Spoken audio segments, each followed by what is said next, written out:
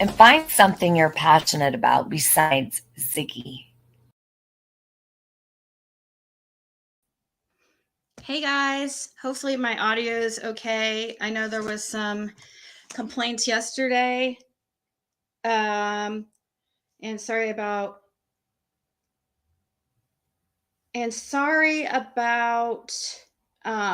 being a little bit late.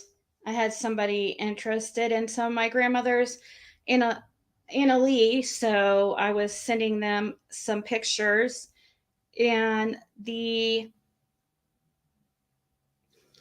condition of them. Anyways, how's everybody doing?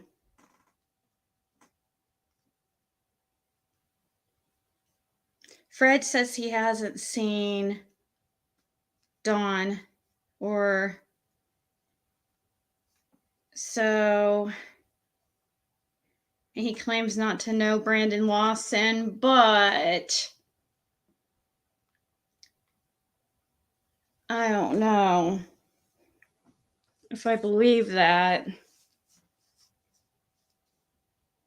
I mean, never known him to be dishonest before, but he might about that one because it's law enforcement. Some people are afraid to speak out on certain people.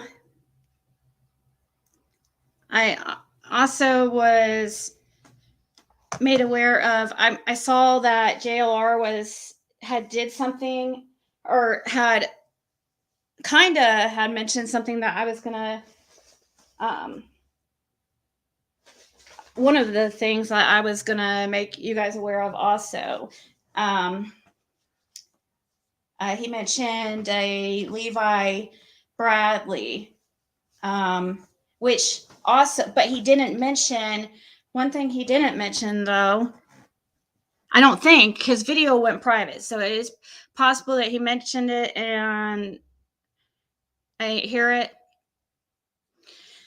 But Levi Bradley, another connection. So I've been still working on this. I'm not even, I've added to it, but it's not even near complete. I did it just to try to keep my thoughts together because it's so difficult getting, connecting everything. And I haven't even added the Bradleys on this yet, which are the pastor and pastor's wife of the Buren Missionary Baptist Church. My belief so far it was that the Bradleys were completely, out of this. I still do believe that, but as far as the pastor and his wife, I still do believe that with the pastor and wife. From what I hear, they're good people, okay? But so far, I haven't found anything shady with them. But Levi, that's their son, and that's a different story. So that was interesting. That is definitely an important part of the puzzle, I think. And I wasn't thinking Lamplight would be in this. And I've looked into it a little bit, but I don't know now. I don't know. I haven't found anything else with Lamplight. Except, it's just, it's kind of a weird thing, and that Levi guy, he does like he's what do you call him, actor, or I don't know what you would call him. He does these plays over at Lamplight, and he also dresses up. JLR showed something of him like dressing up too at the Buren Church, and so that is a connection another connection to kind of like Summer Wells, through Tim. And lamplight was something that came up early on that people just had a bad feeling about. I also didn't say anything on Timmy's background. I haven't found anything too odd with him yet. But as far as there is a few people that are not out of the woods at all, and actually probably are actually stuck in the woods for good. Yeah, I can't say the same about Ronnie, Lawson, Dan Armstrong, possibly Jody Sue. Well, no, and Jody Sue.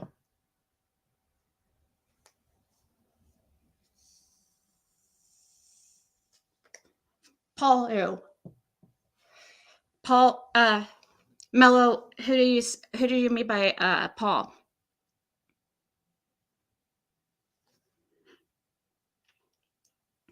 If yeah, you're gonna be really lost if you didn't watch my last the first video about because it's a lot, guys, and I love that Michelle. I hope Michelle sees this one too, because it helps me get other people excited about researching a few other things, because there's going to be some bombshells in here too, and it's not I think it's going to be shocking to you guys.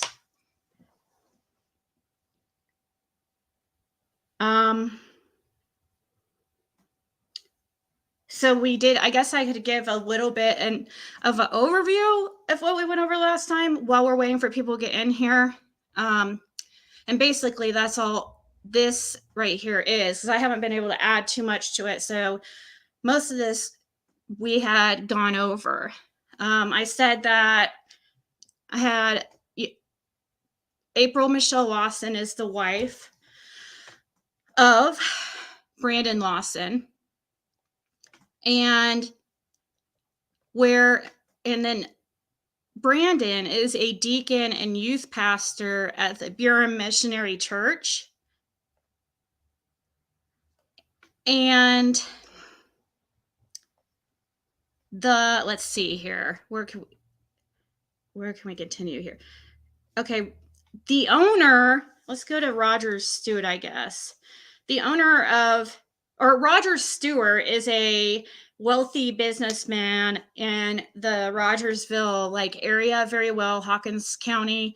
He has bought and sold a lot of properties, he'll buy them and then fix them up and sell them, or he'll rent them. And he is the father of Kevin Stewart. And Kevin Stewart is, I wouldn't say registered owner because it's a church, but he's the agent, so a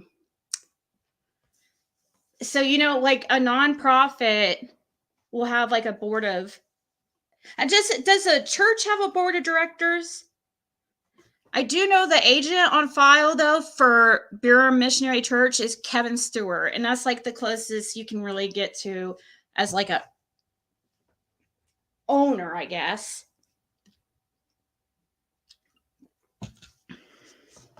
I think that's what I'm learning. I'm not very educated in all that really. I mean, I do have a business degree, but nonprofits and stuff like that and the church thing it can get really confusing. So when I was saying owner of the church, I think that was kind of wrong. But anyways, still we have Roger Stewart, shady businessman, well known in the area, who has several sons, which in 2014, I'm guessing, it's a educated guess, he divorced Rachel Vanessa Gurley, who is 30 years his junior, I guess you'd say. And they did have 2 kids together. I haven't added to this. I haven't looked in too much to her, but anyways, that is important. It's important to know this because that's when you start to see everything to come together and how the Lawsons and the Stewarts and the DA guy, freaking creep, Dan Armstrong, are all connected. And you guys are going to be even more shocked. I don't even know. This is all getting a little bit scary I'm not even going to lie.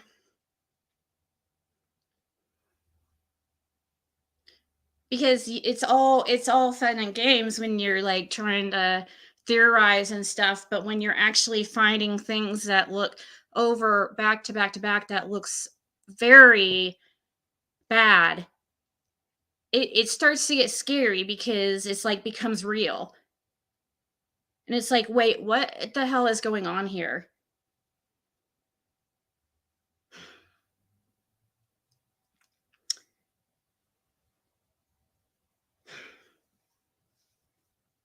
But, I've already started, so I'm not going to stop now. I mean, it's never ending. And I'm glad that JLR is looking into it and Michelle, because those are 2 great researchers. So the more the merrier. I'm glad to see Scott here because maybe, I know that he's been talking about Brandon and stuff. Because we need to that's what I hope to do is where we all look into this and kind of combine what we find.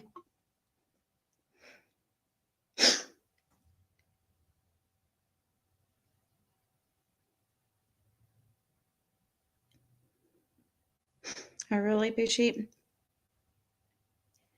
Okay, and then let's see. Okay, so the church,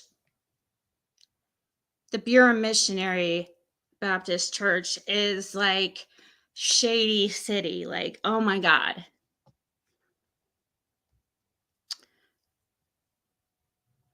It's I'm not saying everybody goes to church is in on it because I really doubt that. But it is weird how everything keeps going back to this church. Okay, so then let's go over here to Ronnie. Oh, well, Roger Stewart here. Let's go back to Roger Stewart since we already covered him, who is the wealthy businessman, shady businessman in Hawkins County, sold the 318 Morgan Drive property to Ronnie Lawson on May 29th, 2008. And he also sold, I don't know the date. I need to look that up. I can get that super easy, but I just, for some reason, forgot to put it in here. He is also listed as the seller of the house that Brandon lives in at 112 Madeline Lane. Then, when you look up 112 Madeline Lane, if you follow this arrow, and when you look it up in one of those paid, when I looked it up in Atelius, not that they're always 100% accurate, but it was another coincidence and weird. It showed that 112 Madeline Lane was affiliated with Bureau Missionary Baptist Church. And I also learned through, I guess source, I don't even know how to say these, that the church was sold to Brandon, or their house was sold to them by the church, Bureau Church. But wait, if their house is sold to them by the church and the seller is Rogers and their seller was Roger Stewart, then Roger Stewart is the church. That's what that would mean. And I explained this. Kevin Stewart, Roger Stewart got a divorce in 2014, and I'm guessing 2014, and that's when he sold. He just started doing damage control. Also in 2017, he got into a fatal wreck where he did die. The lady in the other vehicle passed, and it was reckless because he was traveling the wrong way on the road to try to get to a shortcut to his he at that time owned R&R auto sales. So we've got the main businesses like up in all this is auto companies, churches, and auto companies, which is weird because then it makes you think Brad Wishon. Okay. And that's another thing to look into. If Brad Wishon's like family or him had ties with Burham Church and what their other ties with the Stewarts are. So auto sales, churches, and there's nonprofits like Kiwanis Club. I haven't even mentioned that's a new one that I haven't talked to you guys about yet. And that's up here. I just ran into something strange with Kiwanis Club. So I haven't even really, it was dissolved in February 9th of 2022, but the registered agent on file was Danielle Lawson, who is married to Hawkins narcotics detective Gary Lawson, who is the nephew of Sheriff Ronnie Lawson. Gary Lawson is a former correctional officer at Granger County Jail, where Brandon Lawson is currently an inmate, where he and the jail chosen to house him in for the duration of his sentence. Which, by the way, if it's true that he really only has to do a third of his sentence, so 30%, was it 30%? I've never heard such a thing. I haven't had a chance to look into it, but we need to. I was told by somebody who knows what they're talking about that sex crimes they're 100%. So we need to look into Tennessee and their laws about like if they're allowed to do, if sex crimes are automatically 100%. Because I haven't had a chance to look into it. I just remembered that. And that was something I wanted to do, and it should be pretty easy to find.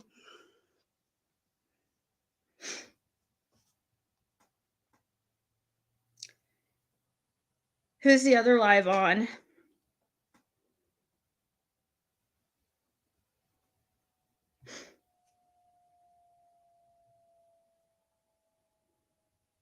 Okay. So I did find out, I just found out both. So Ronnie's wife is Deborah Crumley Lawson. And I mean, she's the mother of Brandon Lawson. Haven't added that in yet, but it's not obvious, but. And both her and Ashley Lawson are notaries, which I don't know if that's important. It could be important because they're not, it's an ethical conflict of interest. And I think a law, I know it is a law some places, that they're not allowed to notarize for family members. So I'd love to see if on some of these, like, if there was any of that, going on, like with,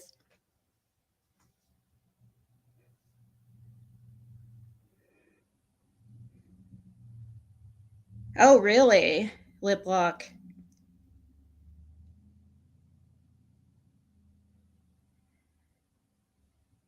Okay, that's good to know because I'm gonna.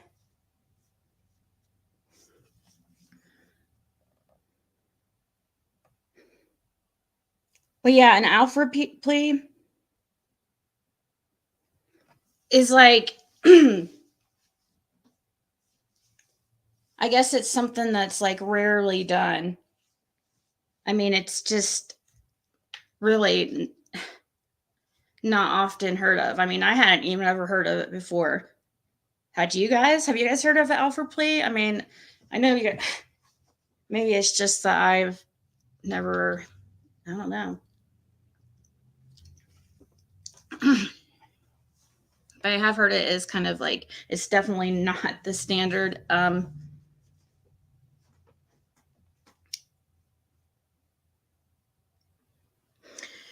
Okay, so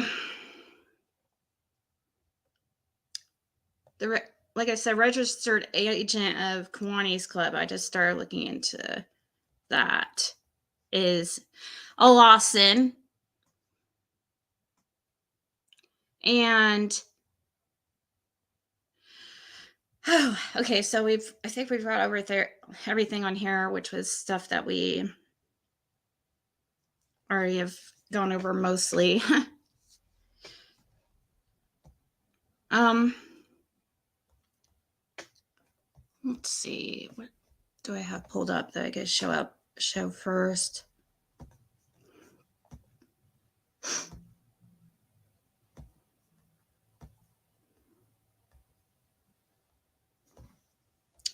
Or I don't know if I have any, trying to see if I have anything to actually show, or is it true about this? I want to know who this Afton. So yesterday when I was live, what is this? Hold on, yesterday when I was live,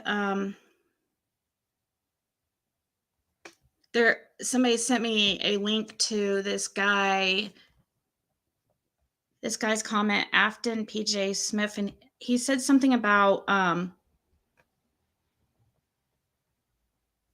that he said Burham Baptist Church is funding charity money and buying the Wells property. Look it up. Hawkins seems suspect and deep corruption.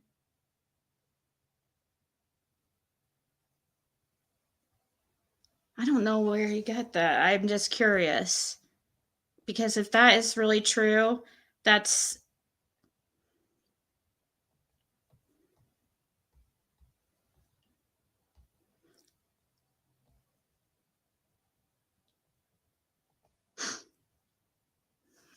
the thing, though. I see somebody's attached the assessment site but it's not like updated in real time.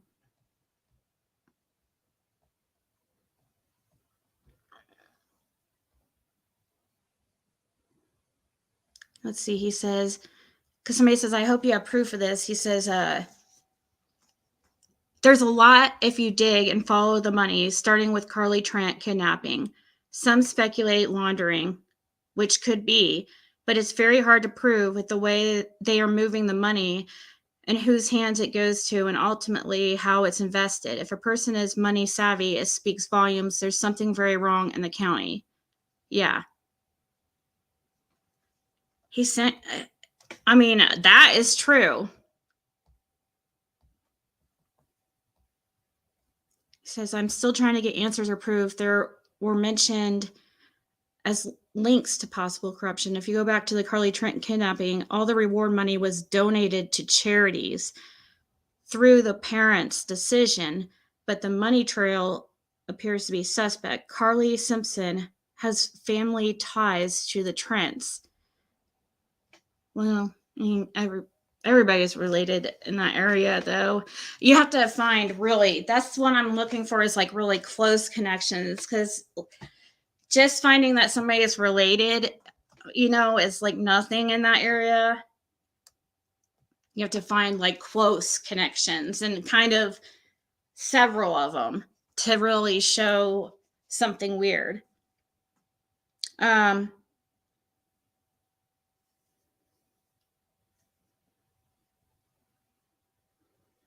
Thought that they said Don's church wanted his land. I do remember a rumor like that.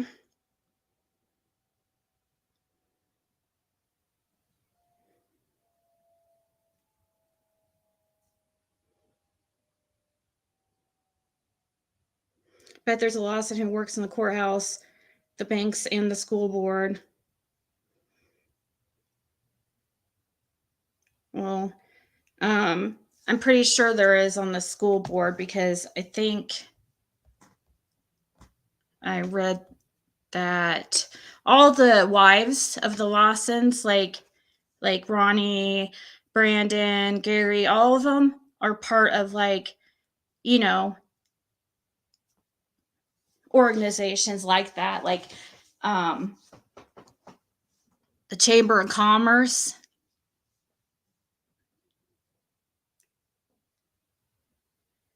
And County Professionals Association. But that's just examples. All of them are in things like that. And just like I just showed, there's this Gary's wife, with the Kiwanis Club, or however you say it. And from what I heard, the Kiwanis or whatever, I don't know. It's kind of like a Mason type thing, is it? Or I don't know. I haven't looked into it much, but that's what they said.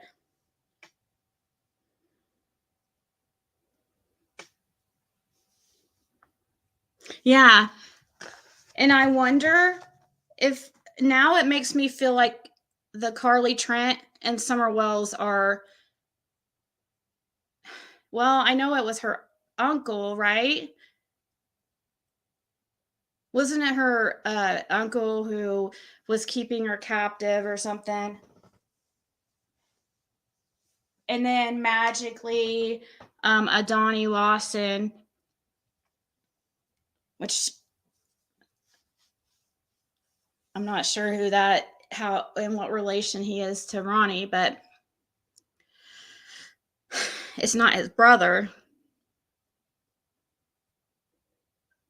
But it is strange, like, that it seems it's probably all part of the same circle or ring, if you know what I mean. It's probably is related.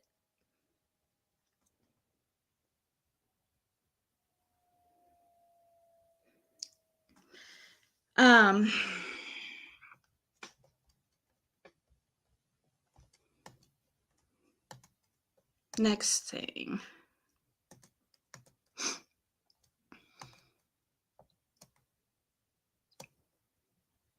So let me get my. I want to look into the Sloan Bella thing again. I want to listen to that a little bit. Do you guys care? Because I know it's a freak. I know it's a psychic. Well, we'll wait. Let me get out some. I don't want you guys to have to. We'll wait until I go through this. and if I get to it, because I've just been, it's so weird now how I didn't think it really is, it really is starting to sound like what Donna said, and it's and kind of what Sloan Bella says. This is like really creeping me out.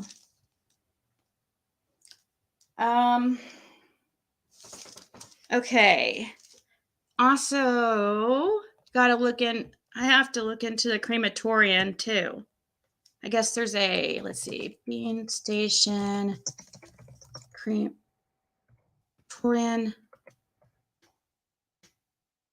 Clinch Mountain Crematory, and who owns this?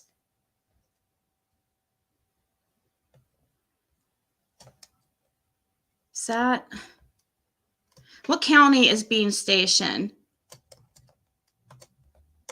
I guess that it's like the only, so the issue, the reason why I'm looking into this crematorium, or the importance with it, is that I guess it's like one of the only ones around, and that everything, even like Hawkins County, and they all come to this crematorium. They're all sent here.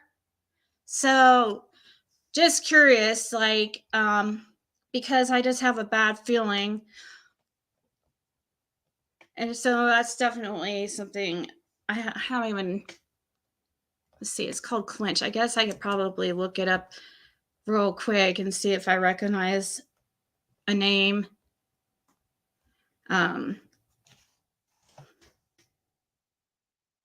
But it is,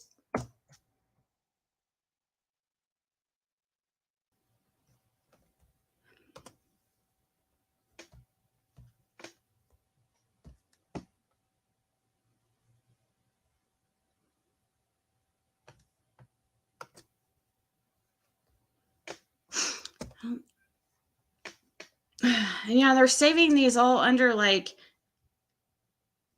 different names and stuff, and it's just like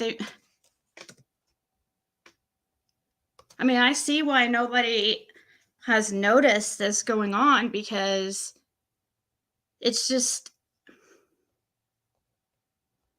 allegedly. I'm saying this all allegedly. I'm not saying any of this. I have to just save my ass, I guess.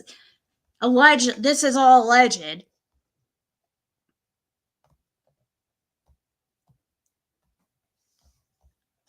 Maybe if I just type in crematory. Okay. Now to what I was told. Oh, there's a Bernard funeral services and crematory.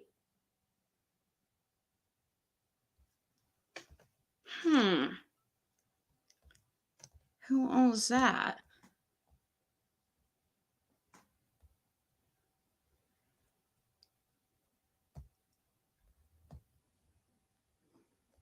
What's the name? I don't. They just changed the name a month ago.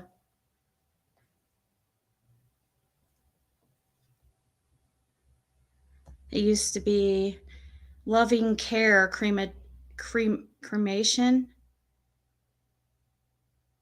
Bernard Funeral Services. I want to see who the old, like, who was the old person before this, because I don't recognize this name. Why would it be Bernard Funeral Services when you don't even have a Bernard?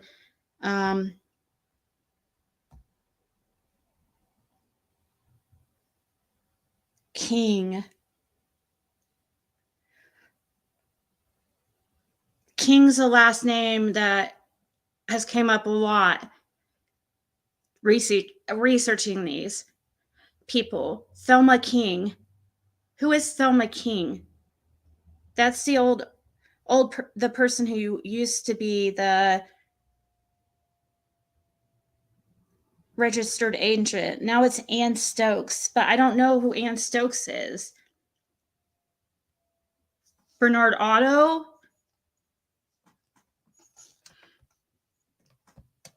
No, that just caught my eye because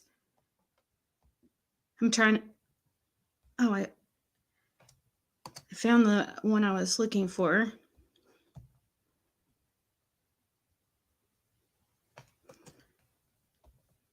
Patricia Allen. I don't know who. I don't know. I don't think Allen rings a bell really. I mean, there's a. It used to be a Matthew Hatfield.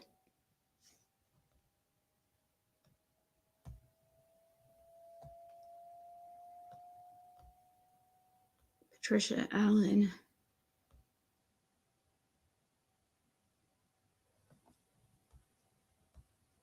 Not ringing a bell offhand.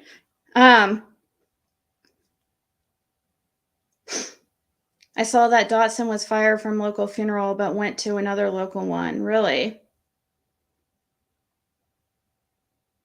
Hey, Darlene. No, I didn't get your text earlier. Resend it, please. Guys, my phone was messed up earlier.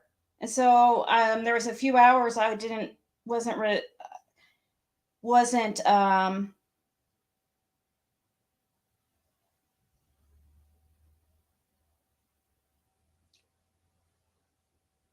Hey, Nano.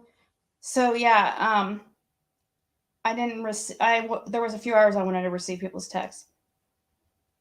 Been waiting to watch them again. Yeah, we will towards the end of this after I get Clyde, Trent, and Karen go. 2 pals who are both had little blonde granddaughters go missing. Really? Was the Wells property not in Clyde's name until? Yes, you're right, Missy Demeanors. Yep. That's another strange thing. No, I don't know who Joseph Goalie is. Just I saw him on the on somebody's thumbnail, I think, but he hasn't came up yet in my stuff. I'm looking into really I'm already on the right path. I already know it. I know I am because I've talked to several people who say I am so, and they know what they're talking about. Just gonna say that. And that's why this is so scary. What is... Oh my gosh, what is this? That's loud. Hold on.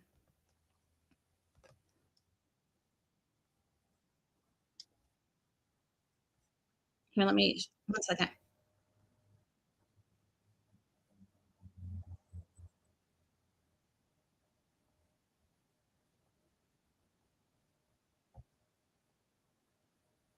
In Sevier County. Ryan Katane is here to explain how big of a problem this is and what you can do to help those who survived it. Ryan, good morning. Good morning. Well, the last year, the TBI Human Trafficking Unit, Hold take a on. look at this, conducted 13 undercover operations, including Let's see all those. several in East Tennessee. More than 130 people were arrested. On average, 85 minors are trafficked in the state every single month.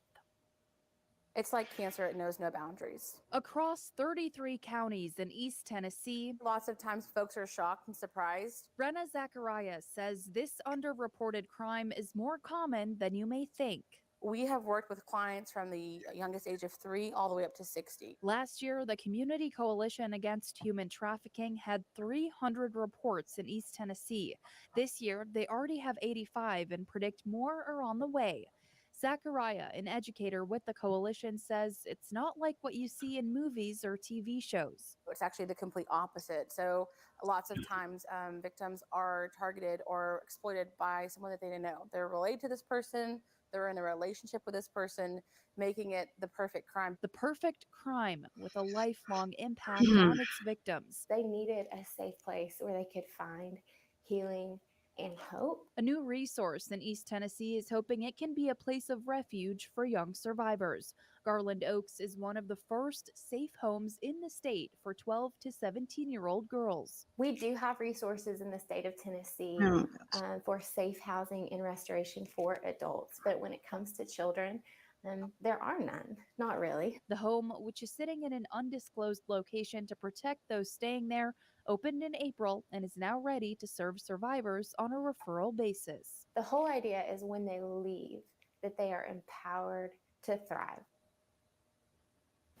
It's a beautiful place. It is, and it's an amazing resource because these survivors can get everything they need in one place. They don't even have to leave to go to school. They have education there. They have therapy, medications, everything that they need is included right here at Garland Oaks, and they are still in need of some donations to help make it a success. So if you are able to contribute, you can find out how you can help right now on WBIR. So, did they say that one lady's name?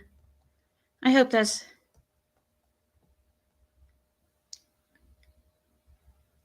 Devin Payne. Okay.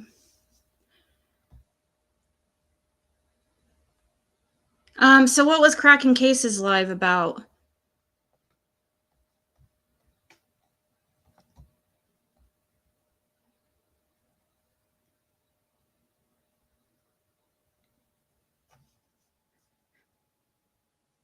Oh, so this Afton P.J. Smith says he is a 15-year veteran of the local police department here in Albemarle County, Virginia. And the case is disturbing. He's talking about the Summer Wells.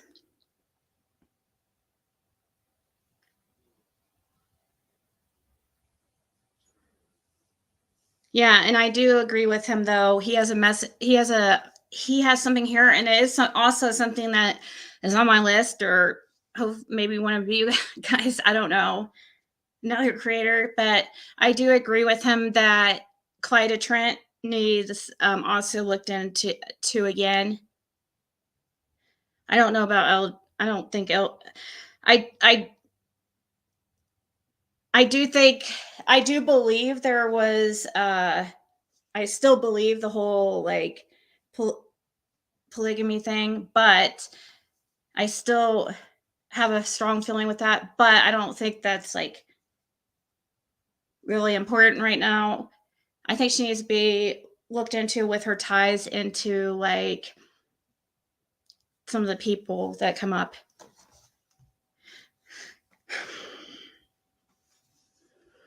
Because it will help like show even more of a connection to the church and Don Wells. Does anybody know what church Clyda Trent was part of by chance? Was she wait, she would probably be SDA, right?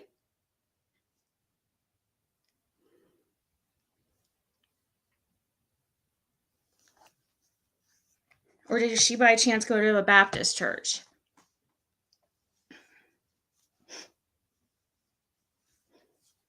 Because that could be a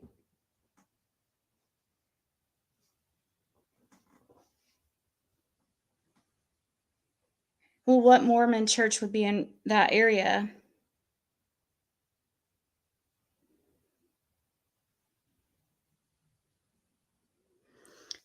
I'm gonna write that down because it is true.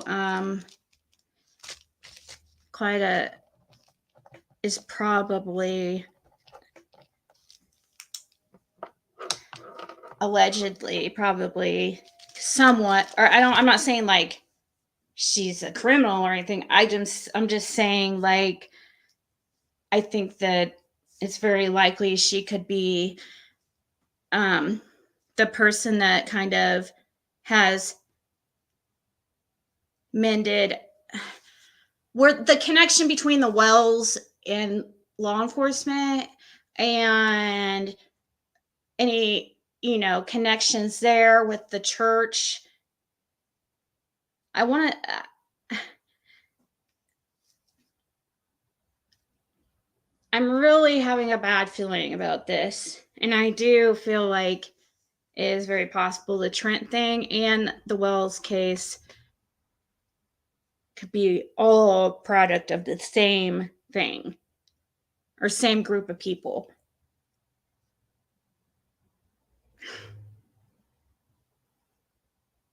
It's really scary. So,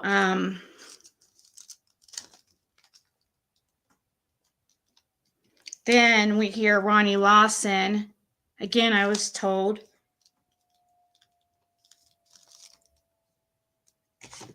would go to the Mouse's ear when he was a patrol officer, which is a strip club. And it's like got a bad reputation as a, basically, I guess it's like kind of like a real grimy, not a high class strip club is what I hear. I don't know.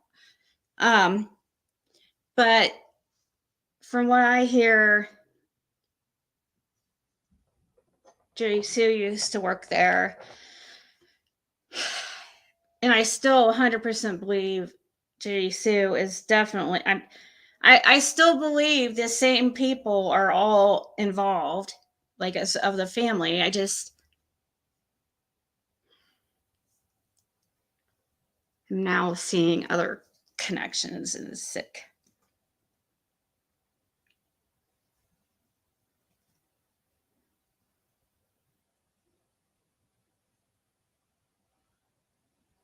You pass all the time as a hole in the wall behind crystals. Yeah, so supposedly she used to work there. So that's also something that, I mean, I haven't found proof of her working there, but I have this because of, thanks to Fizzle.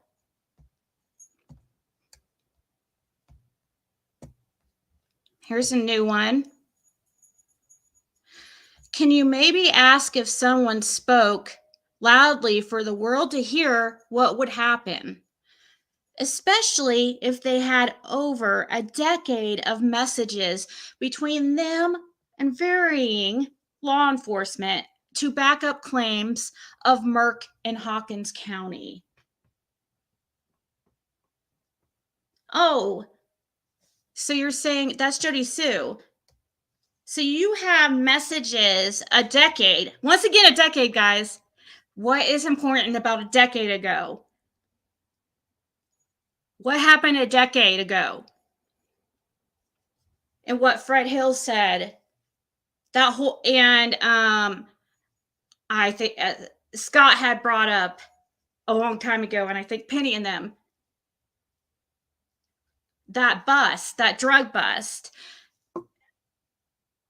And around the time that it is rumored that Jody Sue snitched on the guy that is getting out of prison this week. Or already has. So a decade would make sense. It's probably the only truth she's, one of the only things she's like told the truth about. So she's been working. She also says, here, let me pull up another one that it was, very disturbing. And I don't even know why. She's acting like she's proud of it. I don't understand why she would. This is admitting, to me, this shows there's something weird going on, I'm telling you guys. With Lawson's, Jody Sue, this whole summer, it's all like, and now it makes sense.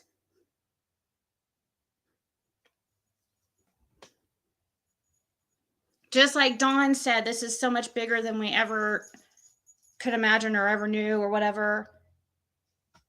Because he knows.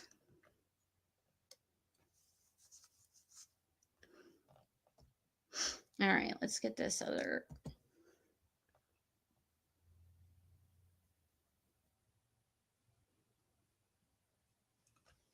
There it is. I just screenshotted this off of Fizzle's live. If you guys want to share a link, that'd be awesome.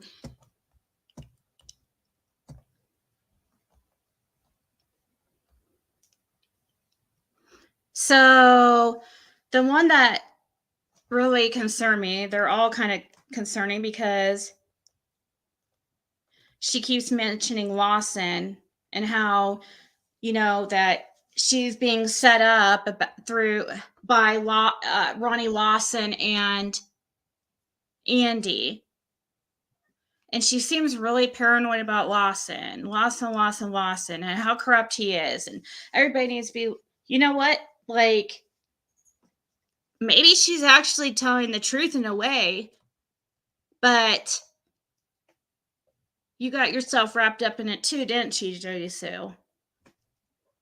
He convinced you in some way. In some way, you're involved in Summer Wells. And you want to blame Ronnie. Is that because he made you do it, or I don't know.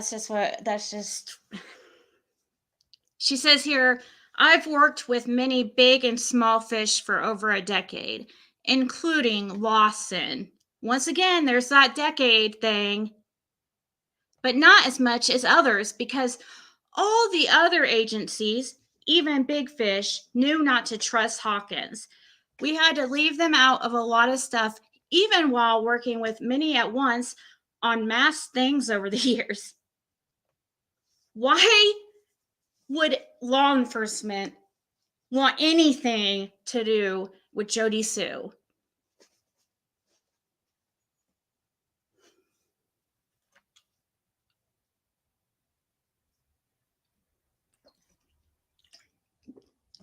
She likes attention, even if it's good or bad. She's one of those people. I mean, she's pretty much being right here telling openly in this conversation that she's a confidential informant.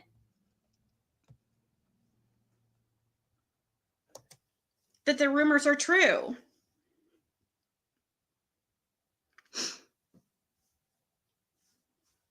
There's a bunny 4891, but the picture isn't Jody Sue. It looks like a young girl with a disguise. Where did you find that at? What page? How did you find that, lip lock? Hold on.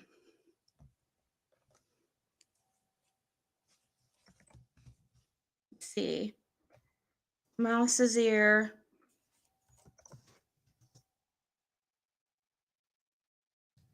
Is that the one she worked at? It's Johnson City?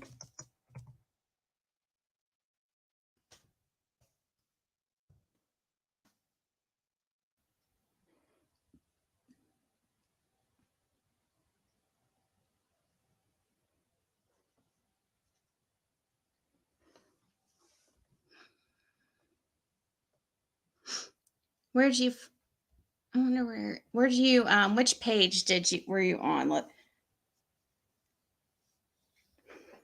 Okay.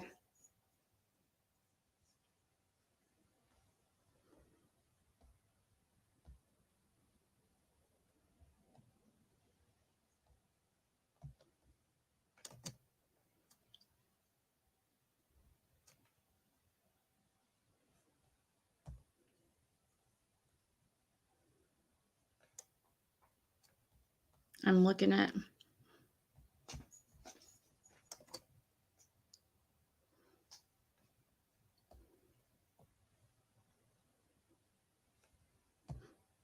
Okay. Yeah, that's one of the ones I was just looking at. Oh, is it a TikTok?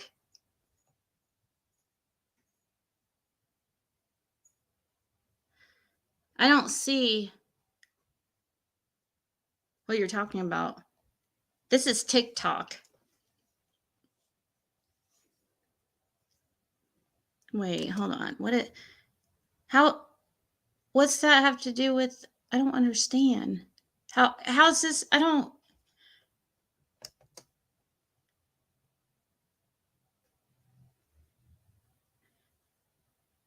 But where's the link to the mouse's ear? I see what you're saying. You're saying the account, but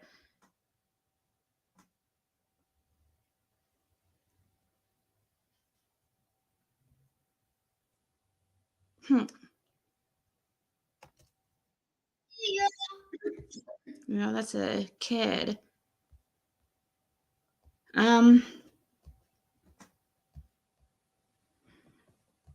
Okay. Well,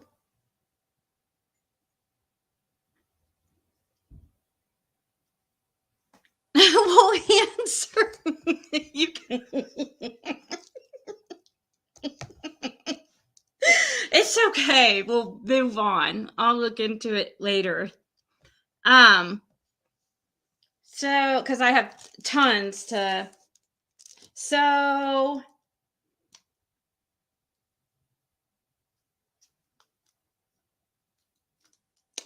okay, who? No, see, I was talking.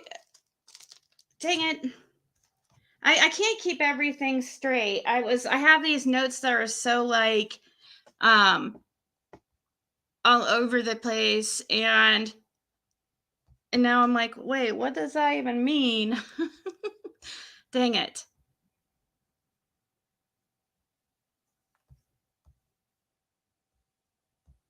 I wrote something down about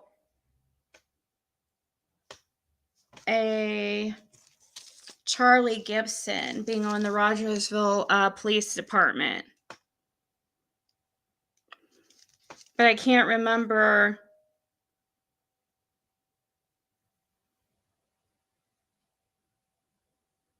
why I wrote that down.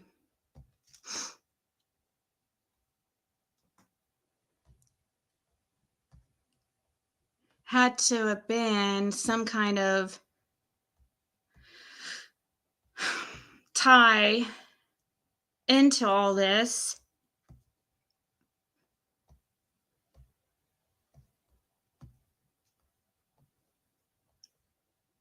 Let's see, maybe it was.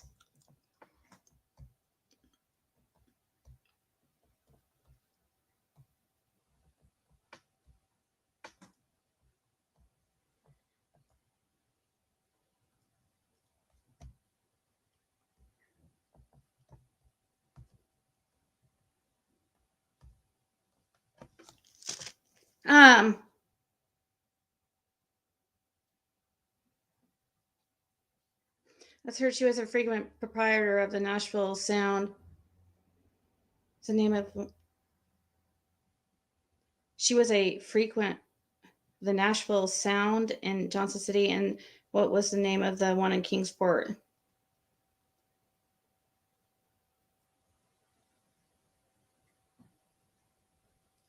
Hog Wild.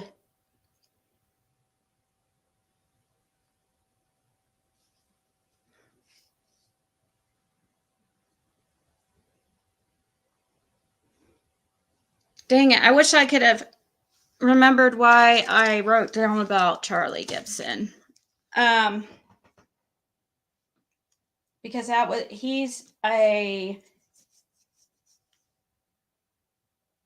registered owner. Hold on, let me look up on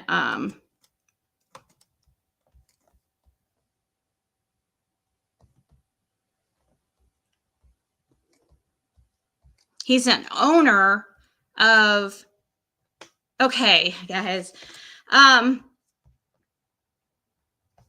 That's not as important as some other things. So I'll figure out what Gibson.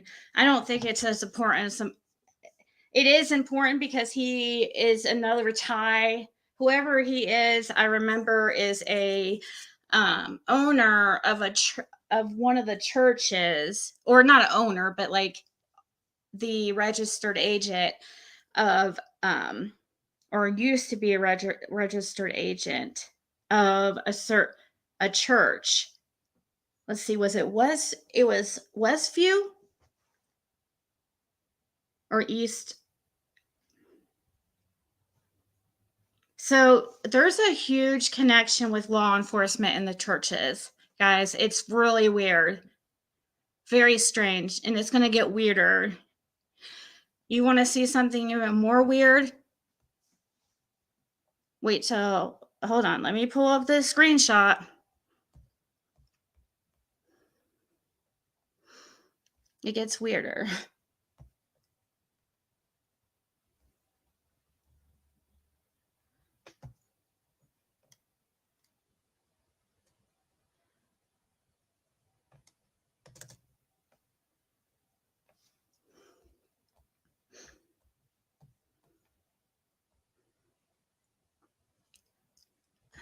It's actually an article.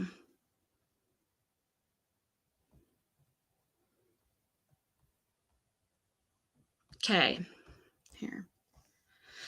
here's a doozy.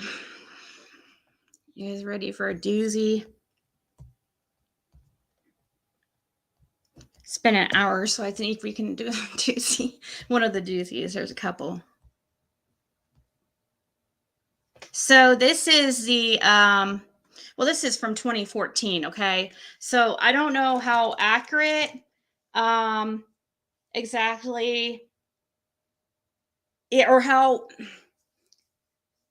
if everything would be true today. I don't, I have found some more recent articles, and anyways, so Cecil Mills, he is basically the, okay, he ran up against Dan Armstrong when they were running for district attorney. And he lost to Dan Armstrong by a huge fraction. But Dan took him on as basically his assistant. And it said, Cecil Mills Jr. confirmed this week he is staying on in the 3rd District Attorney General's office and will be working for District Attorney General Dan Armstrong, who defeated him in the August 7th general election. Mills was among well-wishers on hand Tuesday at a retirement reception for outgoing District Attorney General C. Berkeley Bell, and a welcoming reception for Armstrong held at the District Attorney's General office in Greenville. Mills, who for many years has been the senior assistant district attorney for the criminal division of the Greene County Office of the District Attorney General, anticipates working closely with Armstrong. I will be coming back in the district attorney job, Mills said Monday in Bulls Gap, after a ceremony where 5 local judges were sworn in. Although Armstrong was a political opponent in the recent election, the two men remain friends and anticipate a smooth working relationship. Both are pastors. Oh, really? Okay. Do tell. Where are we pastors at, guys? I will be returning. There's no doubt there's a good group of people that work in the District Attorney's General office, Mills says. They're very dedicated to seeking justice. I hope to be able to assist Dan in that effort, said Mills, a 30-year veteran of the office. Armstrong had similar sentiments. I am thrilled for us to have lost him would have made a big hole in the office, or to have lost him would have made a big hole in the office, Armstrong said. Armstrong said that Mills will have a new title, Deputy District Attorney. Which includes Greene County, Hamblin, Hancock, and Hawkins. Okay. One thing, remind me to tell you about Hamblin, okay? What that means is he will have a lot of authority. When you're talking to him, you're talking to me, Armstrong says. He will be a close advisor to me, and he will be supervising assistant district attorney across the district. Let's see. So right here it says Mills told the Greenville Sun before the election he had served as a prosecutor for half his life and has been a senior assistant district attorney general for the criminal division of Greene County office since the early 1990s. I have prosecuted more than 50 murderers and 200 drug dealers. I have prosecuted jury trials involving armed robbery, child physical and sexual abuse, and animal cruelty, Mills said. It says Mills is a pastor of Greenville's Friendship Baptist Church. Armstrong is a deacon and a Sunday school teacher. Oh, really? At Mohawk-based Fairview Baptist Church, who has also been filling in as a lay pastor recently in the absence of the regular pastor. There's a lot of people who found it was impossible to go through a political race and remain friends. It can be done, and it should be done, Armstrong said. So, Friendship Baptist Church, Greenville's Friendship Baptist Church, and Armstrong. Oh, does that not sound familiar? I heard Brandon was also a deacon and a Sunday school teacher. Twinsies. It looks like Dan Armstrong and Brandon Lawson are twinsies. And they all go to Baptist churches, but that's not too weird because a lot of people do go to Baptist churches down that way. But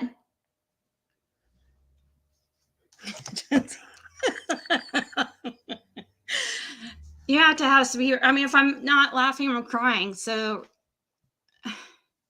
okay, so I looked up these churches. I know that is where it gets even weirder. If I can,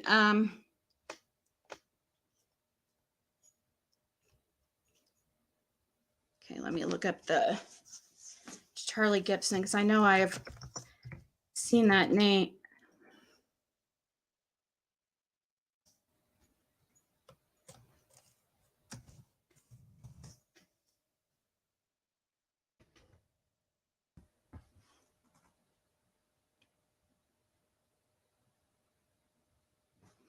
Actually.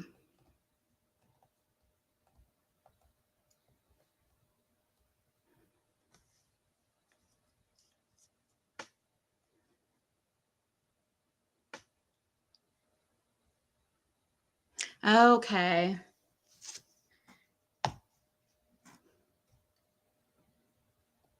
He is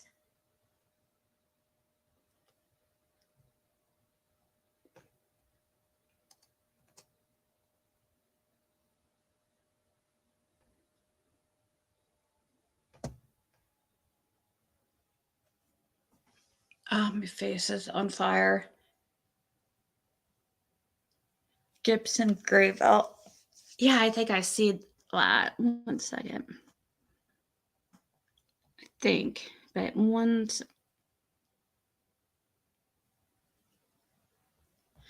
that 7?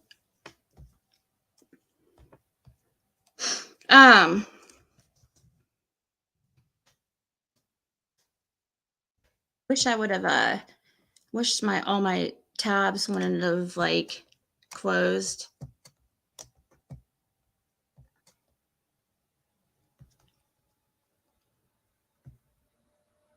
Because it makes things difficult.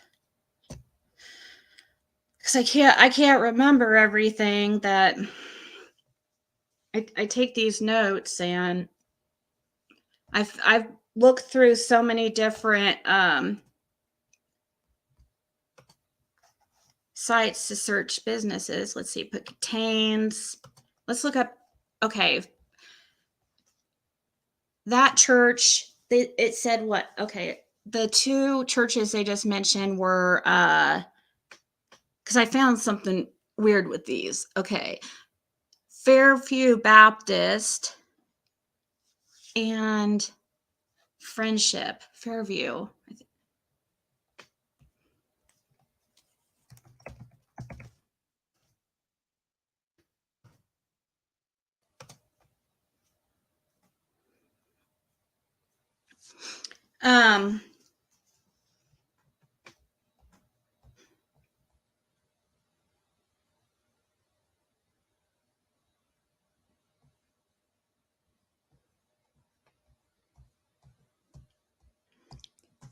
There you are. I think this.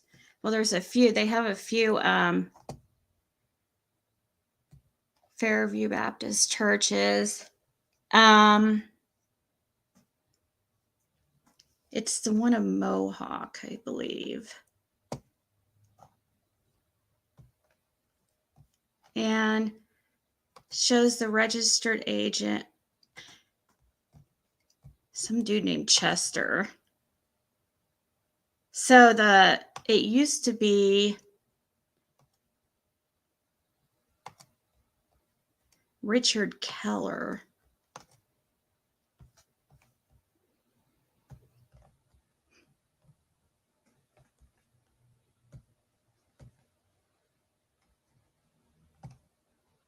I think it's hard to, they have these things that sometimes so difficult to look up. And the other church, let me look up that one church real quick. Fairview and Friendship. Let me.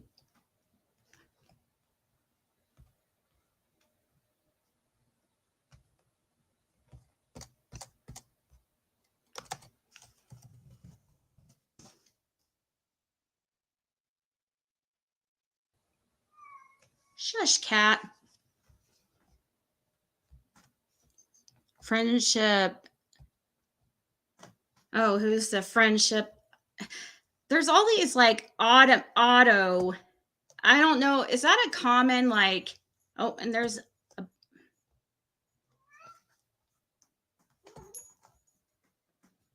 There's a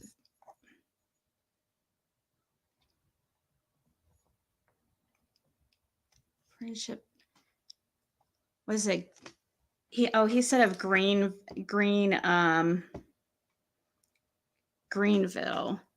What would is that Johnson City? Do you guys think?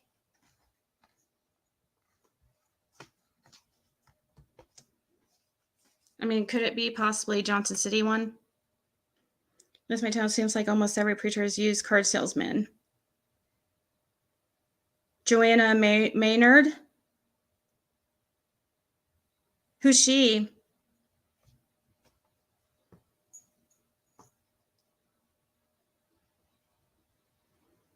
Is the man you just showed the one that Smiley did the interview?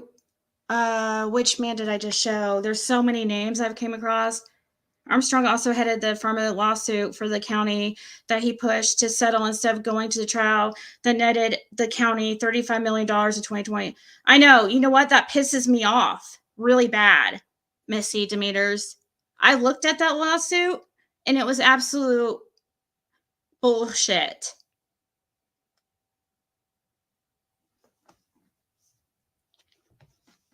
And he is super, like, I don't know what it is with him and opioid epidemic, but I mean, I understand like it's out of control and stuff, but he's out of control with it. Like, oh my God, he is like, he hates opiates. I don't know if he experienced trauma surrounding it or what, but he is like, and he has this lawsuit too with such bullshit. It was unreal. I cannot believe the pharma company was made to pay that money. The lawsuit seriously literally said that that like one of the like they listed all, like there was 300 and some reason, like it was numbered like 1 to 300 and something of basically reasons why they should win this money. And it mentioned something about a baby doe, or baby. It said it's something about its mother being addicted to opiates, and it's the pharmaceutical company's fault because that she was addicted to it, because and it was their fault that the baby was addicted to it and had to suffer. They were literally trying to, I don't know, it sounded really weird.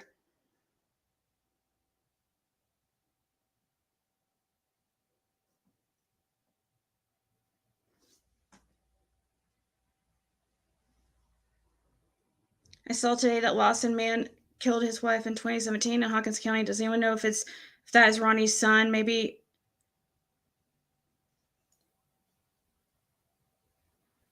A Lawson man killed his... No, he didn't have a son named Donnie. I didn't know that, though. I didn't hear... Let me see here.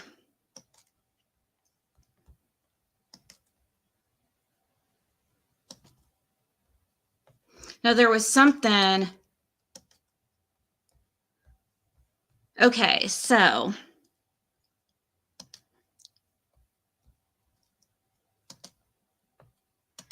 They like change names too all the time. It's weird. Like as far as for their businesses.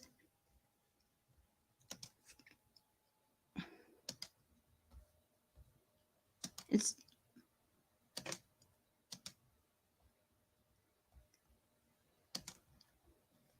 hey, it's bugging me about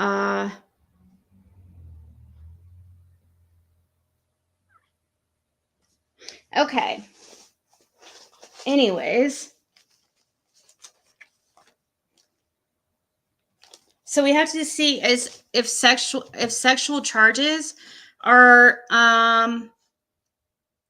supposed to be automatic 100%.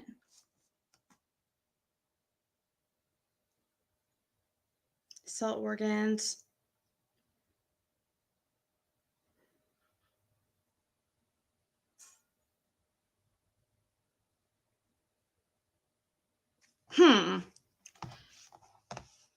Yeah, I think I probably saw it.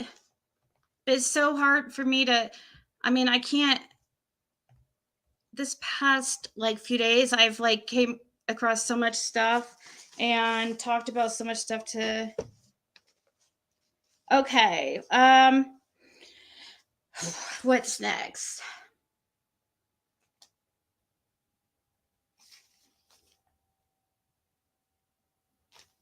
What's next?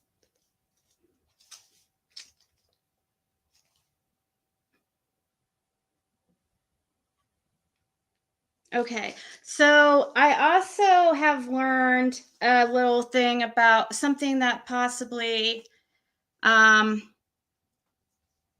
really looks,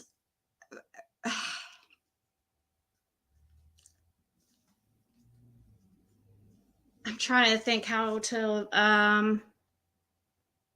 the charges that he got, the attempted aggravated charges.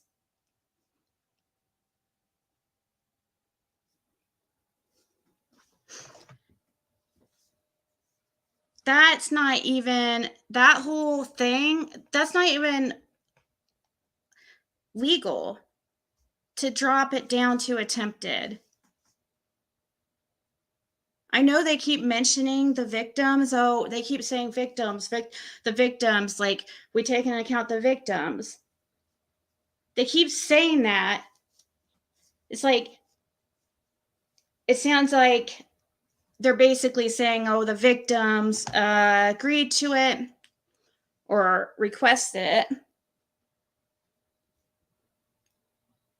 But I talked to somebody who really definitely knows what she's talking about and worked in the system for a very long time. In that, kind of in that area, we'll just say. I'm not going to say exactly where because these people are scared. I'm telling you, because they know shit's going on. They know it.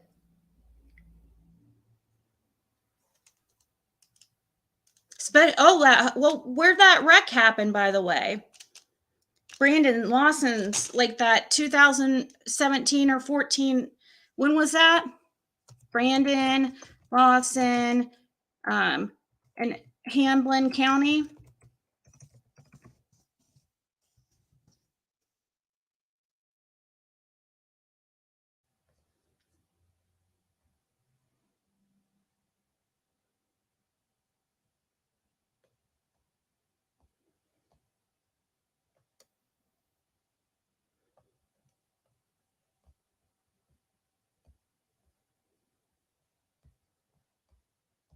Yeah, I'm trying to find the article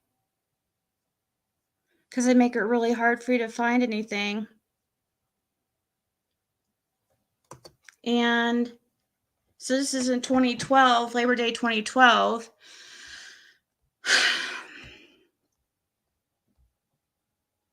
And Poor Value Creek of Cherokee Reservoir.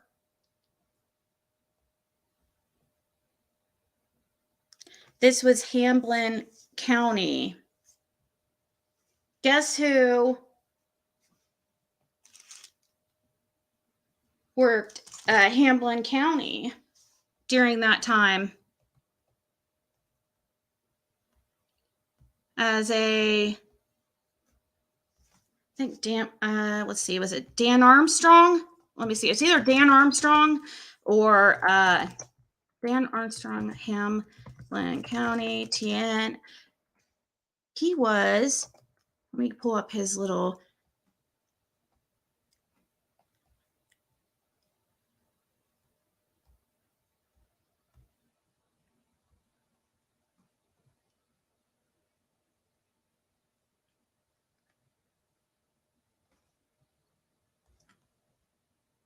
Before he was a district attorney of where he's a DA at, there was somebody, whoever was in the position. Let's see, was it?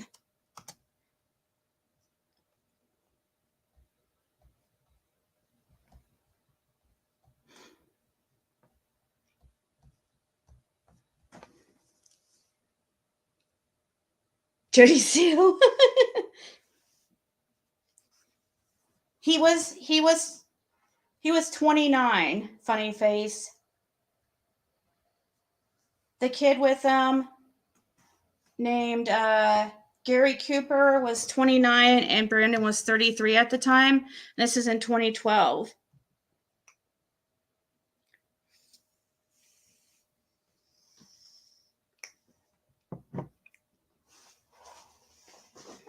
And I had something about Hamblin County that was really important.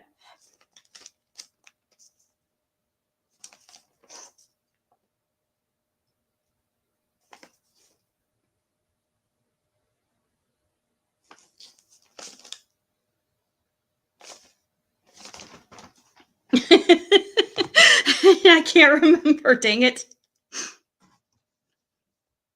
It's been so much stuff that I've been...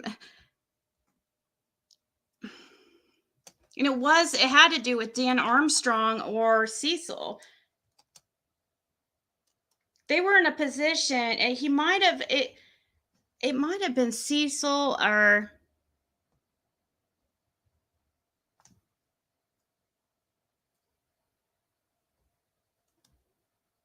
Actually, I was taking a bunch of...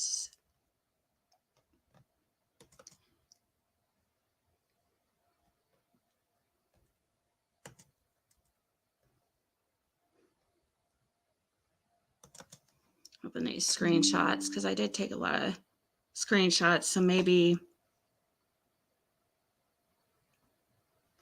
Okay, here's some. Or actually, let me see what all of these I could that I can show.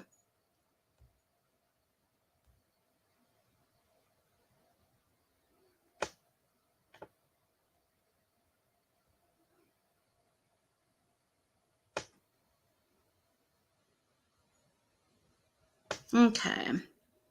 So I got to this. I found out that, so I started looking into Armstrong, okay, and Cecil. And I was like, looked into who they're married to. And Dan is married to a lady that's name is, she goes by Solomon Armstrong, but her name's really Kay Solomon Armstrong. And it says here she's an employee of the county and not an elected official. Her husband is the 3rd Judicial District Attorney, Dan Armstrong. Let's see. The commission quickly passed through the remaining items on the agenda and then met in closed session. When the commission reconvened in open session, the commissioners voted to proceed with hiring an attorney pro temp for defense against a lawsuit filed by clerk and master Kay Solomon Armstrong for more funding in her department's budget. So she was an attorney.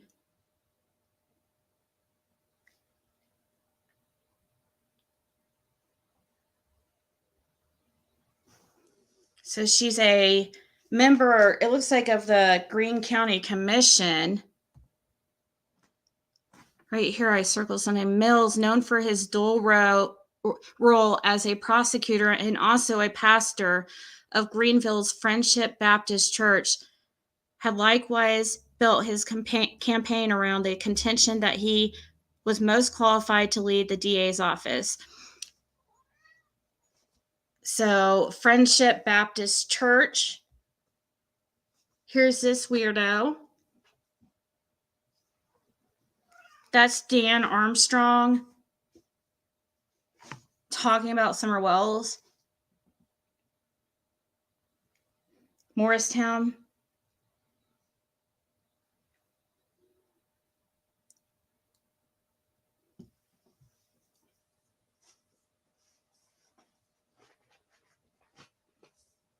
But there was something going on.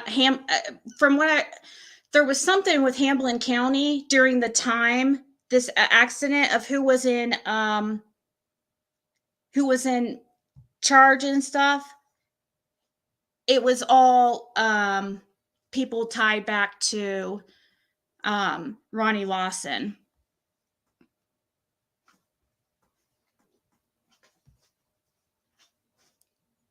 They're all Republicans.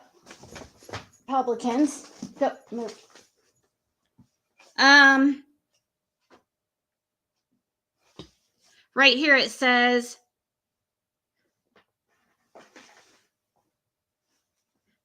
the Republican had shelled out $60,696 to Mills $23,000. Armstrong said, it's been phenomenal. I've had people in every county helping me, said Armstrong, who has worked much of his career to date in Hamblin County. Here is a business owned by Armstrong's wife called Mods Ministries and more. MAUD apostrophe S. Let's see.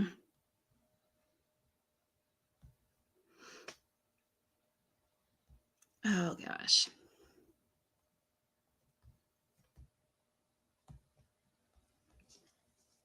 Cecil's a Democrat. Well, he's working for. He's the assistant. Are you sure? I don't think he's a Democrat. Are you sure? He's the assistant, though. He's not the. That's kind of weird. He's working for a Republican.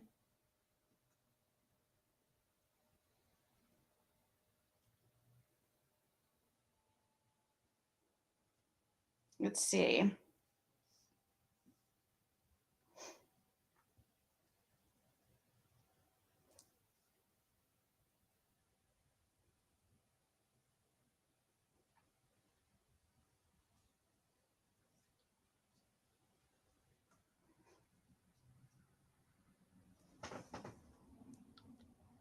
All right, well, get off my paperwork.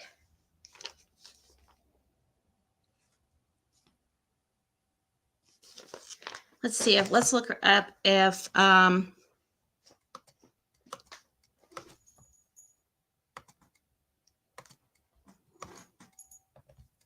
so another thing that was brought to my attention, or hold on. So what was, stop this cat, guys. I don't understand this. This cat just drives me nuts. Oh my gosh. I have so many tabs open and it just gets so confusing.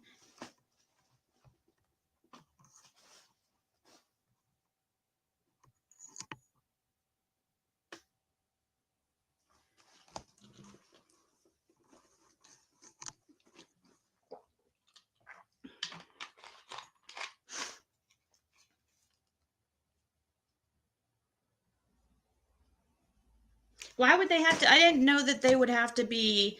Why would they have to be different? It's for DA. It's not a Republican Democrat thing, is it? I mean, it's for district attorney. You're just voting who you want to be.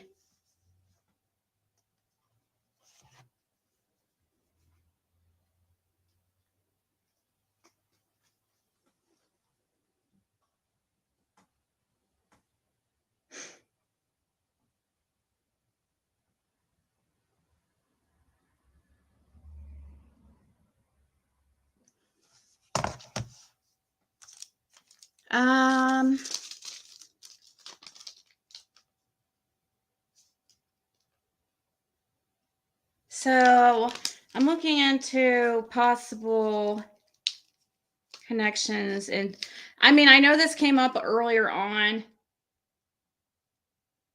but I was told to look into masonry. I don't know if that's really relevant or not, but I feel like it's more, okay.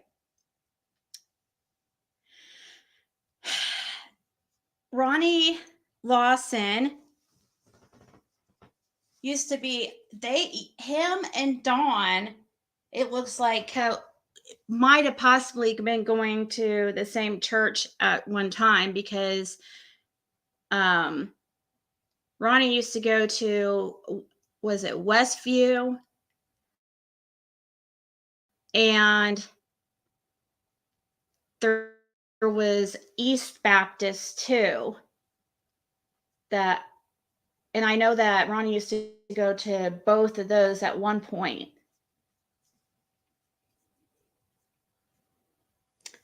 Another thing that's kind of shocking is that I learned is somebody tipped me off about, is I was told that all court dates are always done on Fridays in Hawkins County. That's how it goes, okay? And I guess it's common general knowledge around the office there to the employees that if the only time that there is court, these plea like the hearing, the type of hearing Brandon had, whose was on a Thursday, was told that the only time these hearings are held on different days than Friday is if, one, there's overflow. So, like, if there's overflow, too many cases on a Friday, they will then move a few over to Thursday or a different day. They know far in advance. They have to prepare documents.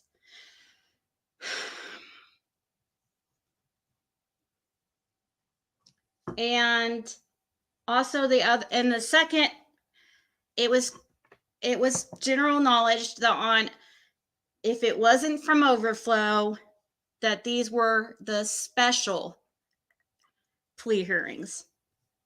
That's exactly what they call them, special. And they do, and what they're doing, or what Brandon Lawson and Ronnie did,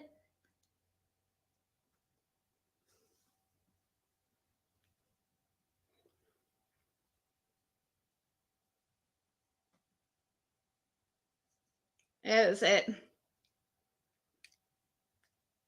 it looks like they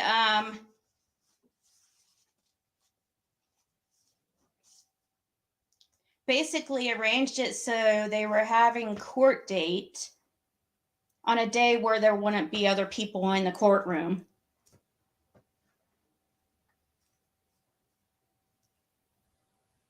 There's like a process for a reason. They did not follow the process that everybody else has to follow. And they purposely picked the day where there wouldn't be anybody else in the courtroom.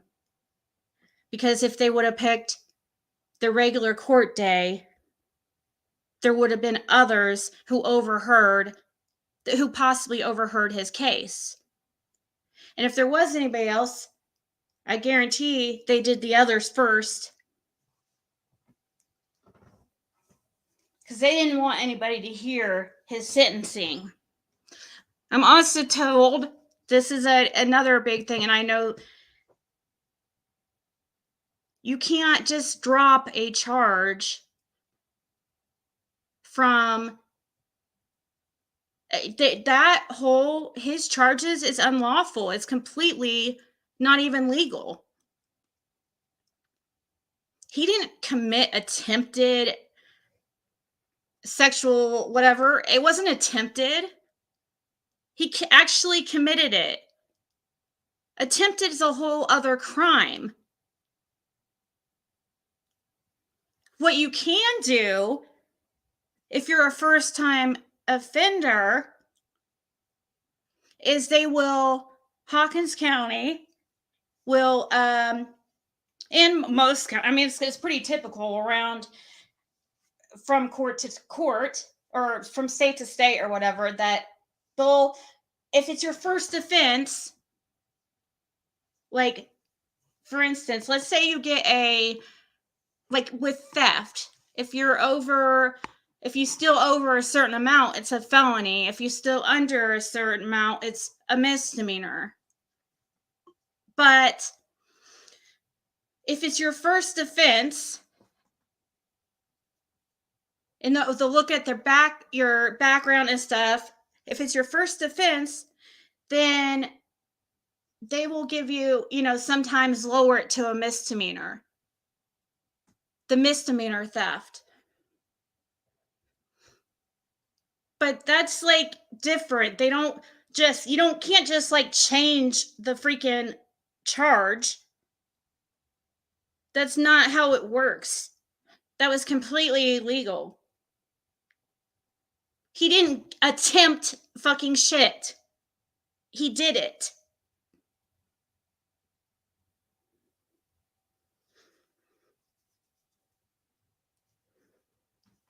Locals are mad. Everybody's freaking pissed about this.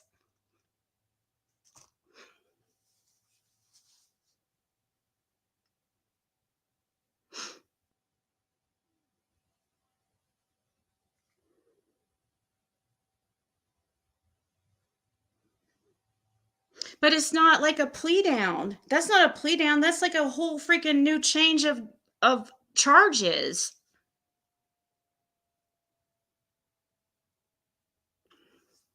Yeah, special freaking everything. Everything was arranged. Ronnie Lawson knew in advance. It takes this process takes freaking at times years.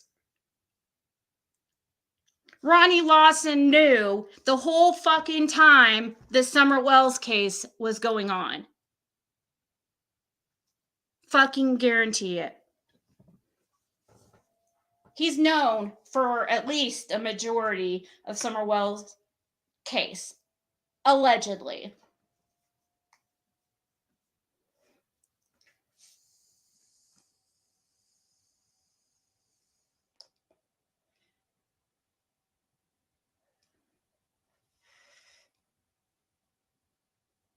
Now there's rumors that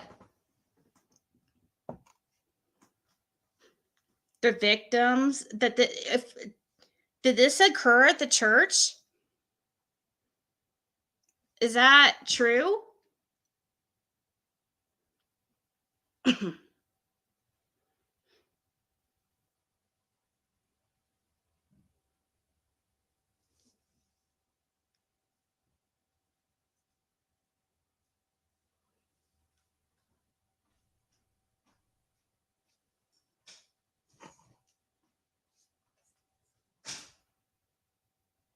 They don't change it to attempted theft. Exactly. Think of that, guys. Think about it. And also think about it. Really, Ronnie Lawson, we've got, you guys, we got Dan Armstrong, Cecil Mills, right? Is that his name? Mills? I'll say Cecil. Okay, so we have Dan Armstrong, Cecil, and Ronnie Lawson. All ties to Baptist Church, strong ties, but they're all older. They're all pretty close to retirement age. Then they sucker in Judge Carter Moore, who's a brand new freaking judge, ruin his career and his life because Judge Moore is thinking, oh, well, these guys are guys I look up to and are my, these are my, these are guys I look up to. They've been in this field for years and years and years because it's the district attorney who makes the sentence. What was given to the district attorney?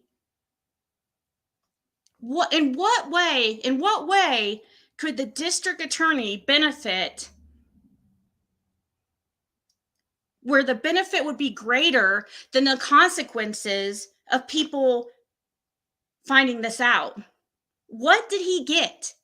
He's towards the end of he's towards retirement.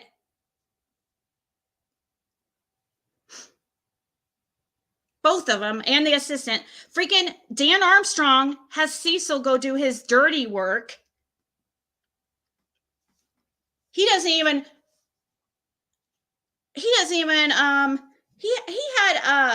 Cecil do the whole plea, meet up and go to court and do the agreement for the plea.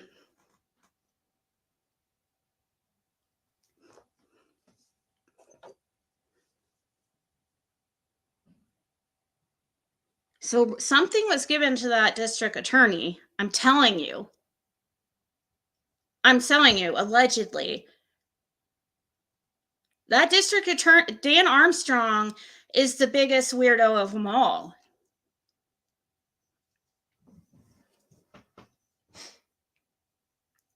And then you're going to tell me he's a preacher and he's a deacon and a youth pastor, just like freaking, or Sunday school teacher, just like Brandon Lawson in a Baptist church.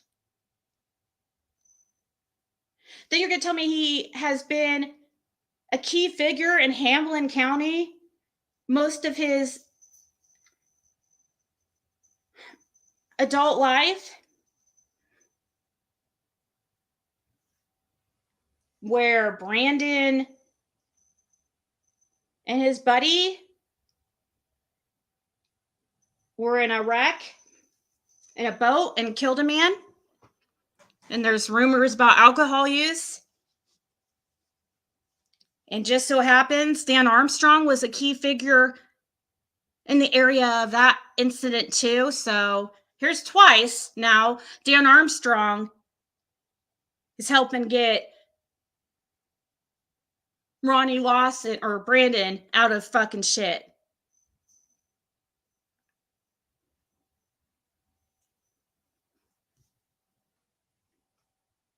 Pretty weird. Pretty strange.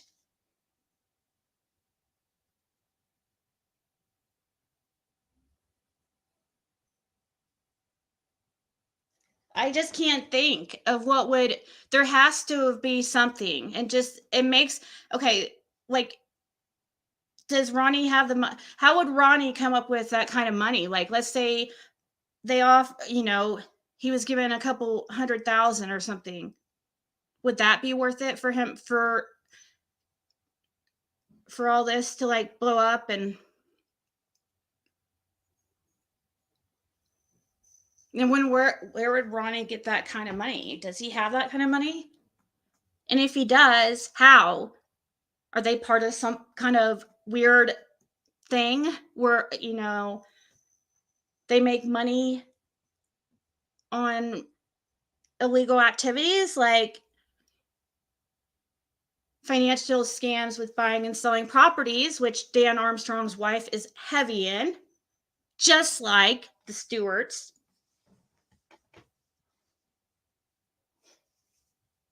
Dan Armstrong's wife also buys and sells and all that. And she also has some weird transactions, some financial transactions with real estate. She also, her and Ronnie Lawson's wife are both notaries.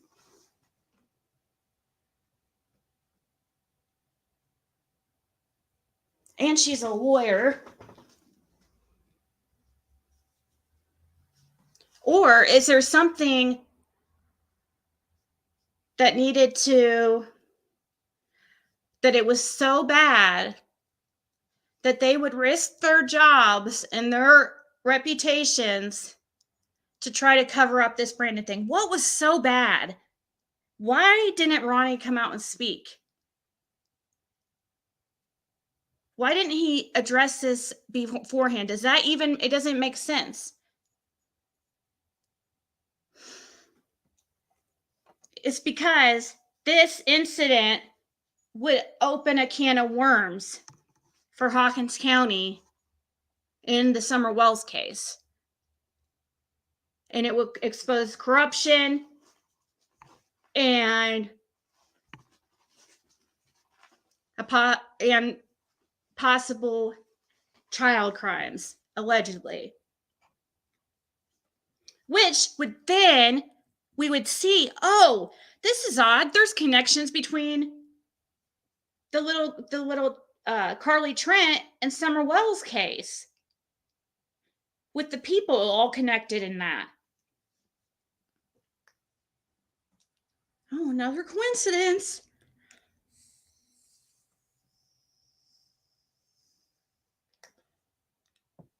Yes, exactly. The Summer Wells Reward Fund. That was another weird thing. How that all was, like, it went to court and whatever happened with that. That was all this, hush hush too at the end. And you're right, Candace does say uppers. Candace said the uppers, and Don said it's bigger. May not be exact words, but yes, exactly. He said it's bigger than we can ever know. It's like they know.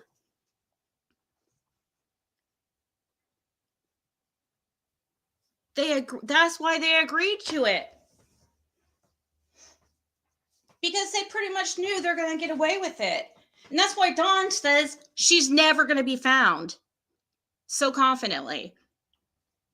Because he knows who's all behind this. Allegedly.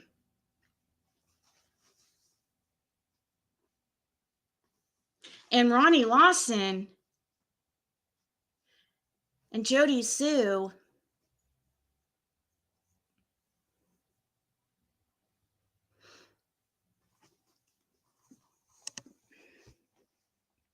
are all up in it. All connected, like, and it's way too, it's strange. So Jody Sue wanted this stuff put out there because she keeps like hinting at Lawson. Here we go.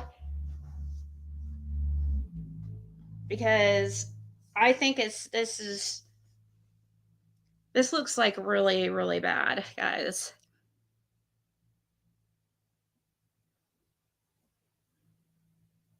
How do we know that Uncle wasn't trying to save Carly from something? Any other info that was public? He sounded confused in court. I haven't looked too much into the Carly Trent case, but now I might, since now it sounds like some of the people wrapped up in it are the same people wrapped up in the Summer Wells case. The uppers. Yeah. You know what? You know what? Somebody told me today that really, really makes sense. That they're afraid something's just magically going to come out, like with Summer, like soon, to distract us from all this stuff with Brandon and the corruption. Magically, Summer's case is going to be solved or something crazy to distract us.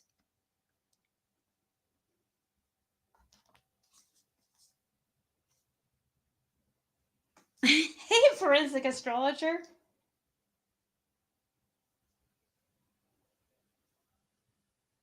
Do you think, forensic astrologer, did you get that? Did somebody send me a... Oh, thank you, Marlena. I saw the PayPal. Thank you. And Fred Hill, by the way, did message me back finally about whether or not he's seen Don, and he claims to have not seen him. And he claims, like I already said, he claims to have not known Brandon Lawson, but I don't think I believe that one.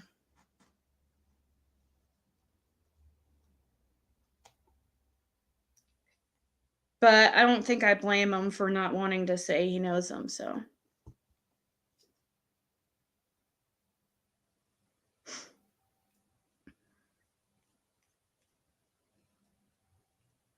Okay, I guess I better check this email here.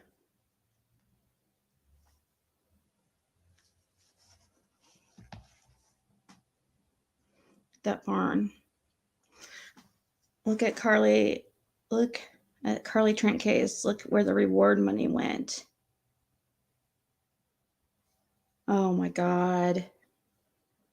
Where did it go? Oh no. Do we know?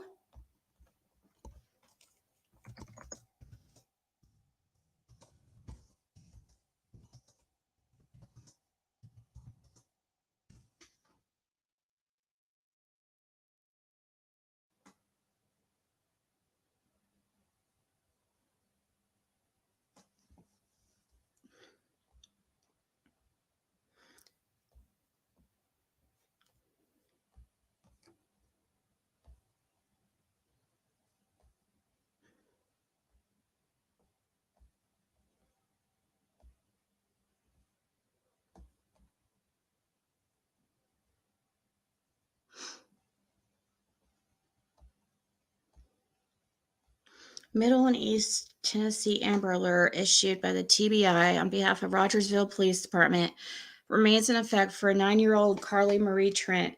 On Wednesday afternoon, May 4th, her uncle, by marriage, Gary Simpson, removed Carly from school under false pretenses. He currently has no custodial rights to Carly. During the course of the investigation, authorities have developed specific and credible information which leads law enforcement to believe the child is in imminent danger of serious bodily harm or death. Since issuing the original endangered child alert Wednesday and upgrading the alert to an Amber Alert on Thursday, TBI agents and intelligence analysts have worked to coordinate and verify more than, let's see, I don't think any of that's relevant. Though their whereabouts are currently unknown, investigative efforts suggest that they may be out of public view in an isolated area such as a campground or park.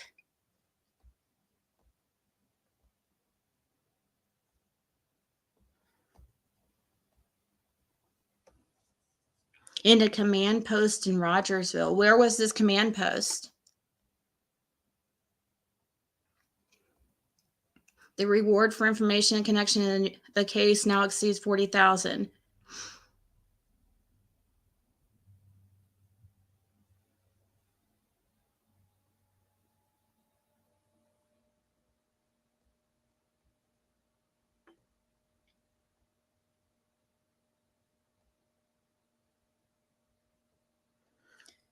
Surveillance video of Gary Simpson and Carly Trent, along with video of Carly released by the TBI in recent days, is available for view on TBI's YouTube channel.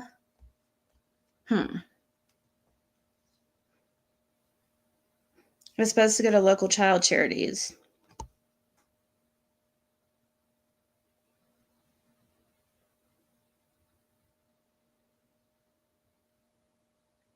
It's infuriating how Brandon Lawson, the RSO, was handled. The boat accident children, he has too many victims to serve less than a year. Oh, it's way less than a year. I hear they're only making him do like a third of a sentence, like 4 months. So it's worse than we even imagined. Because I was thinking 50%. Because they marked him down. Let me see if I can find that paperwork here, or that. Let me look at some screenshots here.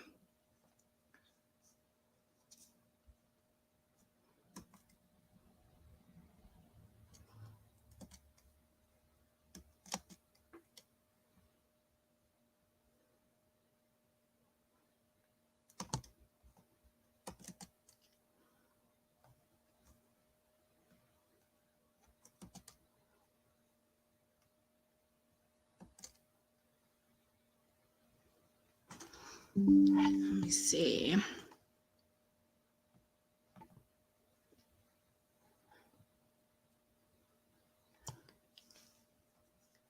Okay, here, let me just read this one.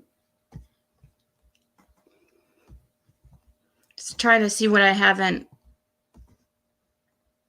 gone over, or because there is so much like I've found out, and he's so like this is like, seriously, once everything comes out, it's the beginning of the end. It really is. Watch. If stuff gets out, if this takes off, like if people know about his involvement with Brandon's sentence, and then the DA's, that's what I'm saying. They had to have known too. That's like, anyways, this is an article somebody sent me about Roger Stewart, and this was from 2012. Commissioned to look at cutting Stewart's delinquent taxes. So they pretty much like cut his taxes like completely. Let's see, here it goes. It says the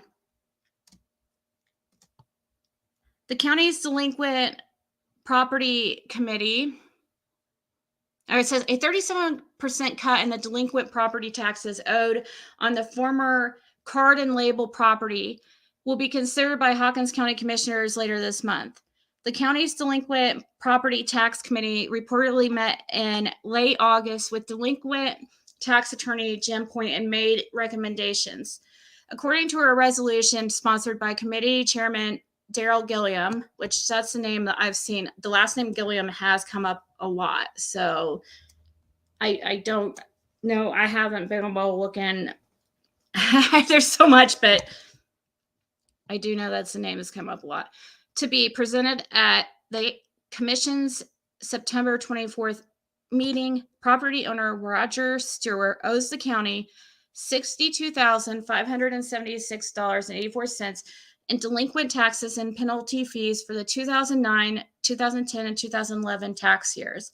The committee is asking that the back taxes be reduced by slightly more than $23,000 to $39,258.96. According to the resolution, in 2009, Stewart purchased the property located on Rogersville West Main Street at an auction. Stewart is asking for the reduction because the facility was classified and appraised as an operating ongoing business. After the purchase, Mr. Stewart found out all the copper wiring as well as other infrastructure had been stripped of the building. Therefore, the building was not an operational business.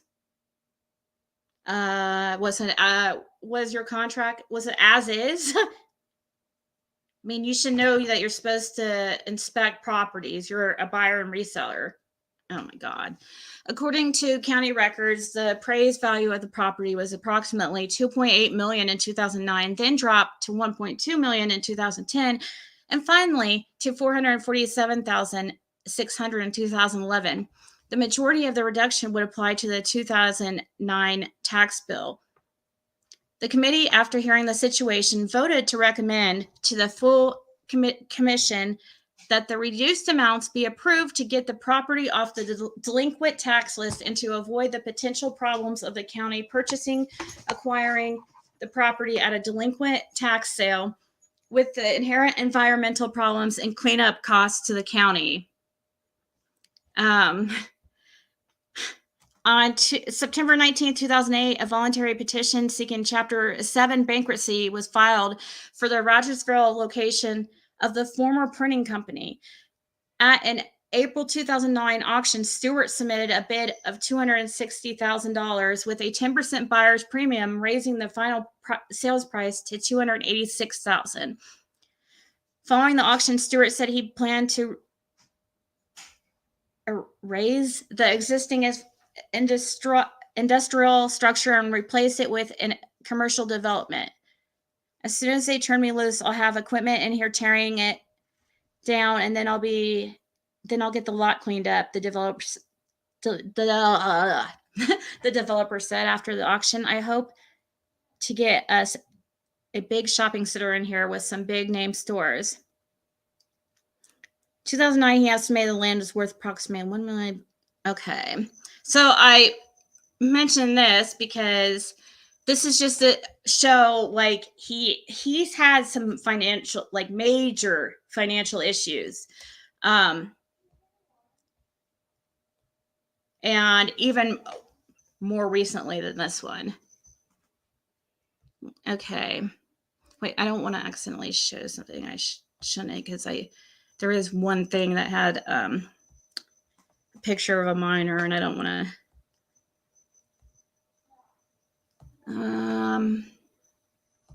Going through them and seeing.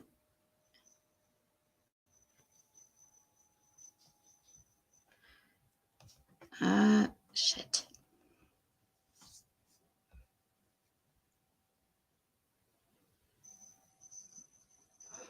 Attorney General's office has said that the Charges against Roger Stewart may be amended as a result of Hugh's death, but the decision is now in the hands of the grand jury. Stewart was ordered to appear in Hawkins County Criminal Court on April 16th, which is the next day the grand jury meets.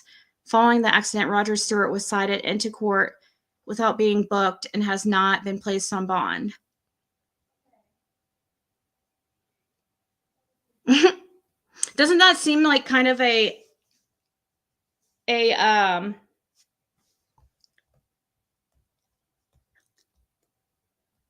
doesn't that seem like almost a special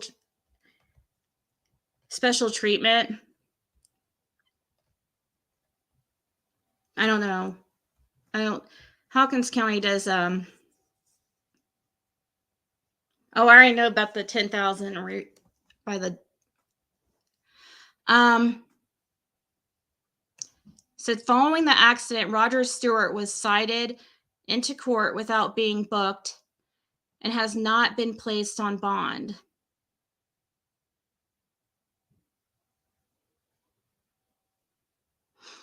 Ross told Roger Stewart he can remain free with no bond needed pending the grand jury deliberations. On September 6, 2012, Rick Stewart was charged on, okay, so this is his brother, Roger Stewart's brother, was charged on 45 counts related to alleged improper record keeping at Rick's trading post 4785 Highway 11, Rogersville, and for not having a pawnbroker's license. Okay.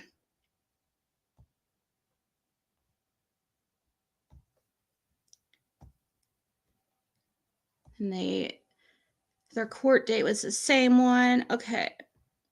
Or same day.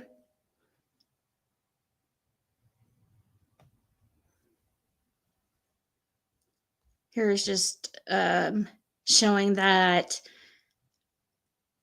Ronnie Lawson has purchased a house from Roger Stewart at one time. Okay. Not a big deal. I mean, he sold a lot of Roger Stewart has sold a lot of houses, but it's just more proof that he would know who Roger Stewart is. But what makes it more weird is that Brandon's house is it shows Roger Stewart as the seller as well.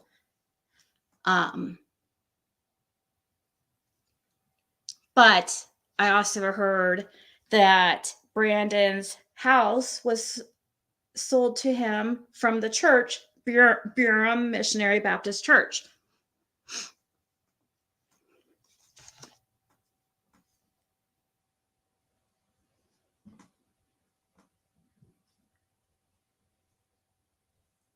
Oh, thank you, Ronnie.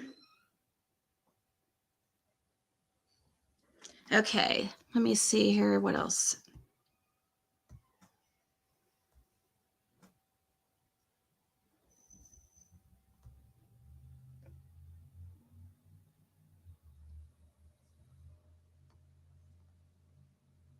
So I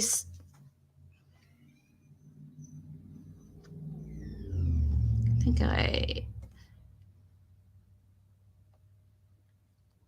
maybe I didn't send some of these. I might have some screenshots on my phone that I forgot to send to the computer. So we found that the person that owns the cemetery plot, Burham Cemetery, is owned by Roger Stewart. We do not know that.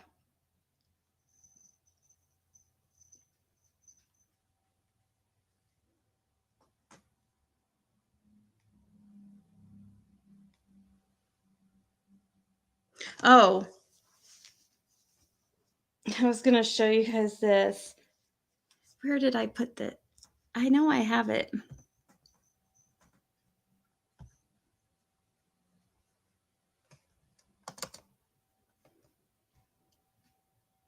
Is this it? Nope. That's not the right thing. Oh, this. You guys, what kind of church or who, I mean, this doesn't really have anything to do with all this, but I saw this while looking at Burham Missionary Baptist Church in Rogersville, and I was like, what the hell, dude? That is not funny. Watch this. It's not funny at all. And this is, it's on Burham Missionary Baptist Church's Facebook page. These two guys, it says fun at church. So obviously there are two kids that go to church, and nobody deleted this. This is just, watch. I don't know. It's just messed up if you ask me.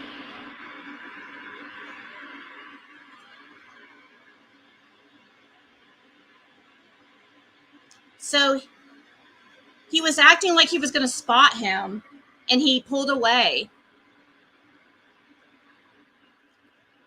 He pulled away so that he would like mess up. I mean, I thought that was like freaking, I don't know. I just thought that was freaking crazy. It might not be nothing to you guys, but, and I also noticed that for some reason out of nowhere, I don't know if Facebook changed, if it's a Facebook thing, like a new thing, but it's not letting me see likes of posts anymore. I hope to God that Facebook isn't privating that stuff. He told you can never drive through that area again. Yeah. They switch owners, high money in these churches, laundry. Yes. Have I heard Smiley Stories call with Cecil Mills? No, but that sounds like a good idea because I would love to hear it.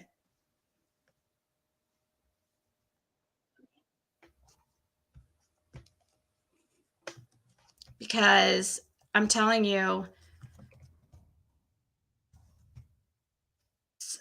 Cecil Mills and Dan Armstrong are also definitely Dan Armstrong. I mean, because he's the, you know, he's above Cecil, and he, you know, Cecil works for him. I mean, he even said it was Dan Armstrong's own words that if you talk to Cecil, you're talking to him.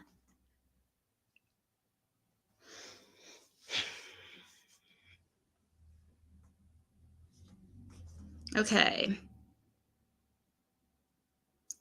Which one? Is it this one? The new call, funny, all the answers? Is it that? Oh, you guys can't even see it. Dirt.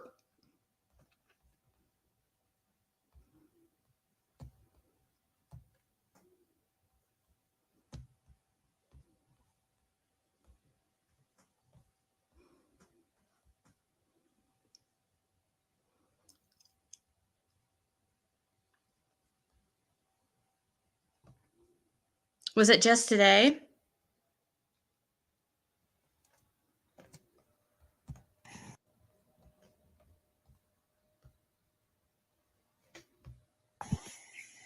Sheriff's office.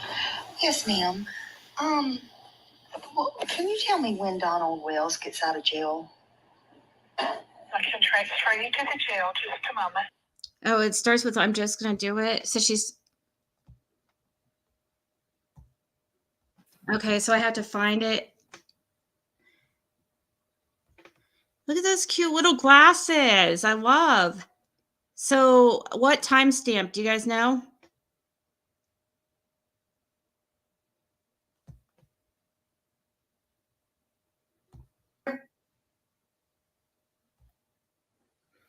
I should have found Tim Mullins for a tour. Yeah, it's just been. I'm not going to tell you how many times. And problem is that a local. And I appreciate it. But I'm going to play this. Oh, okay. What's wrong? I'm going to play this now. Again, I'm not going to put it up. Again, trigger warnings. Thank you. High guidance. I hope I didn't miss anybody. Brittany, Very Dust. Wait. Tell me if you guys can hear it after. Oh, hold on. Thank you. Okay, thank you. I don't see you, but thank you. Nita's here. Nita has been my support for YouTube for I don't know how long. Thank you, Nita. I don't see you, but you strolled on by somewhere, and I appreciate it. But I'm going to play this. I want a 1 in the chat if you can hear, please. Let me get this. Y'all, I apologize so much. Hold on. I'm trying to get better at this, y'all. This was my biggest fear, was going live. I don't know. 1 if you can hear it. I'd like to see just exactly. I'm glad you're a concerned citizen, number 1. Well, yes, sir. Is that a local number? No, sir. I'm actually, let me just tell you, I was born and raised in Nashville, married there, had 2 kids there, and I have a total of 4 kids. Okay, I just want to tell y'all, and it don't matter to me, whatever. I did it before, and I can't help it, and I don't know how to edit or whatever. It don't really matter to me. What's done is done. I do this for Summer Wells, and I don't care. I guess I'm doxxed in this because whatever. But oh well. So y'all already know this. Okay. Hold on. Is that a local number for Rogersville? It doesn't matter, but every time I return calls, I would like to see just exactly. I'm glad you're a concerned citizen, number 1. Well, yes, sir. Is that a local number?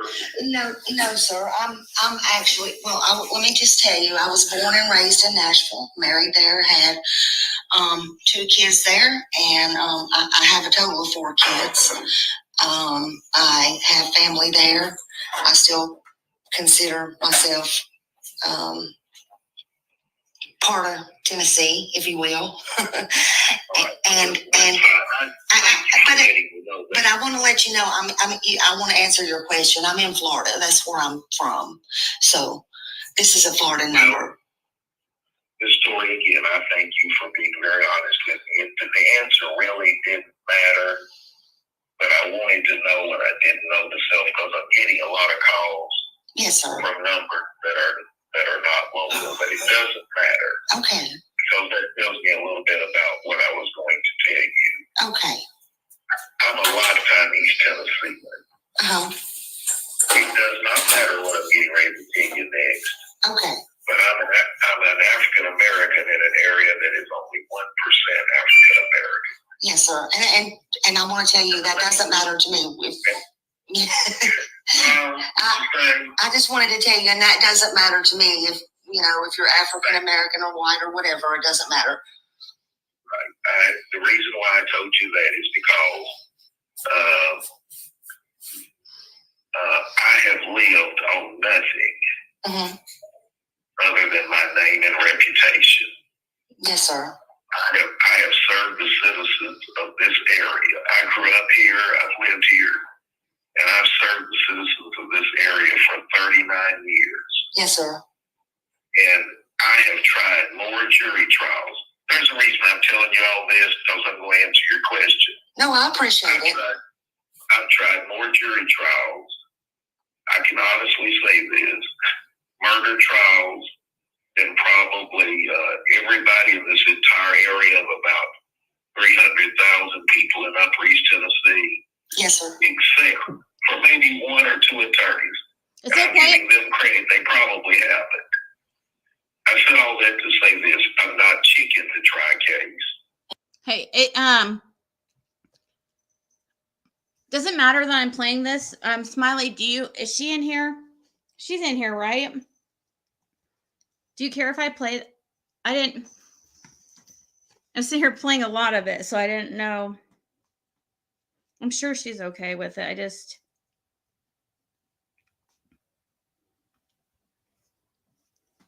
Okay. Mm-hmm. It's obvious that I wasn't chicken. Mm-hmm. And I'm including to you this story. My facts were good. Mm-hmm. Okay? Okay. I won't please, because I thank you so much for being disrespectful. Mm-hmm. My facts were good. Yes, sir. And I think I probably could have won the That's case. what was on my heart to play this. 90% I would have won this case. Yes, sir. I was shocked everybody was calling me because there were more members of our office in the case other than me. Yes, sir. But I guess the reason my name is mentioned is because I am the Deputy District Attorney General, so I guess I'm kind of over every case that I'm in when the DA's not in it. Yes, sir. But I wanted you to know, first of all, I wasn't chicken to try the case. Yes, sir. And Number two, okay. If you saw my car outside and if I sent you my repair bills, that I just took my car and they told me what needs to be done to it. Mm-hmm. My house is falling apart. Mm-hmm. You know that I didn't take money for it. Okay. And Ronnie Lawson and I, the sheriff, he and I know each other. You can't be deputy district attorney and assistant district attorney for 38 years plus. I'm getting closer to 39 without knowing every sheriff in this district, because we've got 4 sheriffs. Wow. So he. Hawkins County. What is he getting at?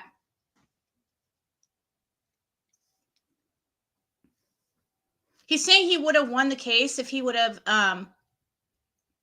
That means that he is saying he knows he's guilty. You're just sitting here saying, and he's also saying how close he is with Ronnie Lawson. This is. I'm telling you, I know that they're all connected. And this was all planned and worked out. And I think that it is possible that this judge got freaking suckered into all this because he's new, young, and impressionable, because they're all senior, all people he looks up to and have been in the profession for years. Hancock County, Green, and Hamlet. Right. So I know, and I prosecuted a murder case in Hawkins County in February of this year, and I worked with his detectives. Ronnie Lawson and I respect each other, but I've never been in his home. He's never been in mine. We don't live in the same counties. I ran for DA 8 years ago. He certainly didn't support me. Right. So that couldn't be the reason. I'm trying to knock down, you didn't ask me for straw, but I'm trying to knock down all the straw. Obviously, I didn't do it for money. Obviously, I didn't do it because I knew Ronnie Lawson. And I'm obviously not chicken, because I promise you, if you Google my name, I pastored a church. If you Google my name, you'll find that I'm not chicken to try a case. Yes, sir. So with those 3 things out of the way, what other things could possibly be the reason that I allowed a man who did a despicable act to plead guilty to that? Well, I mean, I'm not personally blaming you for that, but you know, you never have, ma'am, and I've tried to return every call. You've been one of the nice ones. Well, thank you. So, what do you think? Why do you? I'm just trying to The get people, you a chance. yeah. If I'm not chicken, if I'm not chicken and I haven't been paid, I'm not scared of the sheriff. What other reasons could there be? Well, for me to make a choice like that. Well, to plead him to that. Yes, sir. I mean, that's the $64,000 question. Well, I'll tell you. I'll tell you, because I've gone all the way around the bush. I'm trying not to. Did you know who the victims were? Well, I don't know personally any of the victims, but I know it sounds like they were minors. And from one of my understandings Trigger warning. It was one of his, I'll say, adopted granddaughters. Is that correct? It would have been the sheriff's granddaughter. Yes. It would have been his son's daughter. I don't know about that, Lord Angel. It's not going to make you feel any better. Mm-hmm. None of this makes me feel better. None of it. It makes me sick. I know it. But I met with her. Oh, okay. Trigger warnings. You know I had to meet with her, ma'am. Yes. You know, if I've tried as many jury trials as I've told you, you don't do that without meeting with every single. I understand. And I'm trying to tip you off without me saying it. Yes, sir. And then if you still don't get it, I met with the one. There were 2 victims somewhere out there. There's 4. Yes, sir. He pled guilty to 4 counts. Yes, sir. But there were 2 victims. One, it occurred 2 once. Mm-hmm. The other one, I'm not going to tell you how many times it happened. Oh, God, but I that can was only. somebody kin to him. Yeah. Can I say it that way? Yeah, yes, sir, you can. I understand. That's correct. That's what I've heard. I met with her. And that young lady was in a difficult position. I definitely understand that. God.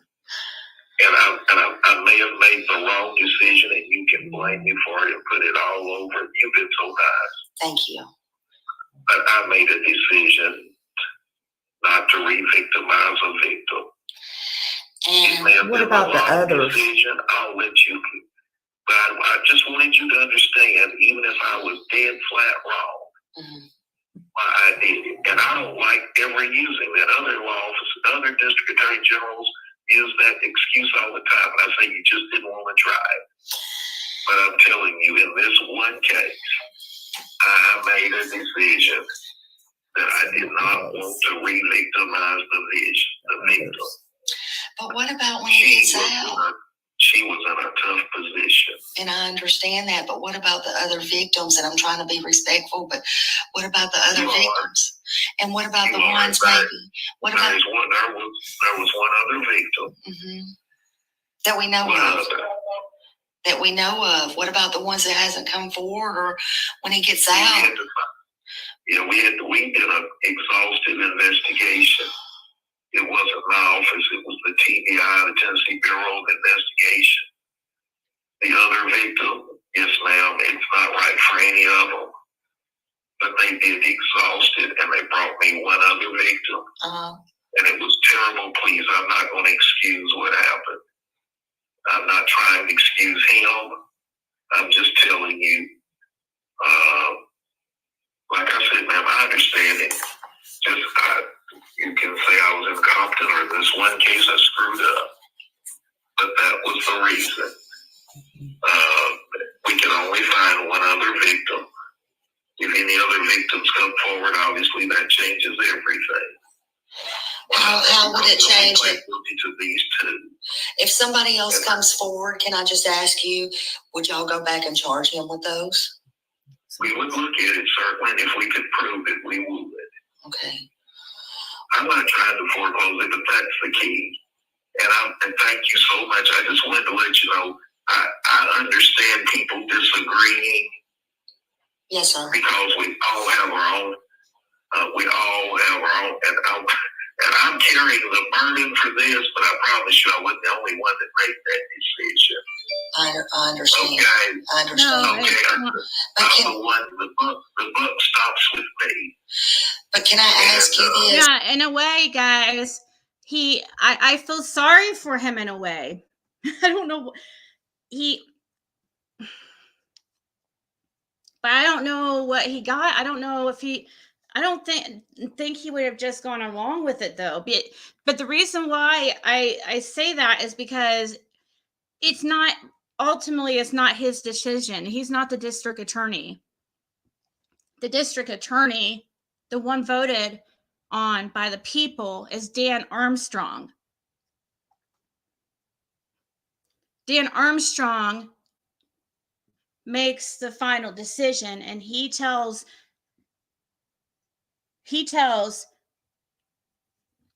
Cecil what to suggest or what to offer as a plea. So it really is ultimately Dan Armstrong's decision. And I don't know. I really hope that Cecil did not just do this because he was told to, or because he felt bad for Ronnie Lawson, because that's what it sounds like. It sounds like he didn't speak up because he felt bad. He was pressured, I guess. And but I really hope he got something out of this, because man, if it's really true that he just was pressured into this, then that's really shitty. Because now you're gonna get be blamed for something that was the decision of Dan Armstrong, but your buddy Dan Armstrong put you in the line of fire by having you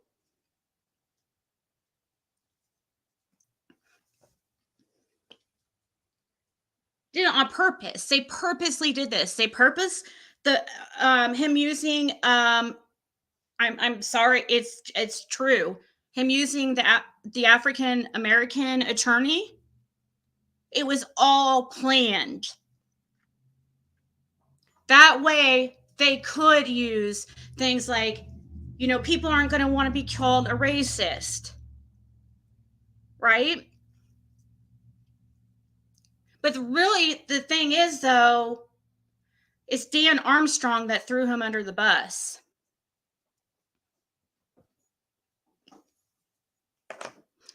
What is Dan Armstrong getting or hiding that is so important to risk everything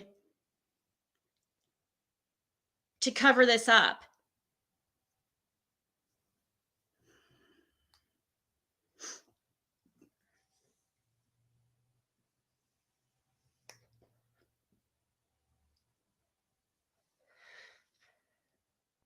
I don't know who made the decision. It would have to be the district attorney that makes the decision to reduce the charges. It's not Cecil's decision.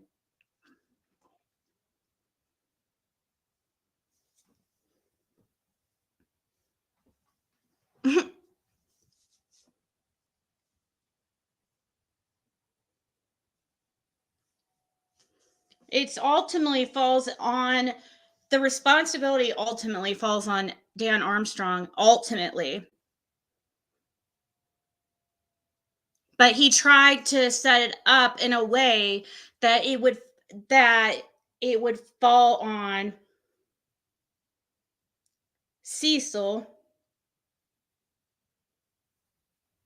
and the young, naive judge, which is horrible to do to this judge, because so far I can't find any connection really to Judge Moore and this whole ring.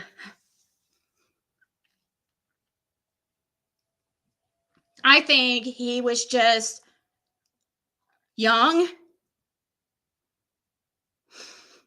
and looked up to the guys. They were all senior employees, all respected individuals. The judge almost always goes along with what the district attorney presents. That's how it always goes. I mean, I don't know if anybody knows who has followed true crime or has been in the court system at all and seen, just, you don't have to research that much to know that. Or you don't have to be, have it be a lifelong criminal to know that. The district attorney, even though the judge is the one that's going to make it official and set, even though the judge is the one that he okays it, but they almost always, they work together. The district attorney works for the state ultimately.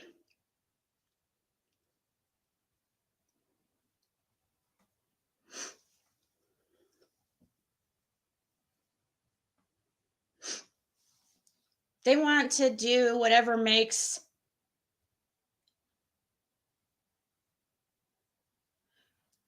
the state and the county and them look better. But usually, so it doesn't really make sense.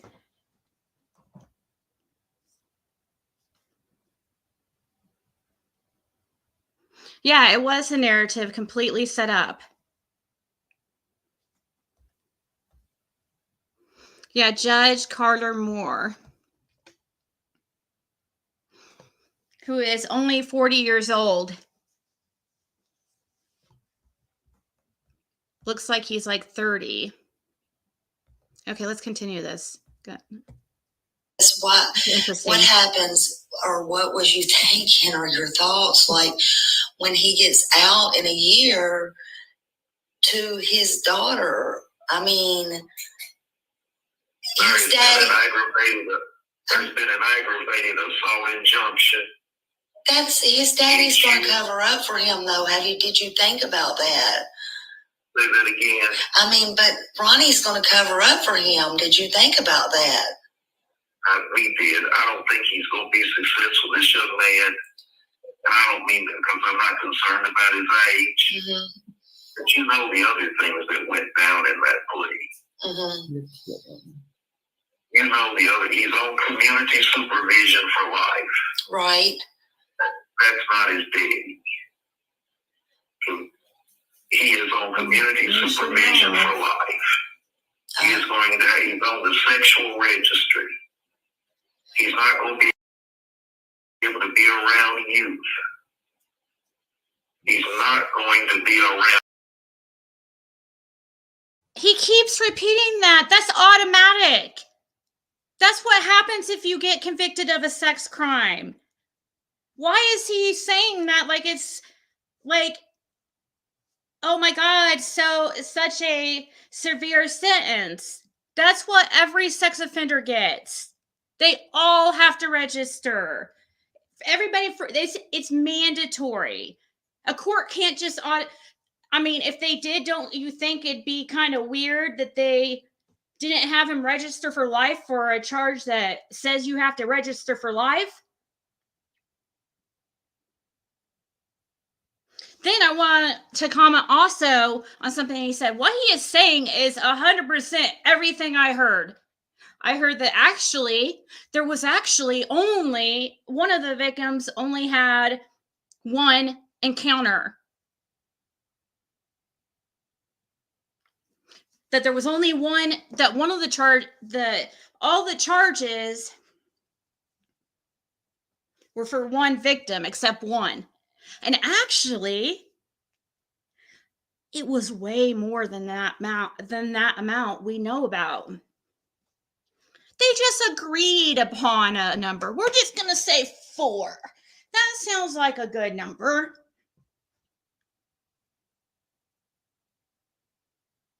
We should be able to see. It is our right to see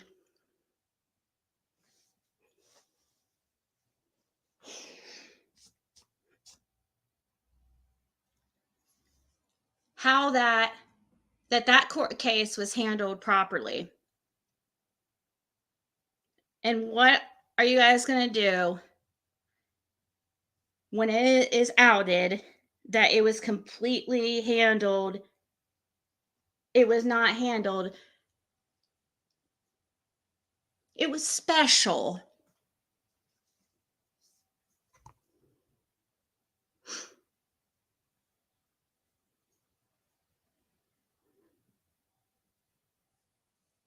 Also, so he's been, but the Burke camp, the church goes to from the Canada board. Burt Camp.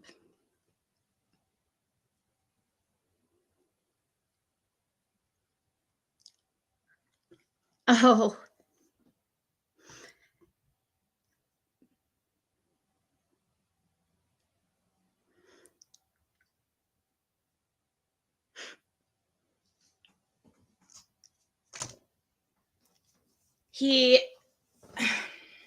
Oh gosh, guys. I so bad just want to freaking out this dude.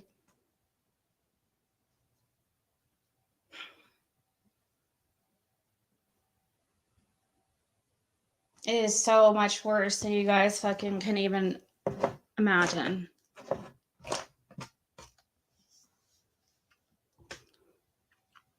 I really hope that some people like come together, some of these people who know things like come together and out him, because it cannot continue like this.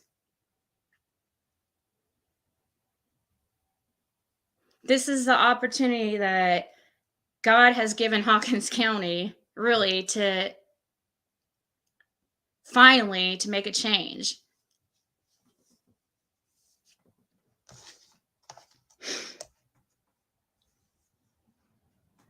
You'll see Burt Camp referenced in the Brim church staff page. The Stevensons, yes, that's another name I've seen a lot, is Stevensons.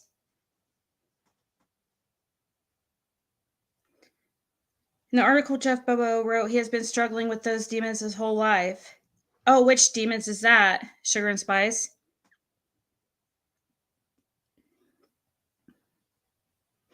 Only one of the victims was a family member.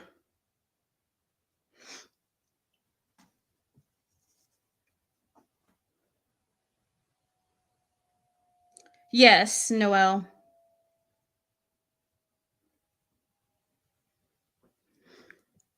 Yeah, whoever's spoken to is going to have to go above. It's going to, I don't even think the governor, because I would almost bet the governor's freaking. It's going to have to be somebody that's like either over the state, probably. Because they got everything so well like set up over in Eastern Tennessee, Hawkins County, that they've got it set up like with everybody who's in power that nothing's gonna change. Like,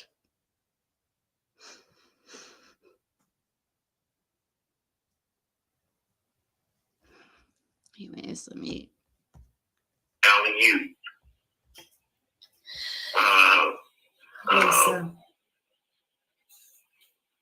Yeah, I understand. Like I said, I understand that this. I understand anybody that disagrees, but I just wanted to let you know I'm not going to say any more than that, because if I say any more than that, I am re-victimizing what I did. I understand. The victim, and I just can't do that. Well, here's the thing. We considered a lot. Our office considered a lot. And I appreciate you very much calling me and explaining this. But I need to ask you one more thing, because so many people, this is what they're frustrated with.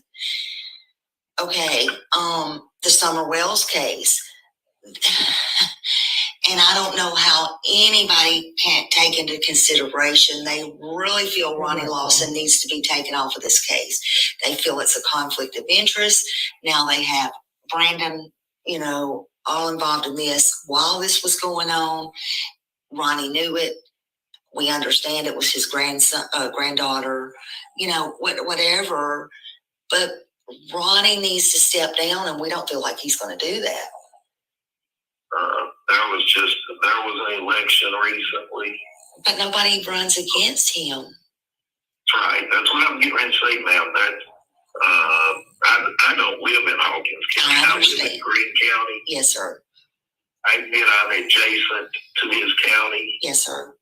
And I've been there the last few days, and I'm going back again on a murder case. Yes, sir. Because that's usually what I do. And I'm not in Hawkins County. I don't know all the dynamics of Hawkins County. Yes, sir. As I told you, I ran for DA. I must have got beat, didn't I? Yeah. So does that mean you say Yeah. I'm not very good as a politician?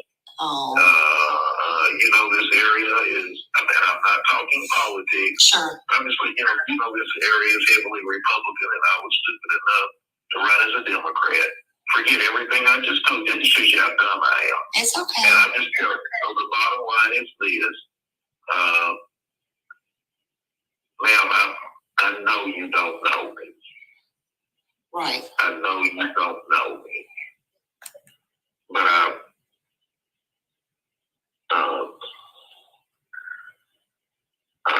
I just know the people of Hawkins County have on more than one occasion put their trust in him as the sheriff. Mm-hmm. And I know they're sorry. He lives in that county. Mm-hmm. He serves in that county. He has done so. I don't know how many times he's been elected sheriff, but I know he ran for re-election. Nobody ran against him. He never run the first time. This last time before, nobody ran against him. Mm-hmm. I just know that he's been the sheriff for a long time, and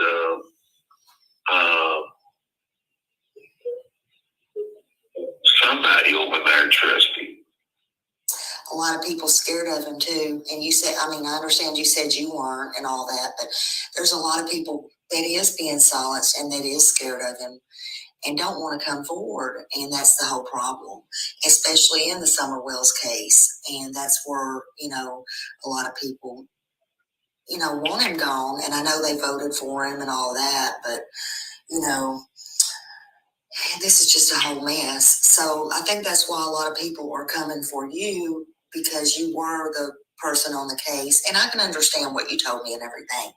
But I just, I'm in my hopes, I hope that more people, because he didn't just do this. He didn't just wake up at this age and say, okay, I'm going to do this. You know what I'm saying? So. Yes, ma'am, I do. Yeah. Yes, ma'am, I do. So. Yes, ma'am, I do. But thank you so much, ma'am. I just want to say, I've not been in the Summer Wells case. I understand. So I know some of the people that have worked on that case. Yes, sir. And without saying, I know what they think happened. Yes, sir. And it doesn't have anything to do with Ronnie Lawson and a cover-up. Yeah, and I can understand that too. Been there. Yeah. I understand that. But listen, if there's anything. Thank you for being so Thank you, ma'am. I want you to know that's the reason why I'm trying to call everybody back that has called me. No problem. One guy shouted at me and I hollered back, and I'm thought of Benny Keys. Unless I'm preaching. Yes, sir. That's usually when I holler back. Yes, sir. But I want to thank you, Miss Story, that's for fine. being so. Thank you. Like I said, I don't ever ask everybody to agree with me, and I understand you don't. Well, but you have been respectful, and I will write that down. Yeah, I want to be respectful. Respectful for the way you tried to listen to me. Yeah, I don't want to. I want to be clear. I don't agree, but I do want to be respectful. But what my thoughts are is, I hope, because you do, like you said yourself, you have to live with this. But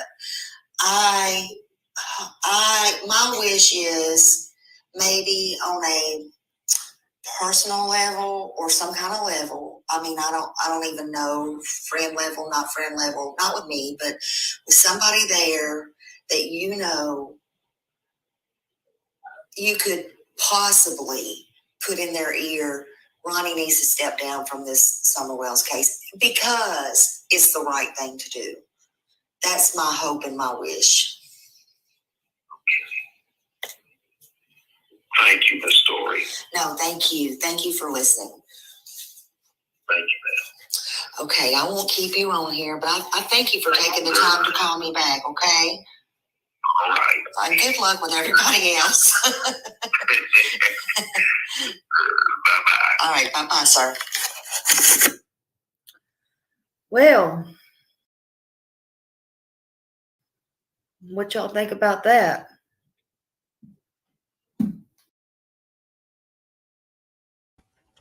I think he sounds kind of worried. It makes me kind of feel bad for him, honestly, but it makes you wonder, though, if it's more like he's hoping that he's trying to get people to just kind of like shut up about it.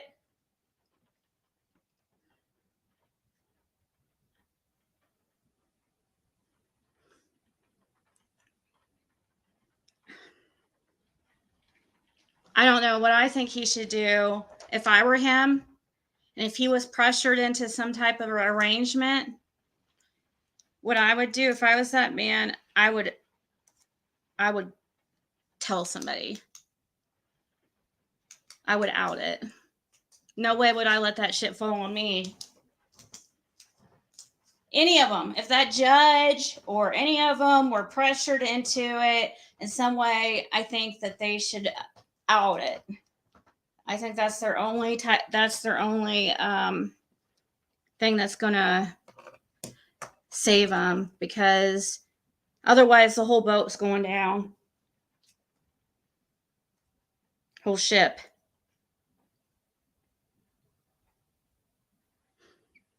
Because it's, in a way, like in his voice, I kind of feel like he's scared, but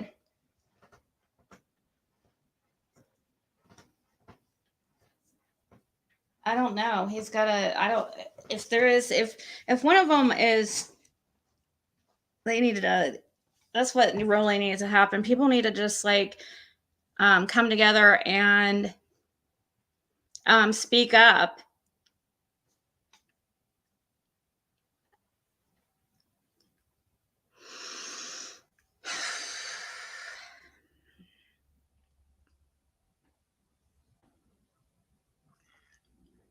It's also the whole process, how everything happened. That's not normal. Like his court date, which was on a Thursday and not a Friday, which, by the way,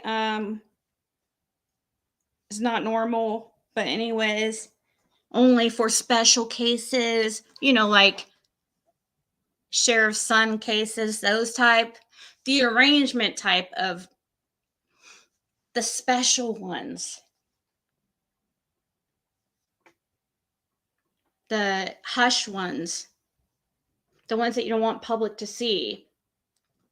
But they had to have arranged this and had a set date. They had to have had the paperwork all like typed up and ready and prepared. That doesn't happen in an instant. They don't just do everything right then at the court hearing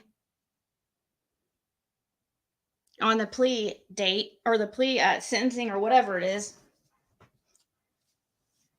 It doesn't go like that. You don't just like, it's not like boom, boom, boom, boom, boom, all in one day.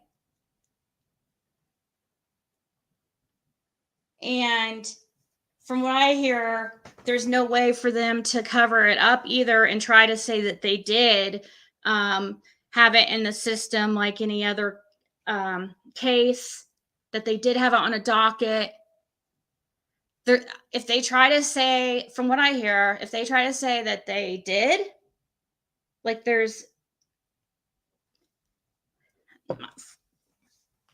no way out of it, I guess. From what I don't know, because I was worried that they're just going to lie and say they had everything in the docket and in the system, and they had, a normal process.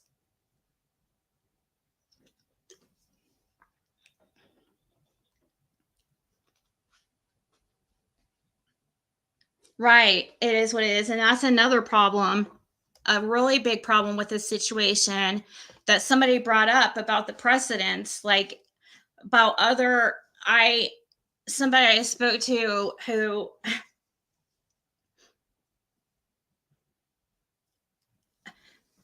that knows what they're talking about.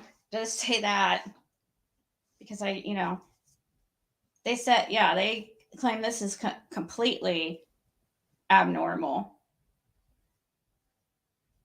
And she said that I asked her about, can other people use this case and to get their sentences reduced?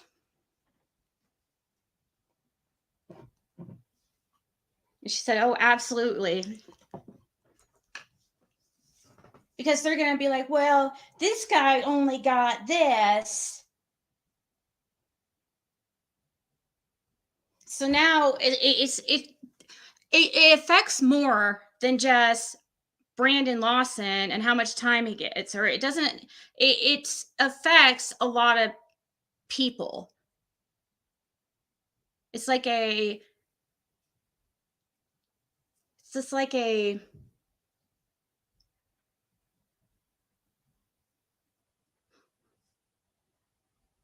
domino effect, I guess.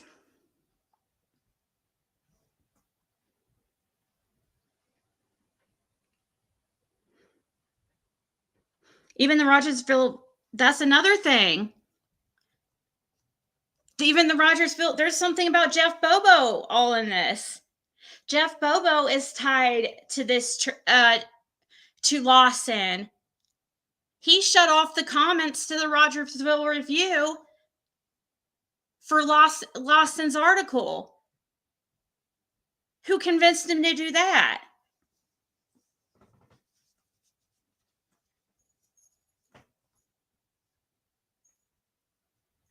Then go on Jeff Bobo's Facebook and Ronnie Lawson's and look at all their posts and look at all their likes and comments, and you'll see both of them all over each other's Facebooks.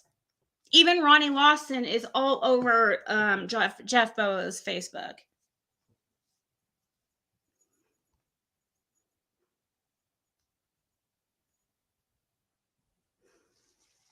A lot of times people do get, just kind of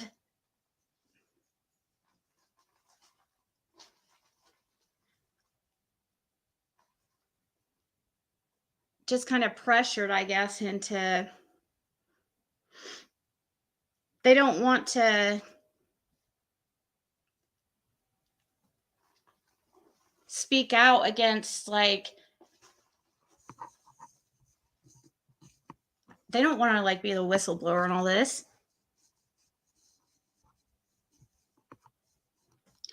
Based on the Rogersville Review, the victim states contact.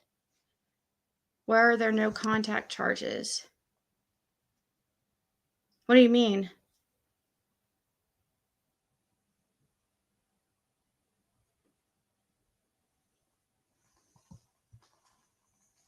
Cindy said, Jane, are you ignoring me?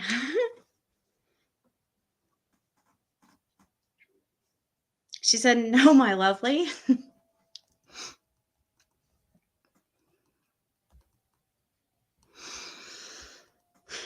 Okay, I know I know I'm forgetting some because there was so much. I mean,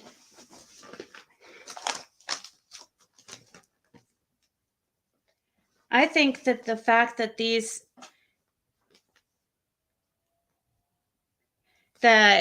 both these district attorneys are pastors is very, very, both of them are pastors of a Baptist church. So that definitely is weird. We have the actual district attorney. I mean, I find that just crazy. He is a deacon and a youth or a Sunday school teacher, just like freaking Brandon Lawson. Since when are guys Sunday school teachers? That gives me the creeps as it is. That, you know what I mean?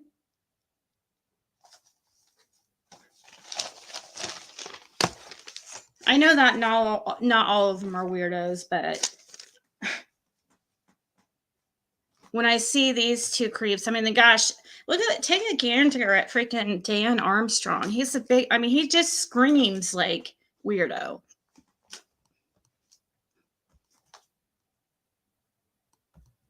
Sorry.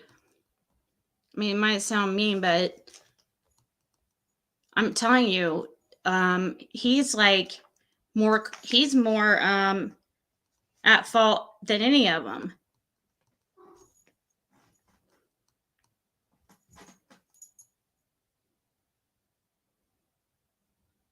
Exactly, Jane. That's what I'm saying. Exactly. This is what exactly it was illegal. It was absolutely illegal. That's what I don't understand, why they thought they could get away with that. You cannot change somebody's charges like that. That's not what happened. And then you can't blame the victims and say, "Oh, the victims, that's what they wanted. They didn't want him to go to prison or whatever."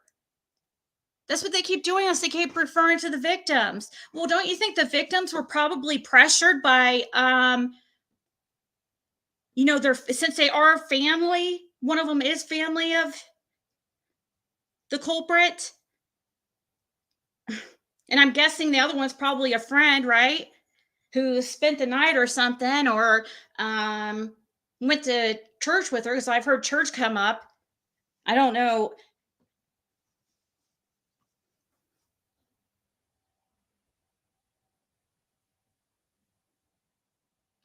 It happened, and it happened several times. It's not attempt. You can't just change the charge to attempt because you don't want him to go to prison. That's such bullshit. Oh, it pisses me off. Oh, he has to register for the rest of his life. Well, so does every other weirdo that has the same charges as him. Oh, Jesus. They think people are stupid. Seriously, that's what they're hoping for.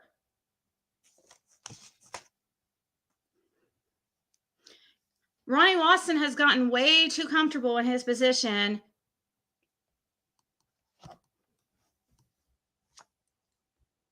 For so long, been in shady dealings, and now it's just he just got way too comfortable and way too ballsy.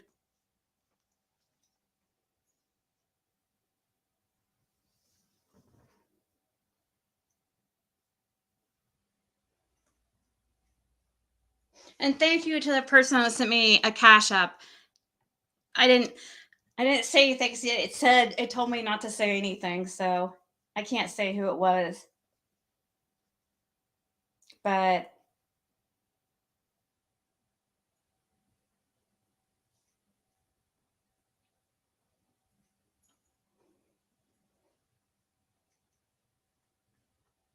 I'm writing a thank you text to that person.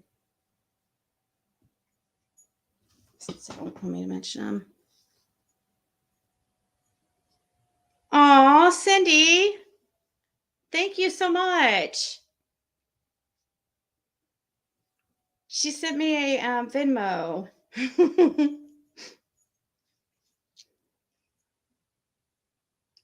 Marlena, sent me the PayPal earlier. In case you didn't hear me, I did see that. Thank you. It was so sweet. Okay, so Charlie Gibson, East Rogersville Baptist. Oh.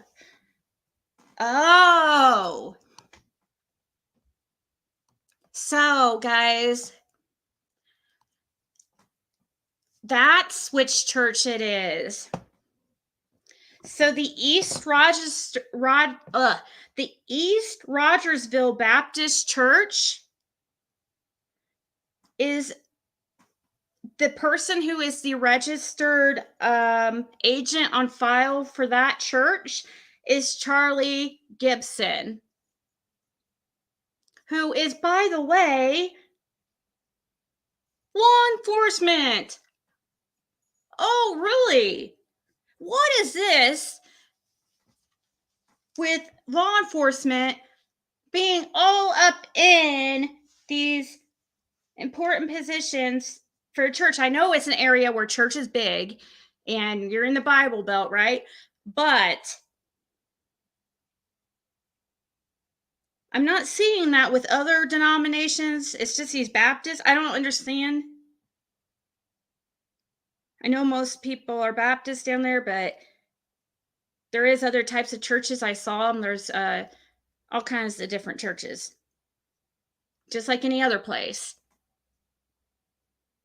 Right, Aurora? He doesn't even know. I mean, if I was him, I'd be shitting bricks. And actually, I would be so pissed at Brandon. If I was Ronnie Lawson, I would have killed him.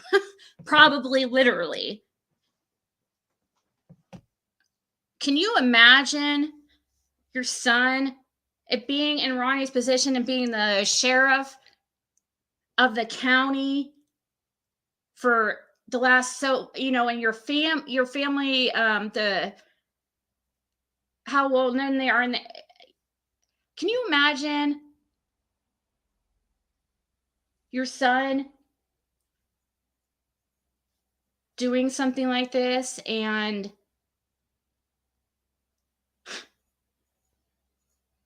oh, I would be so pissed.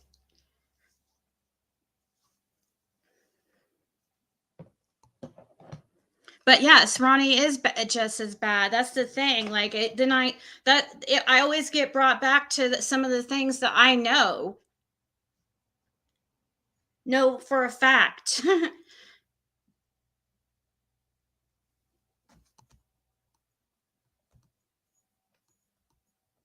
And then I'm just like, oh, okay, well, yeah, he deserves. Really, he enabled Brandon, like,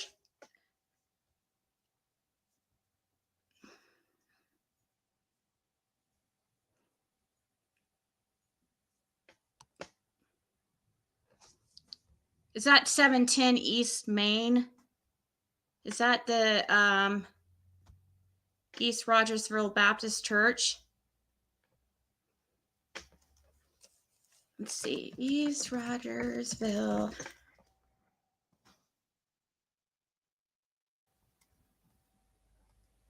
Let's take a gander here. I'll move my little thing with jig so you guys can see. Let's see what kind of connections we can find here. So we know there's a Rogersville city cop who is basically not owner, but like they're on the board of directors and the highest member. So basically, the one in charge. And his son, I guess, is also a city cop. That's if I remember right. There's something with him too. I forget, but I'll remember, I'm sure, here in a few. Okay, let's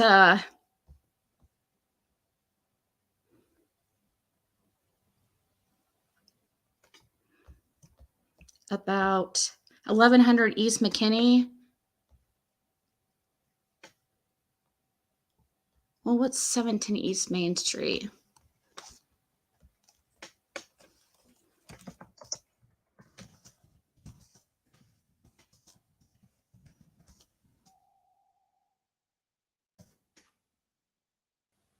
I'm looking to see what it is.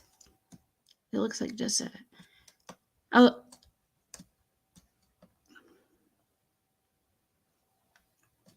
looks like it's just property. Why is it blurred out though? That's so weird. They had the flag blurred out.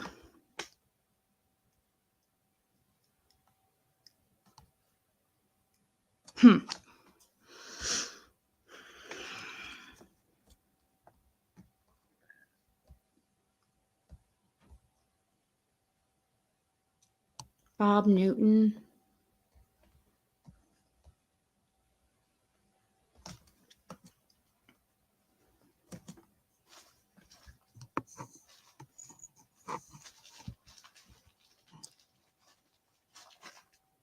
That's Holston Electric Cooperative, which, by the way, is Holston. In case anybody's interested, Ronnie's dad worked at Holston Electric. He did not work in law enforcement.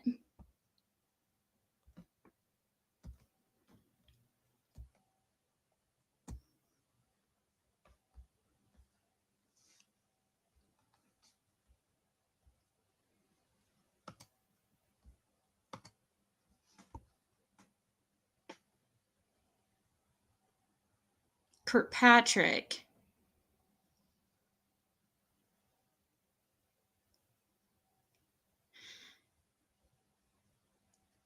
I know that name.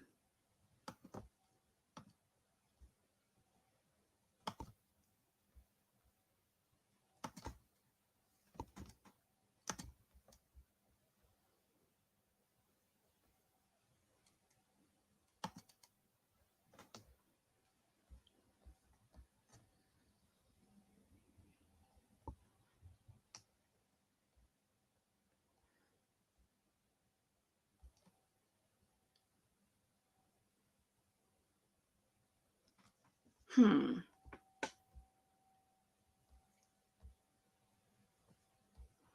know that person.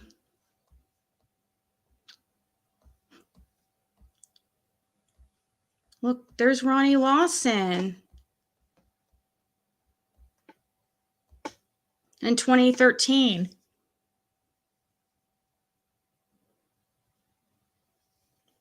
Yeah, ELAM. Possibly.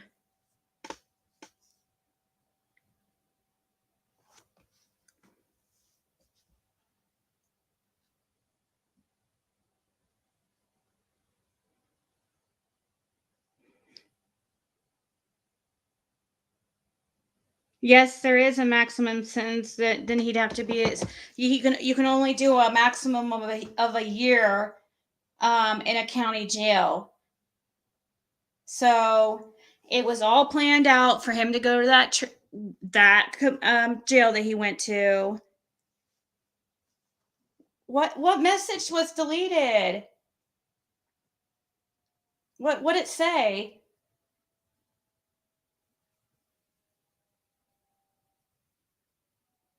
Oh, what did it say? Was it really, really bad?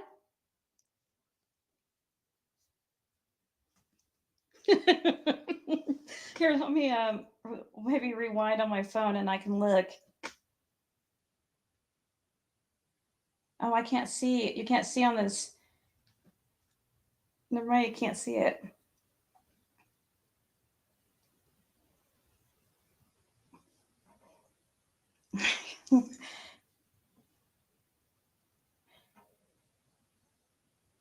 I didn't see it, but dang it. So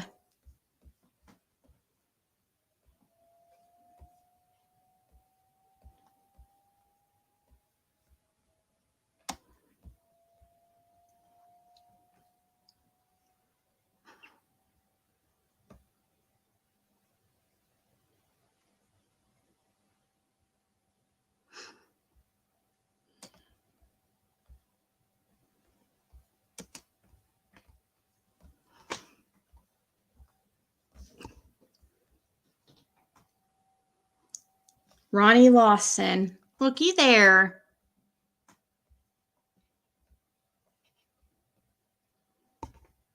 Looky. It said BK gave her herpes.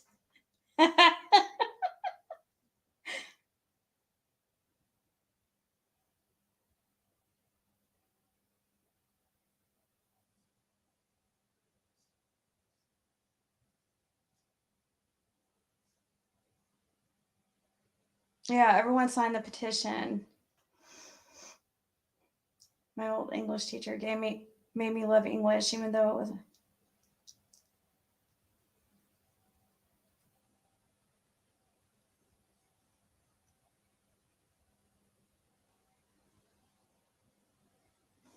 Did you get my? Oh, that was your message? Was that super chat from you, Cindy? Cindy, you wrote a super chat that said that BK gave you herpes? This name right here looks really familiar.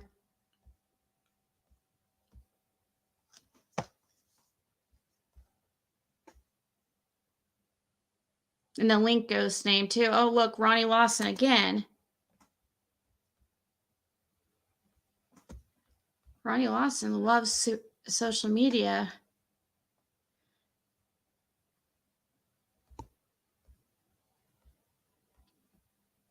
Ronnie Lawson.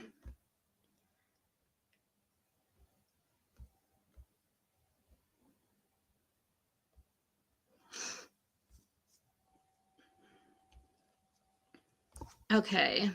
I wanted to look up, somebody told me to look up what is the creed or Urim Missionary Baptist Church in Rogersville, Tennessee.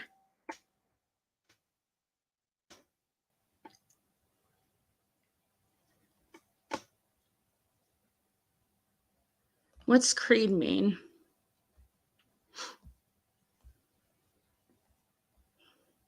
Here, let's read this. I was told to read their, like, basically their mission statement.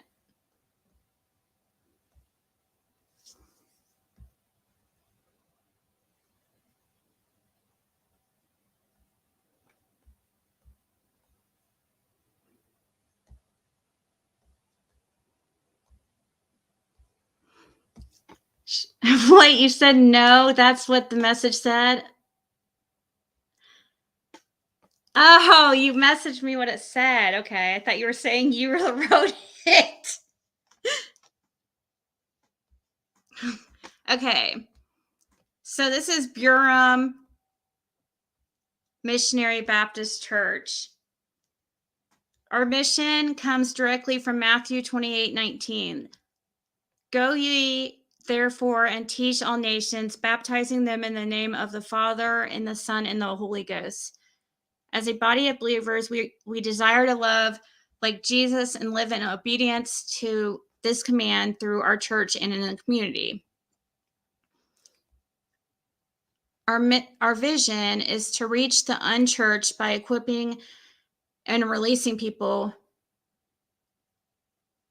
who love Jesus passionately into the community to engage with people, desiring to see them find faith in Jesus.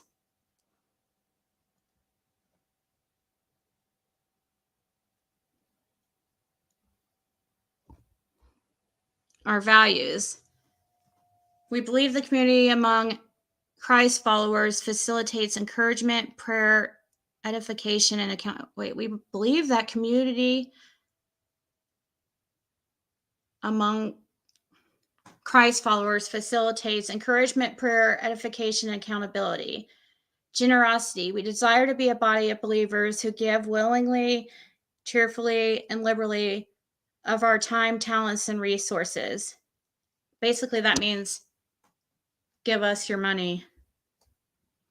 Engagement. The body of Christ has many different parts working together to make the whole. Everyone has an important role to play in furthering the gospel. We can achieve more together than working independently of one another. I agree with that. Expansion. We want to go to reach outside of our church walls to the community and the world. As we go, we desire to multiply believers, leaders, disciple makers, and churches. Foundations. One God. God is the creator, the ruler of the universe. He has internally existed in three personalities, the Father, the Son, and the Holy Ghost. These three are co-equal and are one God. The Son, Jesus Christ, is God's Son. He was born of a virgin as both God and man. He lived a sinless life, died to atone for the sins of all people, rose from the dead after 3 days, ascended into heaven, and will literally return to, you mean literally return to some earth to someday? Literally? Anyways, Holy Spirit. The Holy Spirit is co-equal with the Father and the Son of God. He is present in the world to make people aware of their need for Jesus. He also lives in every Christian with the power of living, understanding a spiritual truth and guidance is what is right. And as Christians, we live under his control daily. Sorry, we only have a couple more, guys. I'm not trying to preach at you. I'm trying to get an idea of what their values and what their goal is as a church, or what their mission is. The Bible is God's holy word without error, and is the sole authority for life. Eternity, people were created to exist forever. We will either exist eternally separate from God by sin, or eternally with God through forgiveness and salvation. To be eternally separated from God is hell. To be eternally in union with him is eternal life. Heaven and hell are real places of eternal existence. Church is a local body of baptized believers with the Lord Jesus Christ as the head. Baptism is the immersion after salvation and is done in obedience to Jesus Christ's command.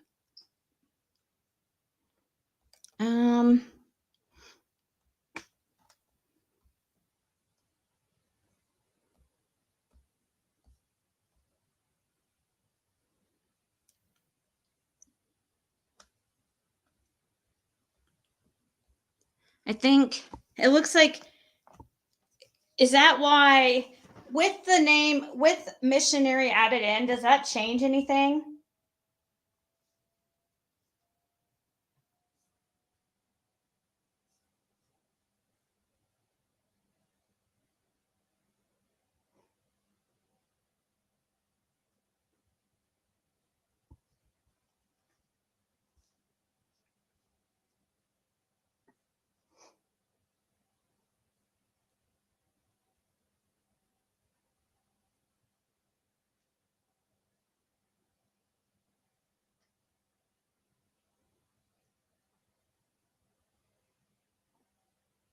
Sorry, I'm reading a text.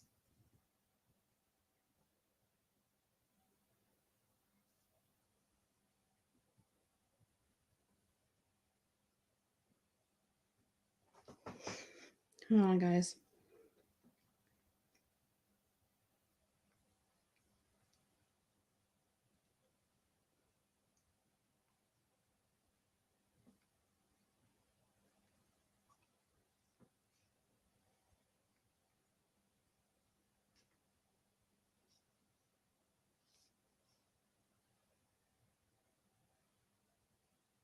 All right.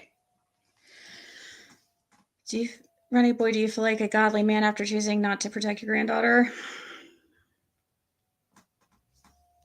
Yeah. I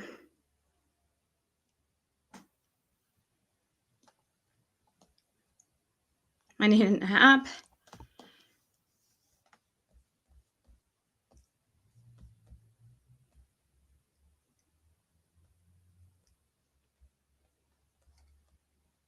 It does look like they does this mean that they go out and, like, I know they do like mission trips and stuff like that, but do they go like door to door?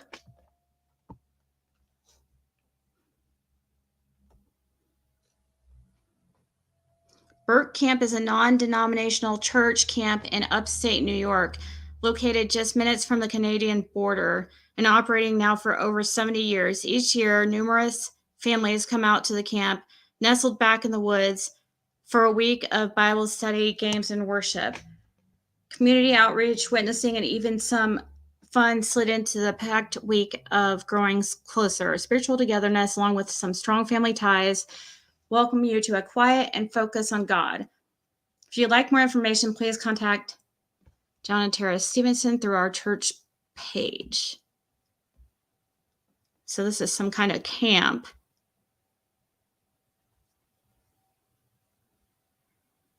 Like a church camp.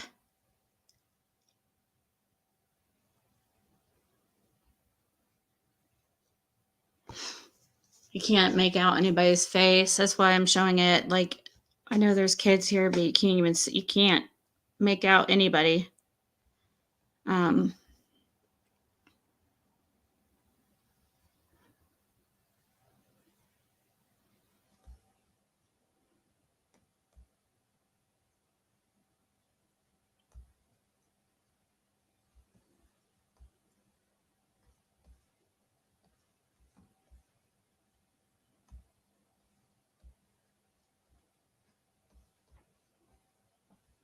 Here's Gilliam.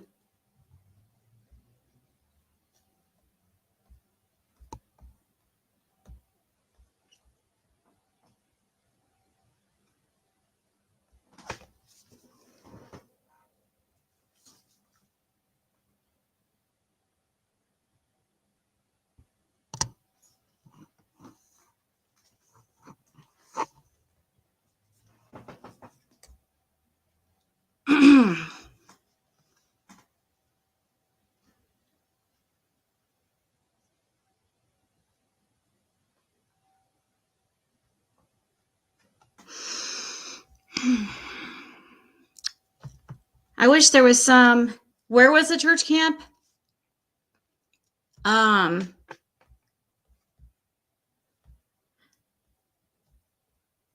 It says it's a non-denominational church camp in upstate New York, located just minutes from the Canadian border.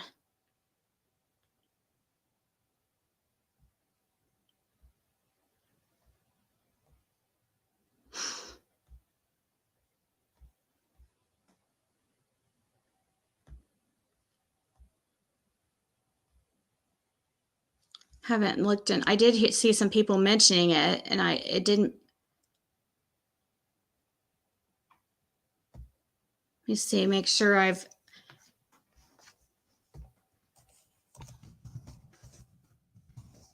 told you guys everything that I was going to.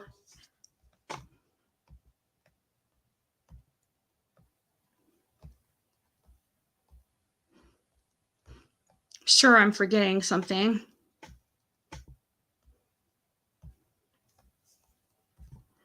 I guess there's always.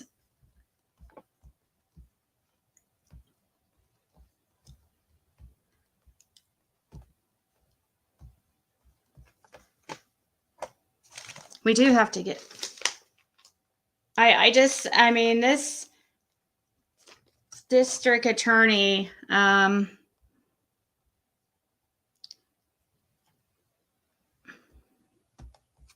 really, it doesn't make sense. They have all their pictures behind a private Facebook group. There's nothing one near me in Bluntfield, Tennessee.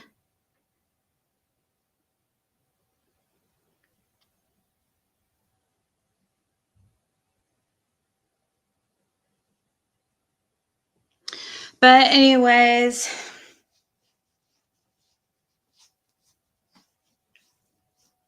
I hope that I mean the person who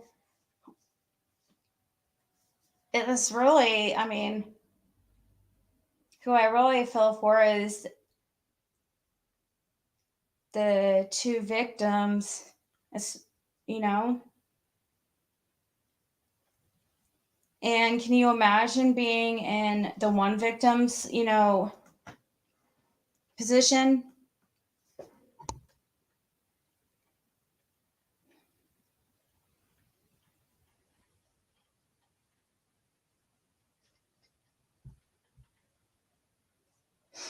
Oh, man.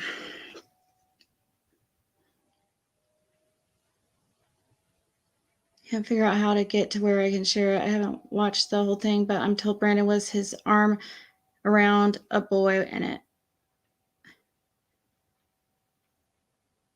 You saw a live from Burham? Is it something you found on Facebook?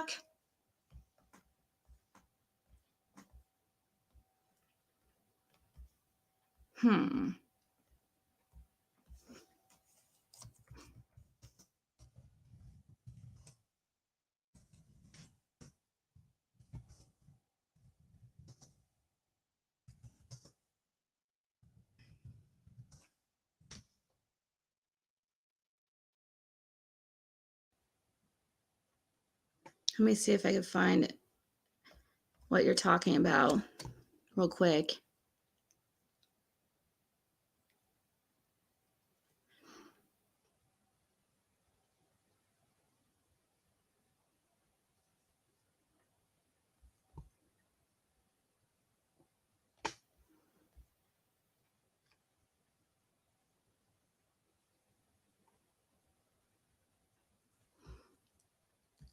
I did find some interesting pictures and stuff.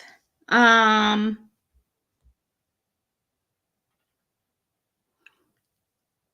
very excited to announce that Morgan and I will be joining Hennard's Chapel Missionary Baptist Church. What's Hennard's?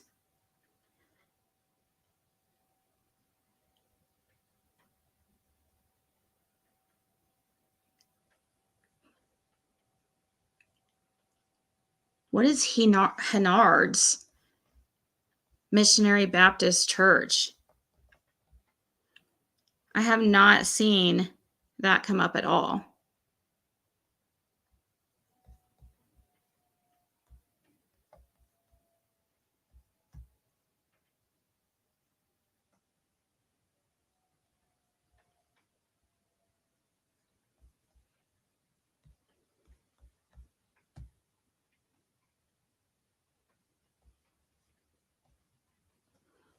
Here, I guess I just didn't want to show any kids, but it doesn't look like a few more victims coming forward. Yeah, I think so too.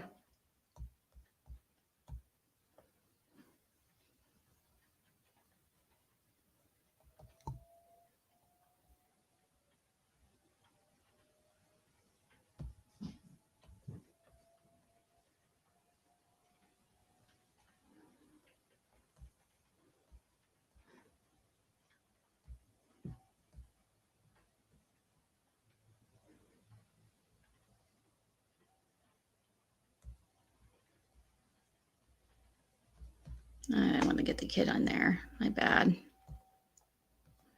was trying to see that looked like Jeff Bobo for a second, like from the side profile.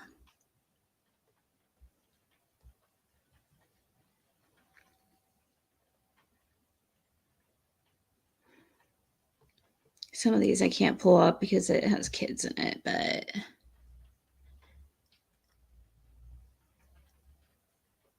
that's not.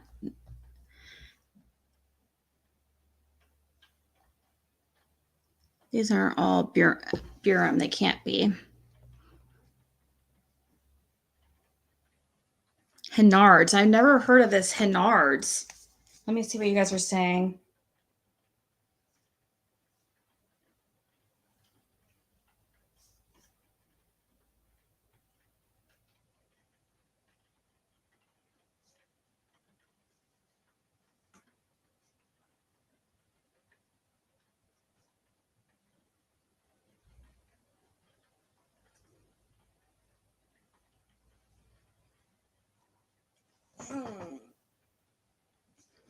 There's videos all over YouTube about underground black market and how it operates.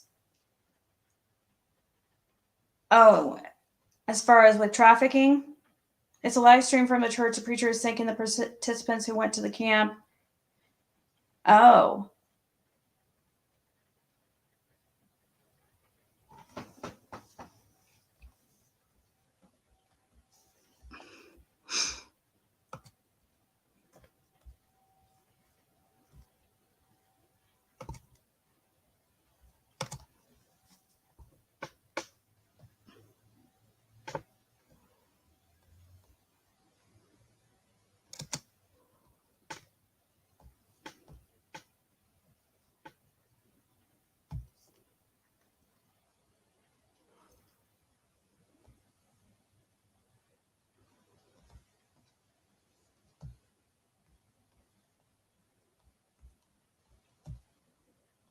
Let's see. Well, maybe if I go down to the post, maybe I can see it live.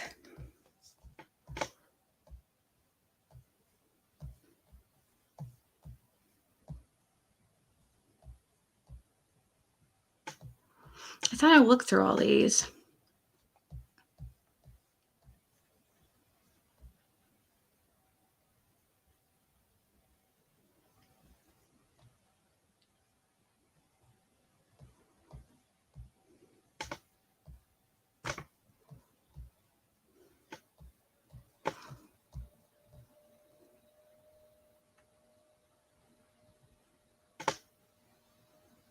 See, I did go through all these, so I don't think.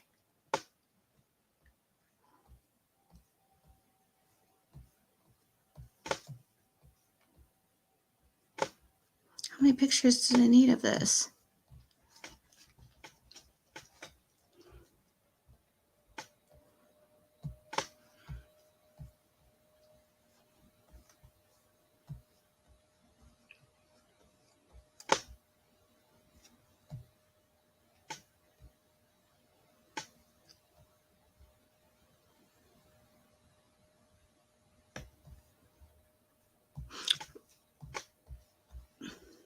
Yeah, here's where I saw this. I mean, that's just crazy.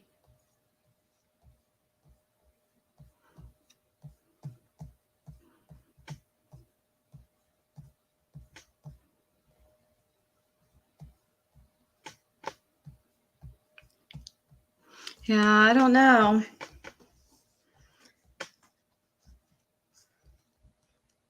But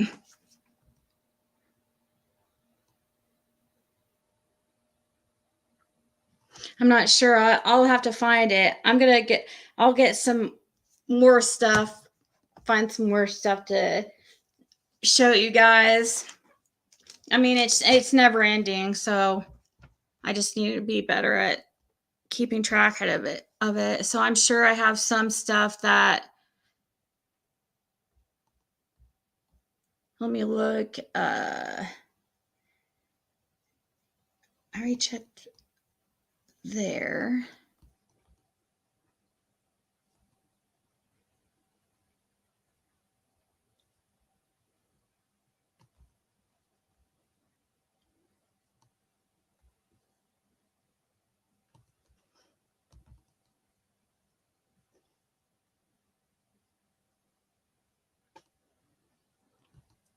The hell would I have kept this for? Who the hell is?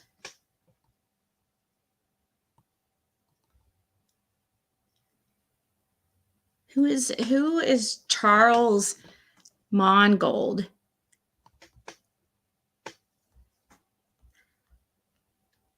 Does anybody know?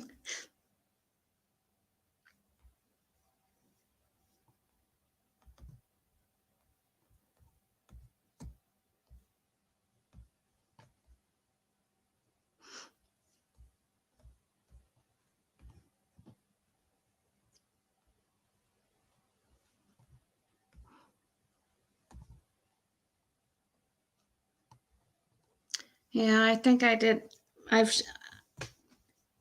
They provided a lot of kids from broken homes sent there for.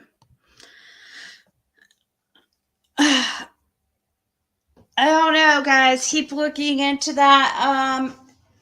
Greene County. Well, it's not just Greene County. He's over Greene County, Hamblin County, Hancock, and Hawkins.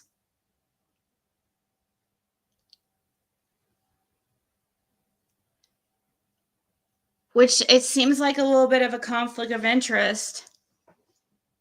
Why would they have the district attorney that's over that part of that part of the Tennessee, if they're gonna change up the judge who couldn't be, I think the judge, I don't think he doesn't try cases in Hawkins County. So that one was okay, but why would they choose the district attorney from that area when it's obvious that that district attorney has a long relationship with freaking Ronnie Lawson, and it's a conflict of interest. It doesn't seem like it was ethically done right. There's a reason why this certain district attorney was chosen.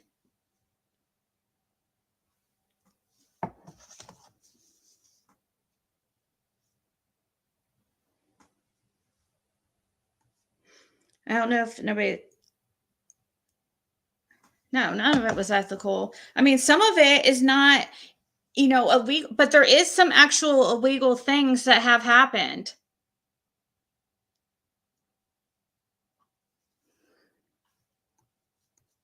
Like some illegal things were done. It's not just an ethical issue. You can't sit there and charge them for something that's the most, like, that's the craziest thing of it all. He didn't, it wasn't attempted. It was actually done. How the hell can you say it was attempted? That's not the same as doing a plea deal where it's your first time offense and you get, to lower it to a misdemeanor theft instead of a felony theft. That's completely different type thing. You can't just change up somebody's charge like that just because the victims don't want him to go to prison.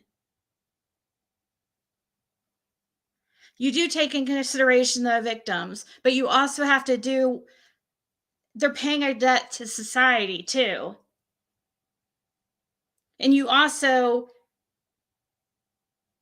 have to do what is, right and just and makes sense for the crime committed.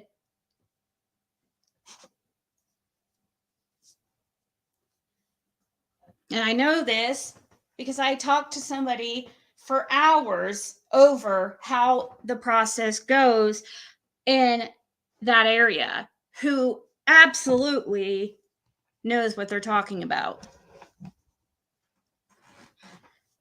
So, and they see red flags everywhere. They were like, do they think people are stupid? She thought it was absolutely ridiculous. And she's seen freaking hundreds of cases, thousands of cases over her career. That is not how it goes. And Ronnie Lawson knows it. Not even kind of how it goes.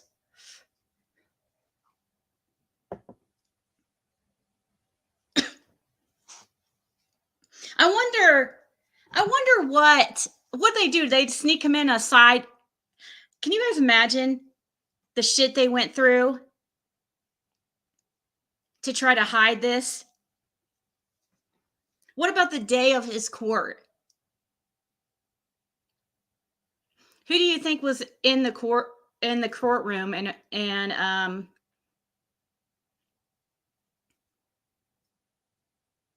do you think he was brought in some kind of secret door so nobody would see him walk into the courthouse and nobody would think he had any charges and start to look into him?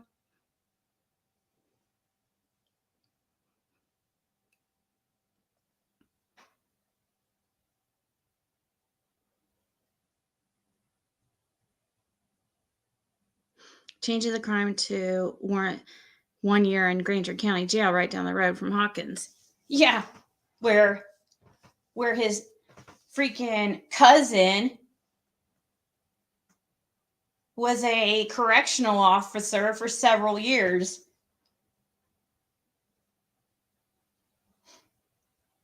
Gary Lawson, who is now the detective, or the narcotics detective, head of the narcotics department in Hawkins.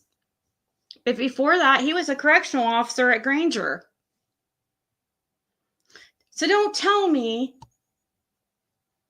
that Lawson doesn't have connections to Granger County, connections to the DA, Dan Armstrong. Hell, even Cecil Mills admits on that call between Smiley, that call that Smiley had, he even admits to have known Ronnie for years and years.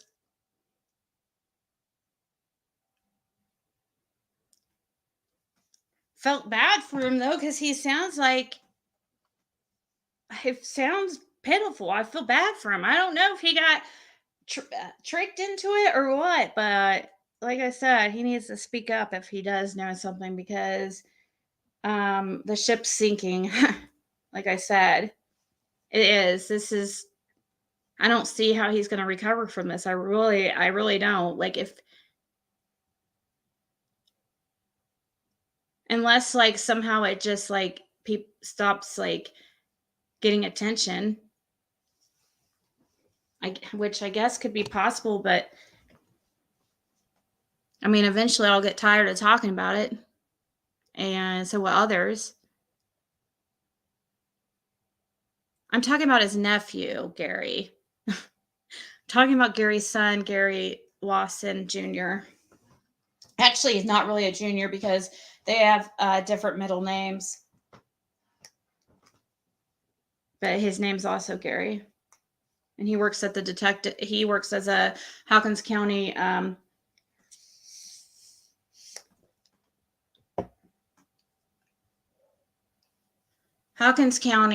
Narcotics Department.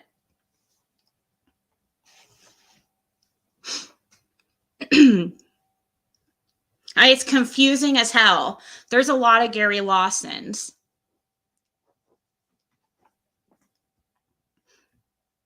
It's really confusing. It takes a long time to figure it all out. I had to start writing things, putting things in charts and doing family trees, because I couldn't keep track of anything. It was crazy. It's like they do these names to confuse people on purpose. Like, it seems crazy to think that, but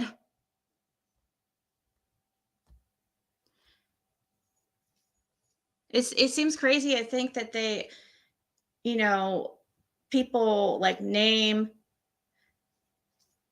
their kids the same name to confuse people and stuff, but I don't know.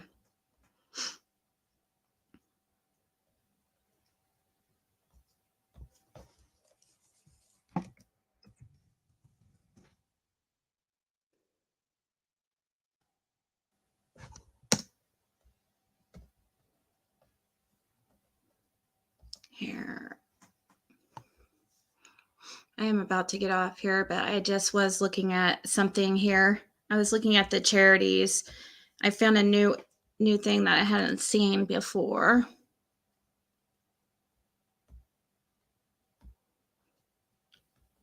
And I typed in Rogersville. So these are,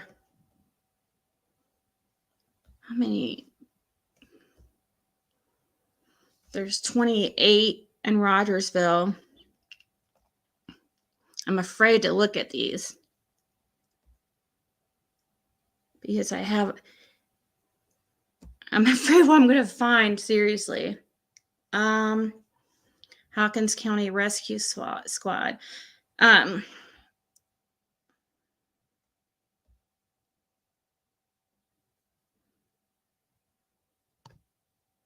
Who's Charles Williams? That name sounds familiar.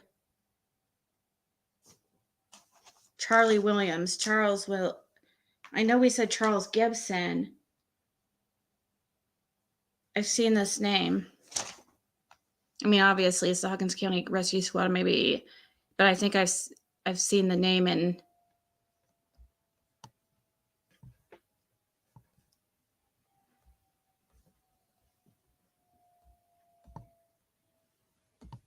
What's this?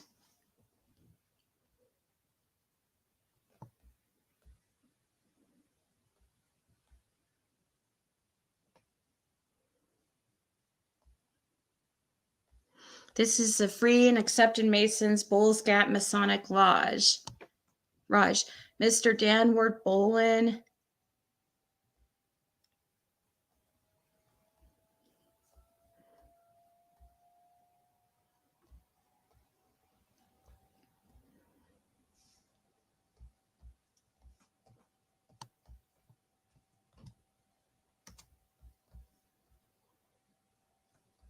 Vic Thomas, don't know, recognize those names at all. A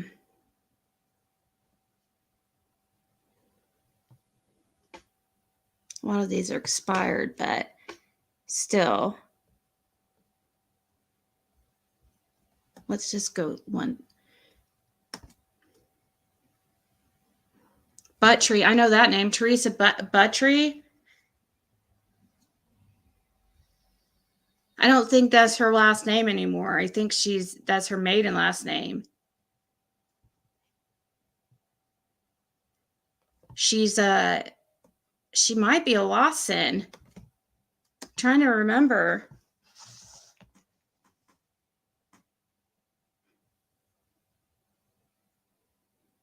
Okay.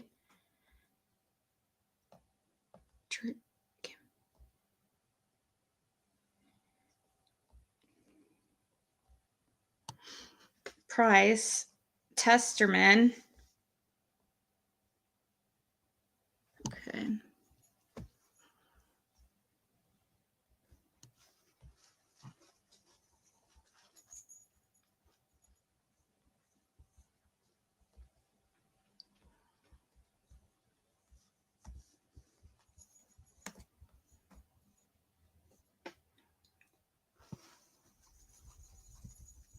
Don't know those people's.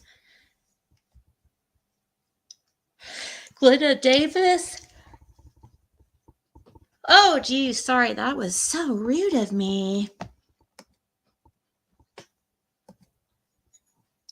Rigney,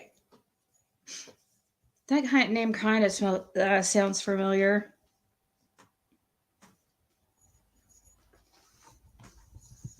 I know, that's why I want to know. Where's the summer's reward money going? Where did it go? Is that another secret?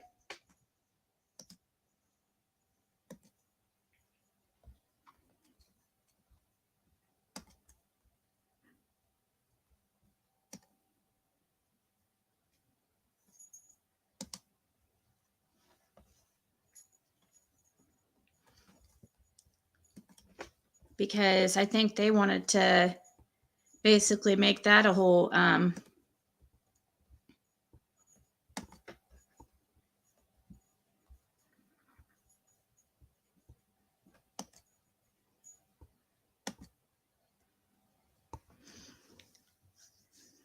Allison Spurks. Oh, let's see who's in the Wilma Peaks. Don't know who you are.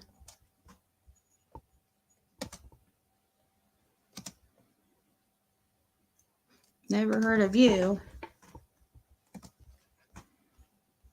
No, I'm trying to find if they have a nonprofit that these people are freaking scamming through, committing fraud and money laundering and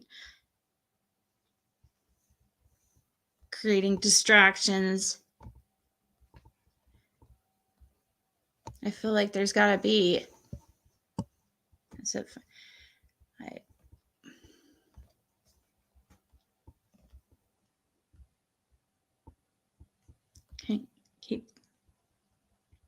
keep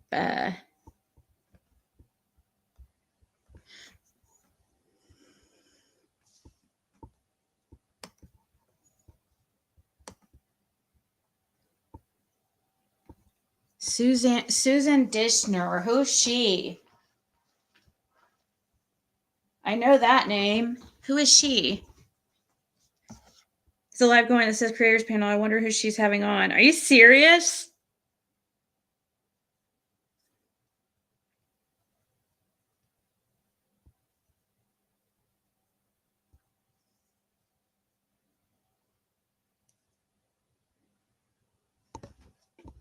Let me look what Jody Sue's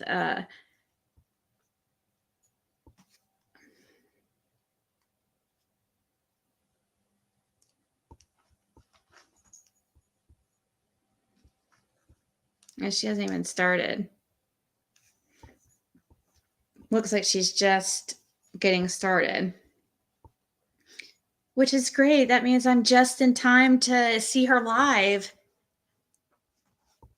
Can't wait. So, I've been waiting for it all day.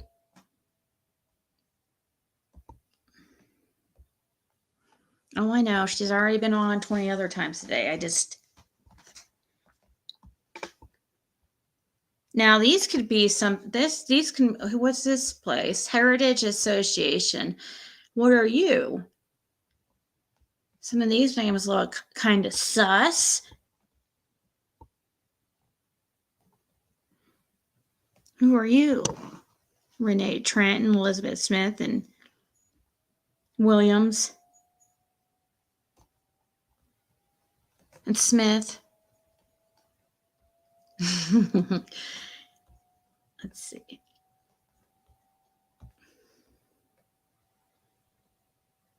Andrew Bradley.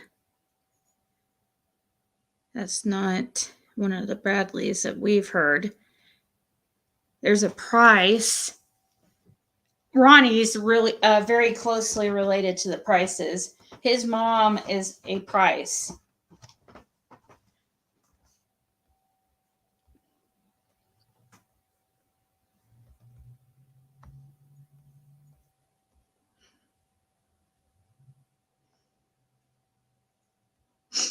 I keep losing track of.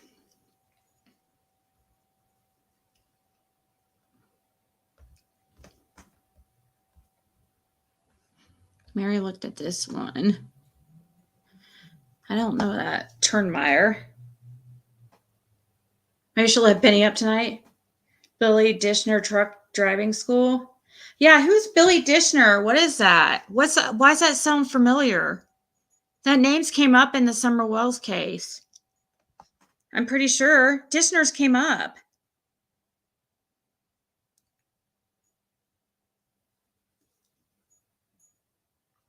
What was what was Cracking Cases live about?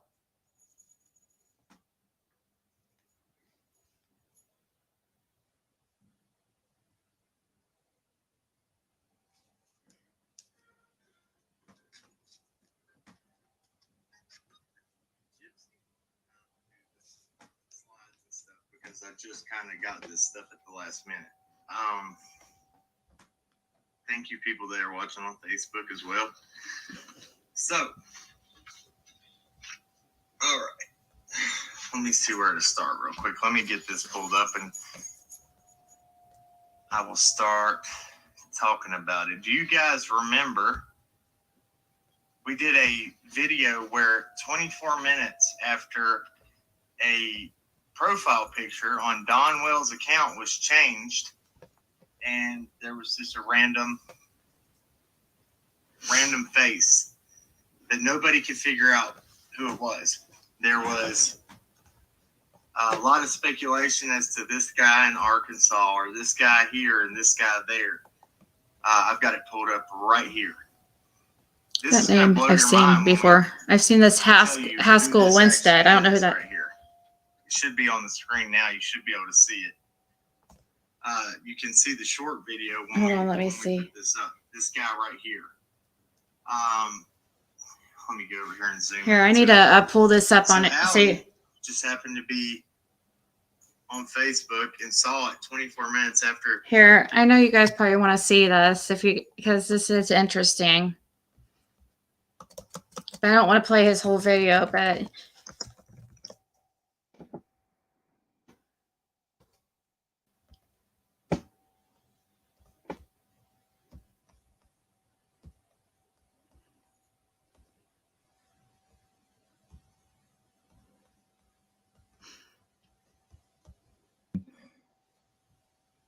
I will start talking about it. Do you guys remember we did a video where 24 minutes after a profile picture on Don Wells' account was changed, and there was just a random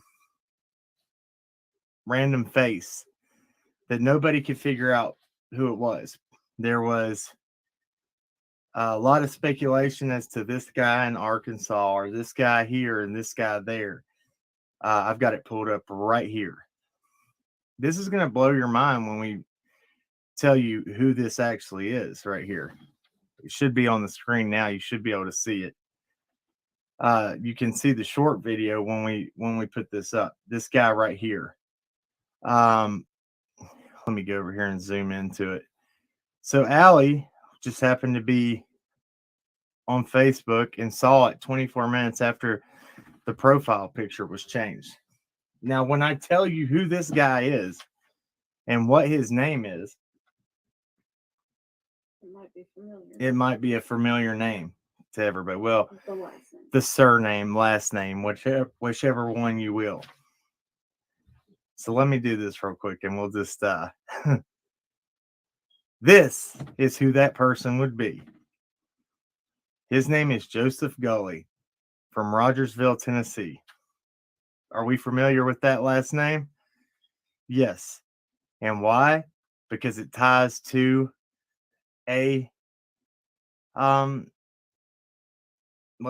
two now RSOs in Hawkins and Sullivan County. One who used to work for Hawkins County Sheriff's Department, and another one, Zachary Gully, that's tied through Rachel Gully, who was with John Allen Biggins.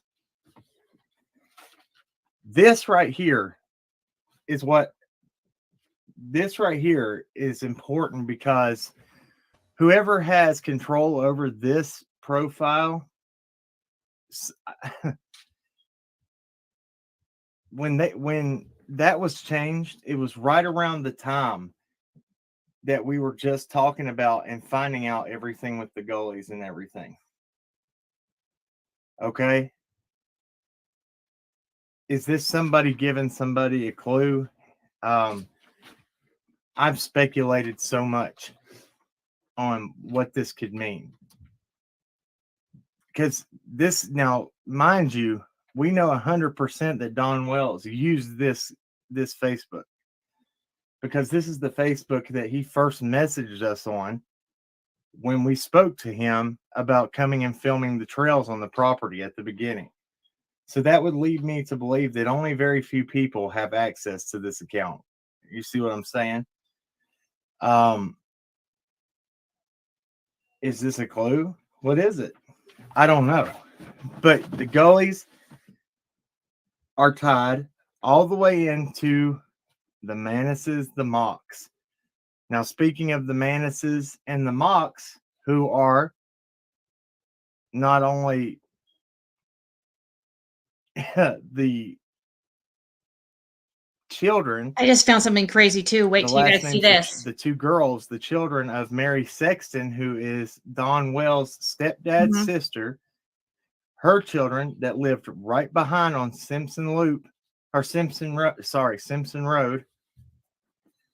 That's on Ben Hill Road. You go up and you cut up. It's right behind on the property. Okay, that's the Manis and the Mocks. Remember, while we're talking about this, this is very important to remember the Manis and Mocks last name to that. Okay, I'm going to put that together in a short after this because this is found. I believe this is leading somewhere close to answers. For months and months, over 6 months now, maybe longer, I know that me and Allie have been really, really keyed in on what we feel like law enforcement is very corrupt in Hawkins County, and have been calling out every time that an RSO in the surrounding area or a cop that has transferred from Hawkins County Sheriff's Department gets caught with RSO charges against minors, not just an RSO, but RSO charges against minors. And now it's coming out that Brandon Lawson, it just came out that Brandon Lawson, Sheriff Lawson's son, is an RSO against minors. Come to find out, Brandon Lawson never took the path of the family occupation, into law enforcement. Why is that? Because his dad being a sheriff that nobody runs against, that pretty much sits on a hey, Real Sunflower, hey everybody, hey Lip Lock, sorry guys, if you haven't seen everything that we just went over, just go back please, because we're not very far in. But knowing that Ronnie Lawson has this nobody runs against him, nobody tries to step up against him for sheriff. Why is that? He could have his son in any position of power in that county, right? Yeah. I mean, we see that even a district attorney, assistant district attorney out of Greene County, even though he has that phone call to Smiley's, if y'all haven't seen that, I promote that call that she does with what's his name, Allie?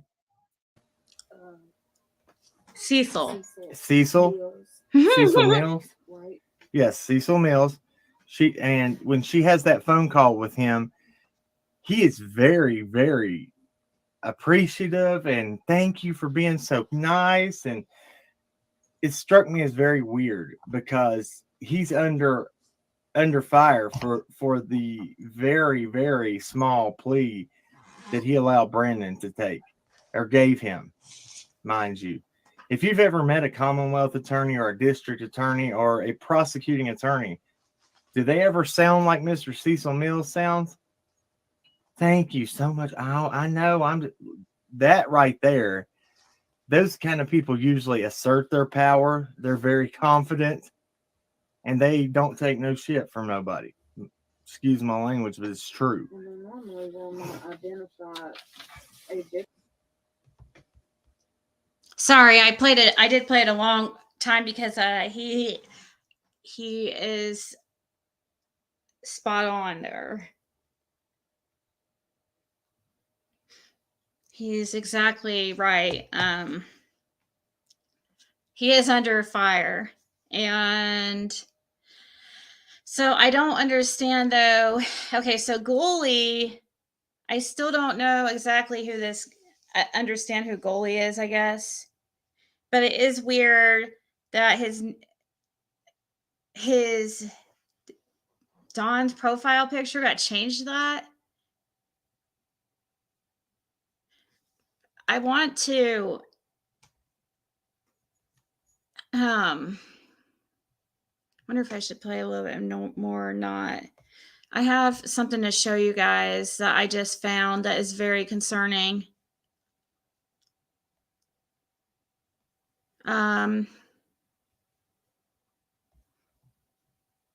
I don't know who they are yet, but the name is, you know how I was looking through the charities? I just found one that probably needs to be looked into because this is the Masons, Free and Accepted Masons, Overton Lodge. And this is in Rogersville, Tennessee. It's expired, but at one time it had the secretary as Orville Robert Armstrong. And as a secretary. And Beecher Johnson Jr. as other. Orville Robert Armstrong, I'm going to have to look into because That's the last name of the district attorney. And there's rumors that this is possibly also involves Masons.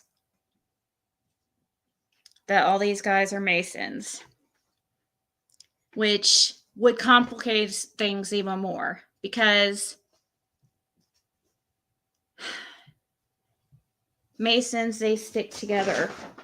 They're brothers. It's just that would make sense why this is so ridiculous and why somebody would just go along with something like this.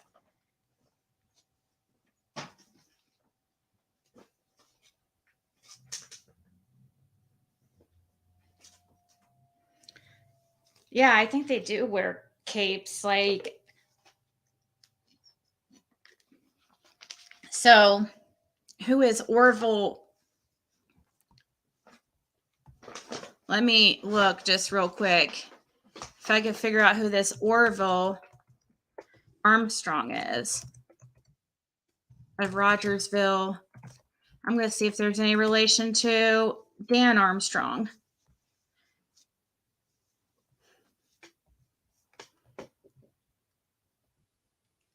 Let's see. There's two, of course. Of course, there's two father and son, Orville. Imagine that. Oh, but good thing is they got different middle names. So the Robert one.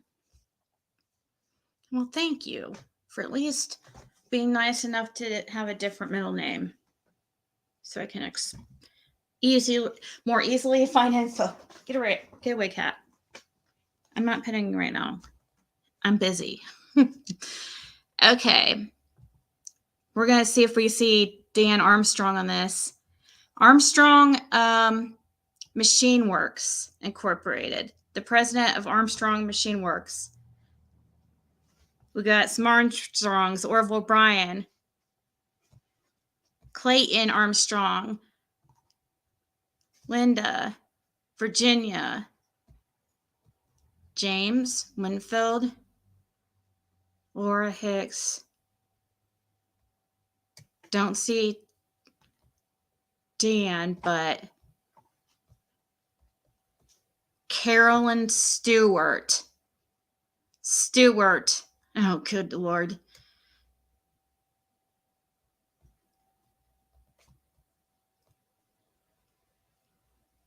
Craig Stewart. Told you guys, the Stewarts, I'm telling you. And this Hurd last name, too, is one that's came up a lot. Lori Armstrong. Let's see. What's Dan's wife's name again? Her name is, she goes by Kay. Her name is something Solomon. Kay Solomon Armstrong. Geraldine Armstrong.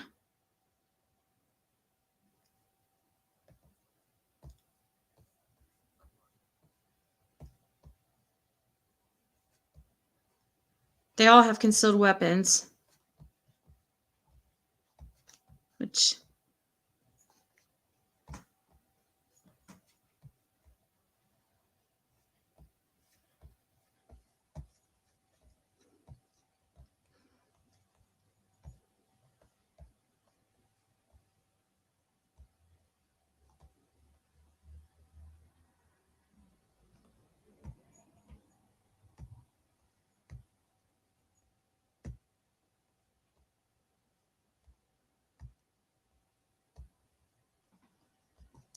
Orville sell 5,500. Geraldine.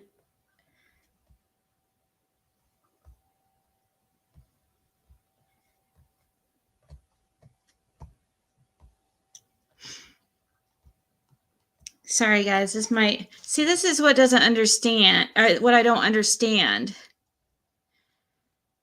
This isn't dated right here, but mortgage information, $237,000, but the sale amount is only $57,000. Oh, thank you, Liplock. That's so sweet.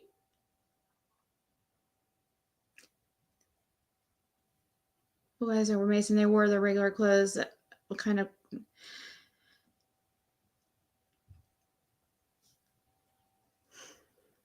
Oh, thank you. Good night, Karen.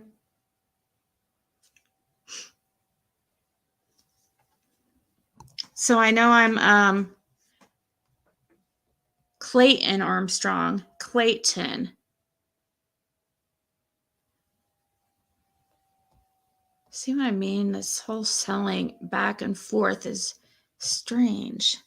Sell amount 57,810. Sale amount 57,810. Okay. I'm telling you, there's something weird going on with properties with these people. Orville. What the hell? They're the same people. See what I mean? This is so weird. Linda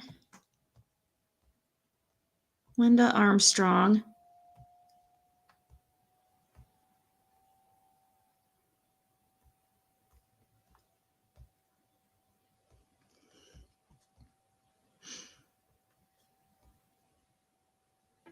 Sale amount 6,400.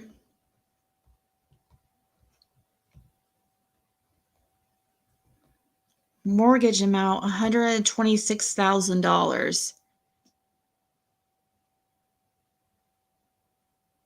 How does that make sense?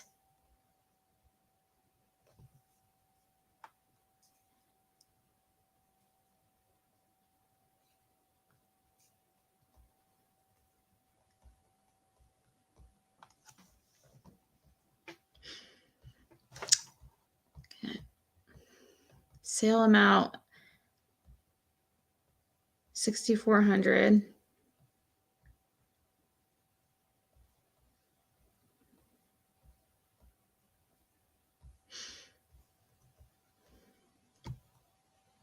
See, assessed value 12,000. Mortgage amount 211,000.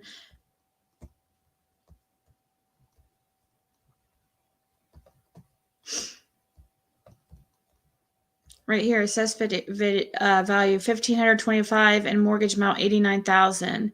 Sale amount 90,000. You can't see what we're. Dang it! This whole time you. Sorry about that. Wow, I thought I was sitting here.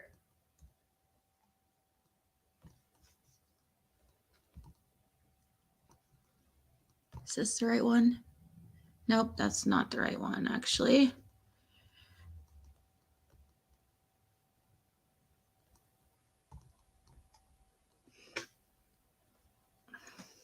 If I can find.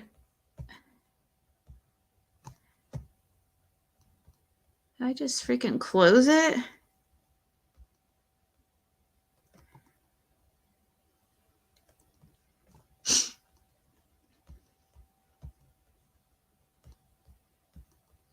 Looks like I really.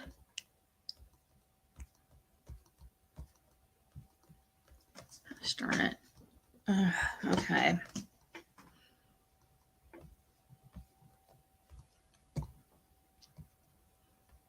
Here.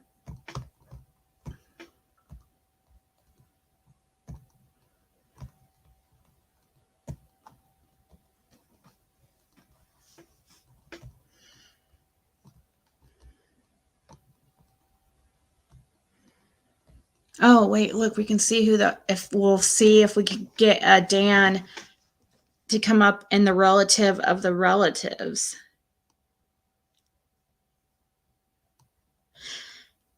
Edmund Clayton.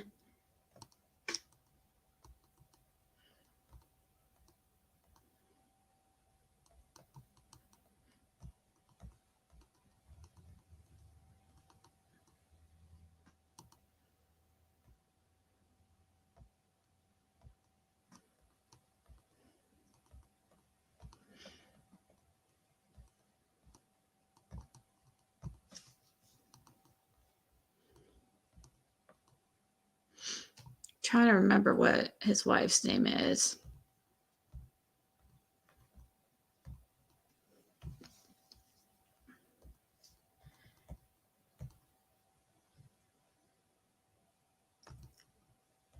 Oh yeah, duh. It's a Solomon, but who's the? I'm trying to remember who the judge is too, but I don't think that's. I think the judge was freaking. Who's Lori Heard Armstrong?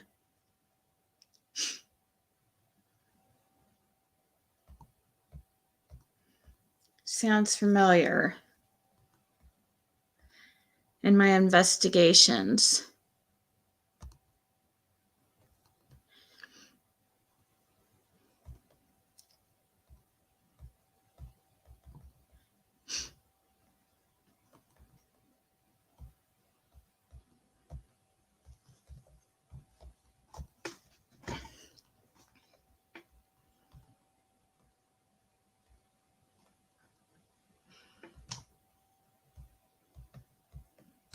That is interesting, though, that this came up as an Armstrong. I mean, that's not that common of a last name, is it, really?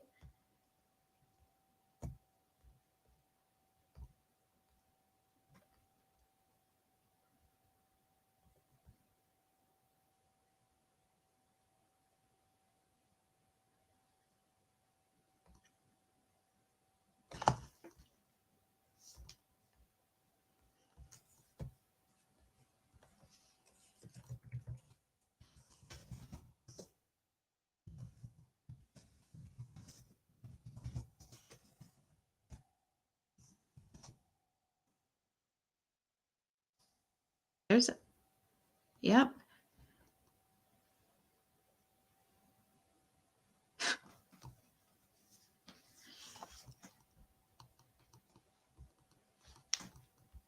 That says 34 years old. So does he have a son named Dan?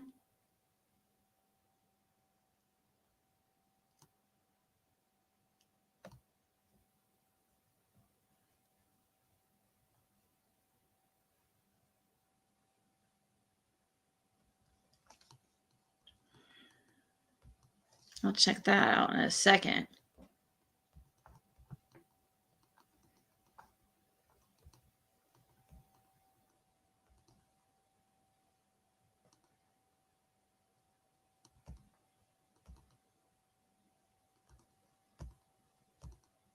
So there's a Dan, and that's a relative of James Michael Armstrong.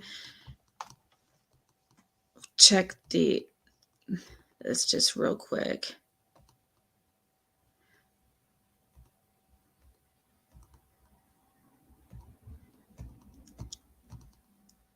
Virginia. Where do we see the name Virginia? We saw that somewhere.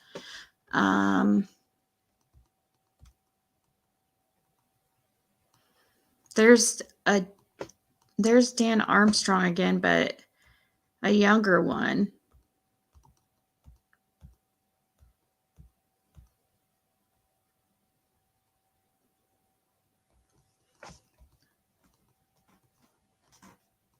Deborah Davidson, Carolyn Heard Stewart, Craig Stewart,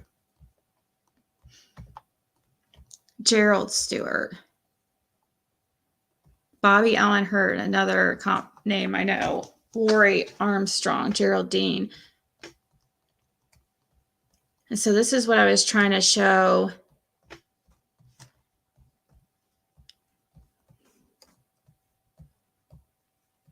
This is what I was going through earlier.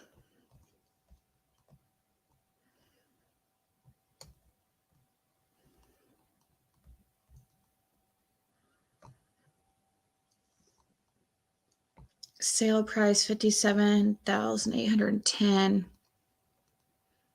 Sale price $5,500. Mortgage amount $126,000.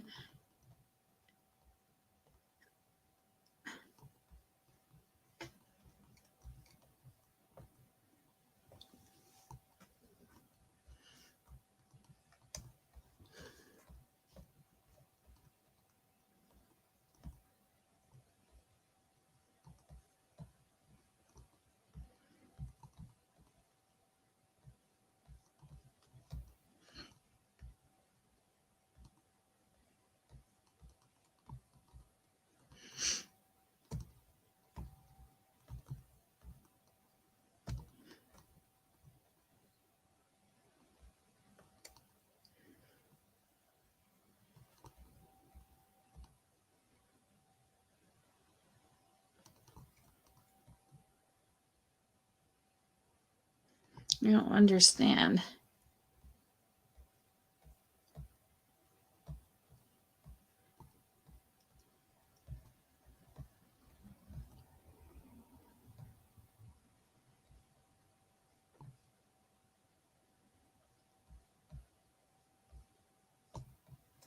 How is something $12,000 and mortgaged for $211,000?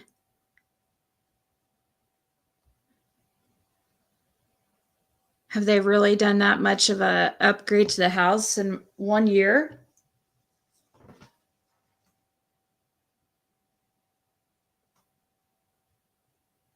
Why his son's wife has a daughter? Isn't it the daughter's boyfriend? Isn't it? The daughter's name is Christy, right? Are you talking about Christy? I pulled her up earlier. I forget what her she's in Kentucky. I don't think she's in the area or anything.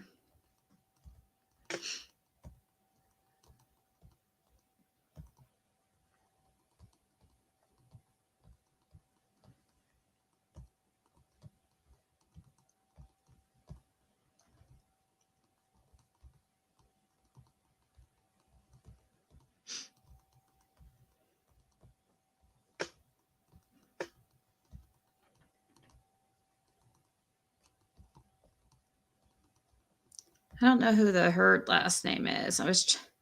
Look, here's another Stewart. Gerald and Carolyn Stewart.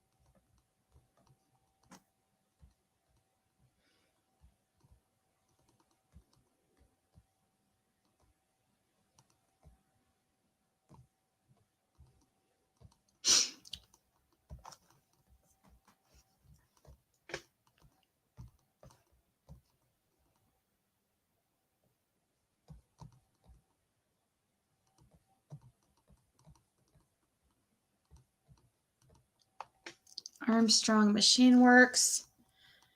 Free and Accepted Masons of Tennessee. Planet Connect. What is Armstrong Machine Works, I wonder? Does anybody know?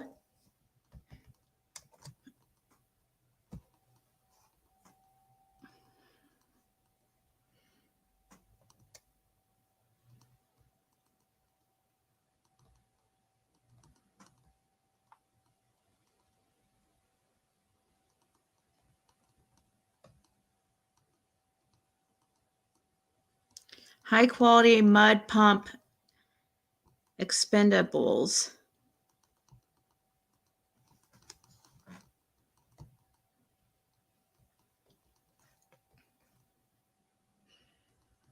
Bonnie Williams, the office manager, and Chris Clark, the general manager.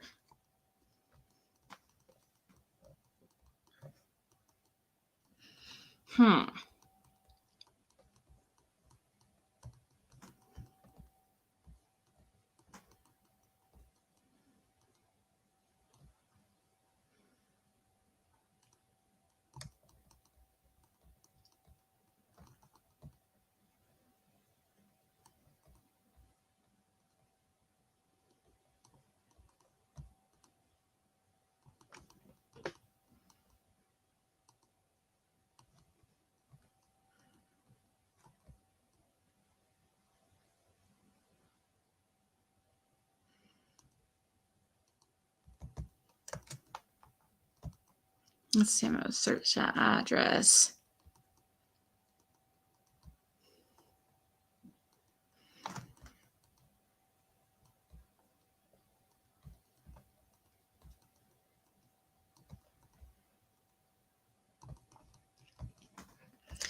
let's go back up here to the contact, or the, not contacts, but the, where we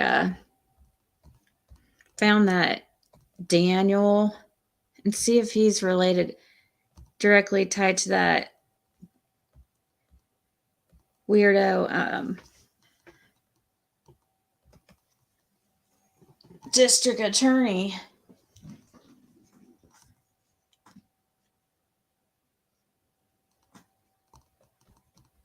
Oh my gosh, it's 1:20. Phlebotomist.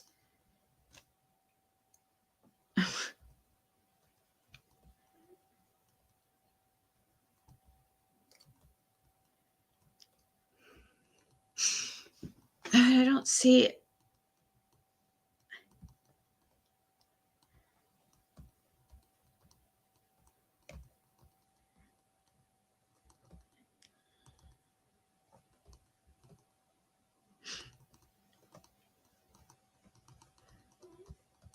Doesn't look like a Dan Armstrong even from around this area.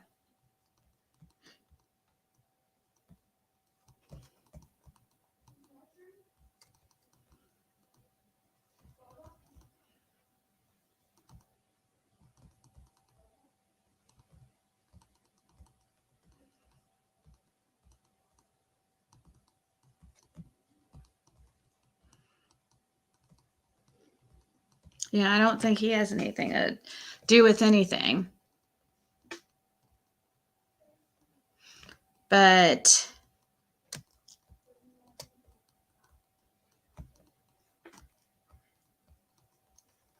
David sends another one that I know that name.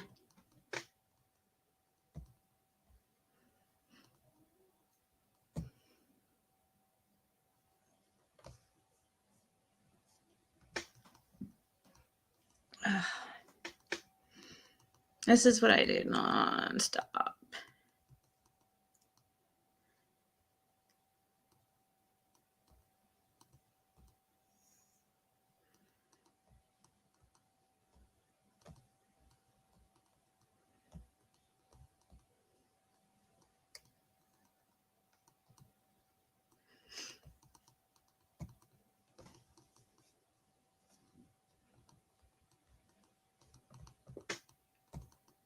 Let's see if this Stewart's related to our Stewarts.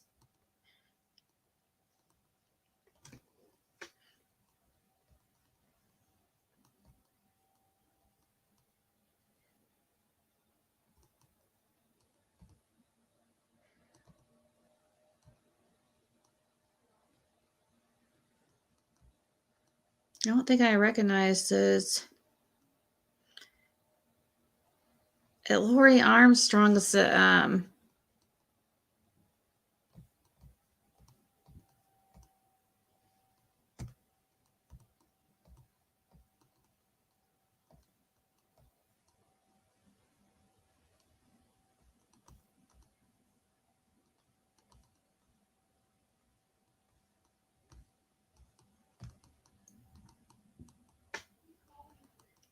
Lori Heard.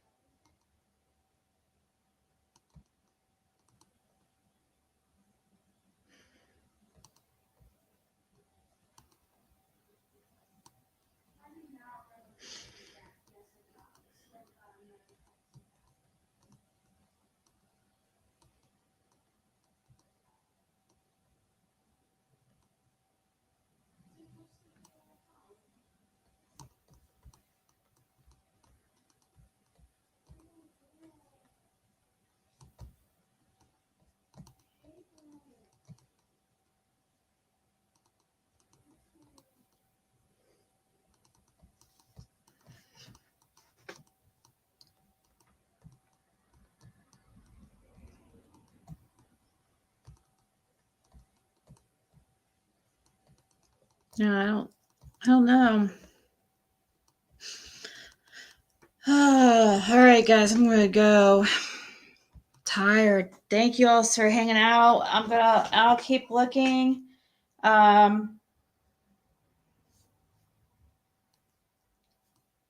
There's so much more I'm telling you that to find. I know,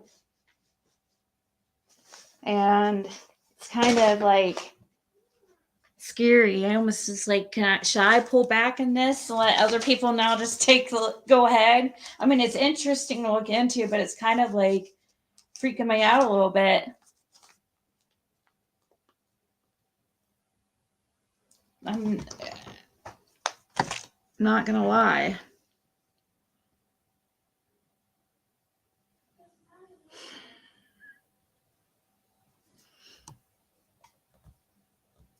Yeah, David Dotson. What church was he a part of? Or what church is he a part of now?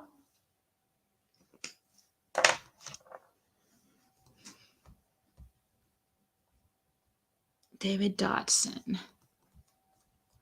me see. I'm sure I've looked up his background before.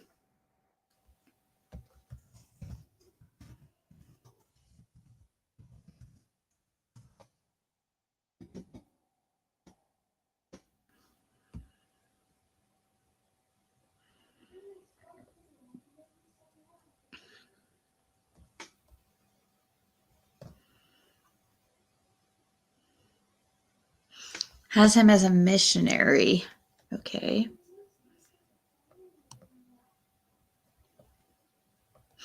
I know you can't see it. I don't. If I see anything like really crazy, I'll show you, but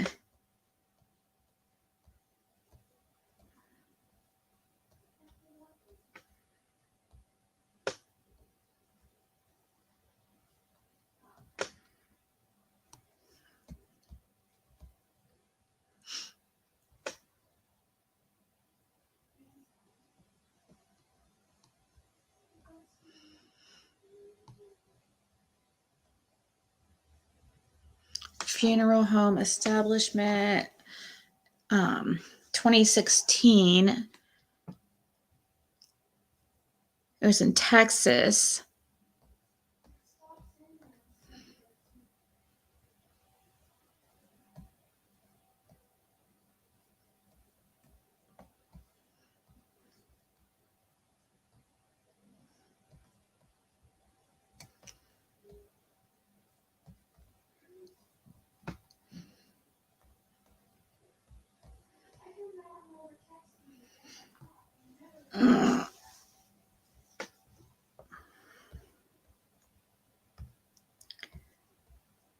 Now, of course, I'm going through his own ownership history to see if I see any Stewart's interactions. None. I don't see any. I don't know. Kind of feel like Dotson maybe.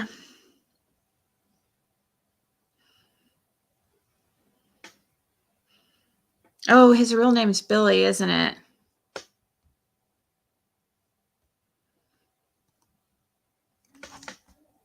I forgot about that.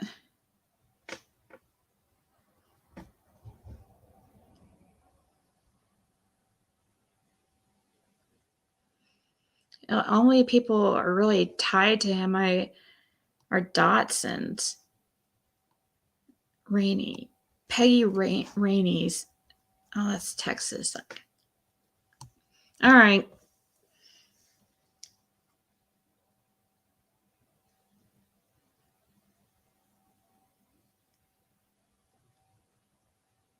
What the fuck is the town under 8?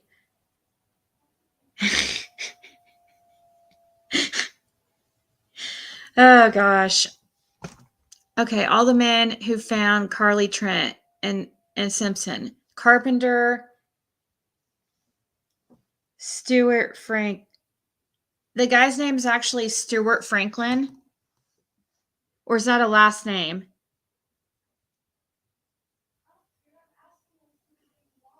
Hold on, let me go look.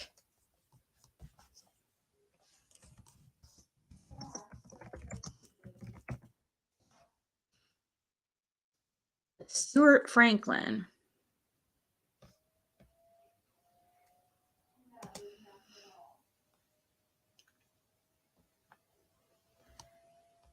Donnie Lawson and Stewart Franklin were checking property owned by one of them when they found Simpson and Carly deep in the woods off Deep Ord Road. One man held Simpson at gunpoint while the other called 911 and rescued Carly.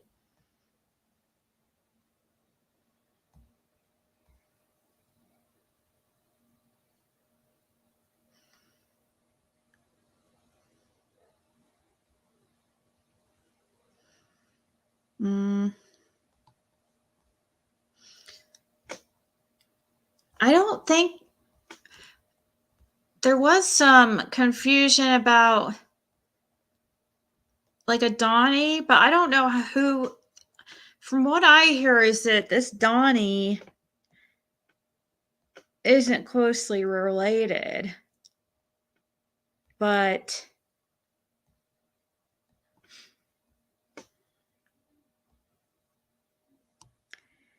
it does make me though wonder if this could be, if this whole Carly Trent thing can be related to the Summer Wells, like if it's the same group of people, like, you know what I mean?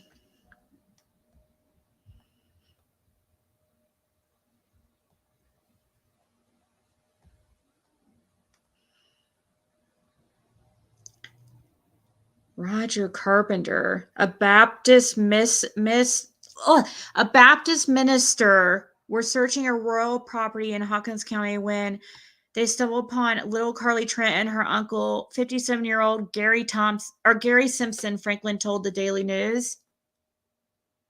Roger Carpenter, a Baptist minister?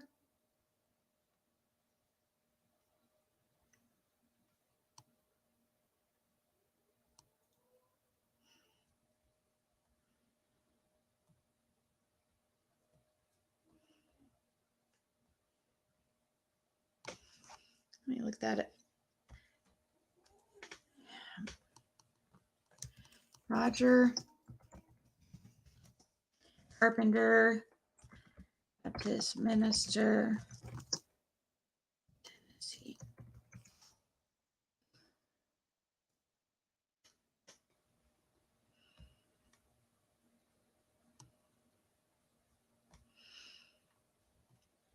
How one Rogersville church aided in the Carly Trent's rescue.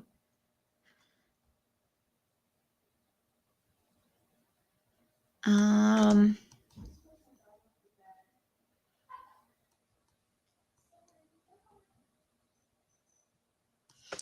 I heard about Carly Trent's disappearance, I couldn't stop thinking about her, praying for her family, and wondering what I would do in their situation.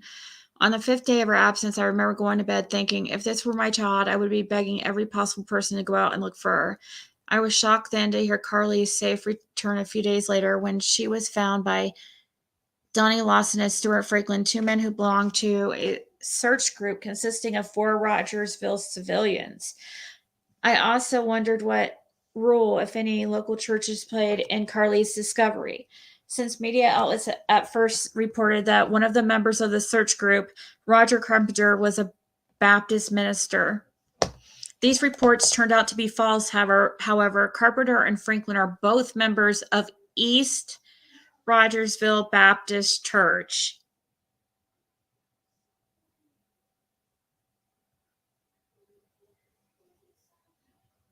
What? Oh my God.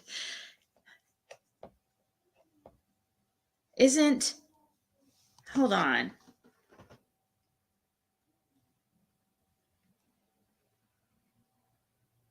That's that one that the city cop, Charlie Gibson, is the owner of, or the, oh my God. You guys, I'm telling you, there is something weird going on.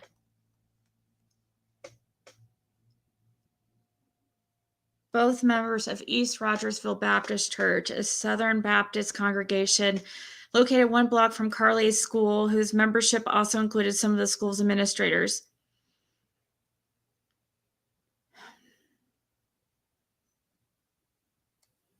Jason Royston.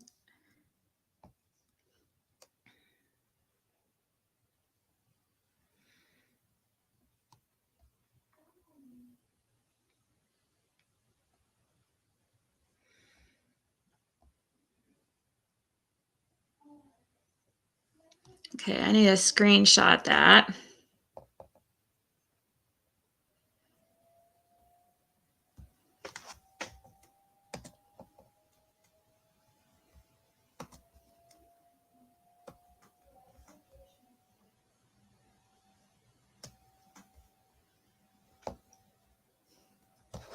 The hell?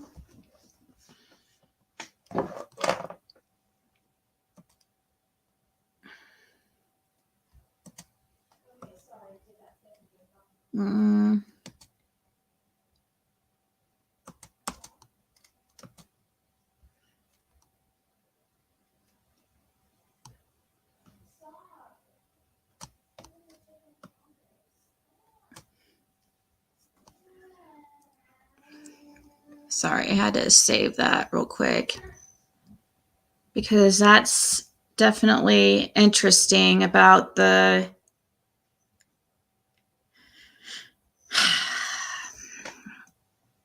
just another coincidence.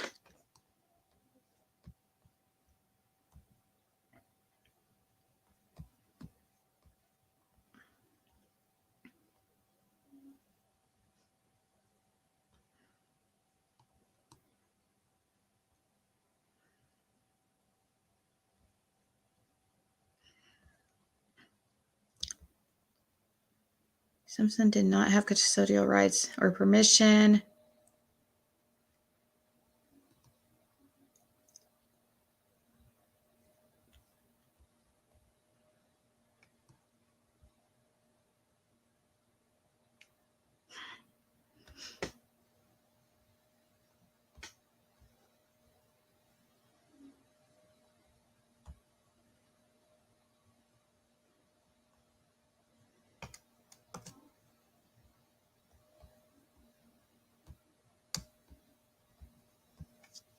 Baptist minister Roger Carpenter and friends, Donnie Lawson and Stewart Franklin, farmers who are also practice hunters, were acting on police appeals to search isolated areas when they found the two in a barn on Thursday.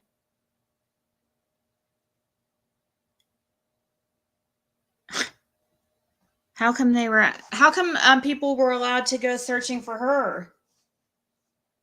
For some reason it was like they wanted her to be found, and they don't want Summer to be found. That's what it tells me.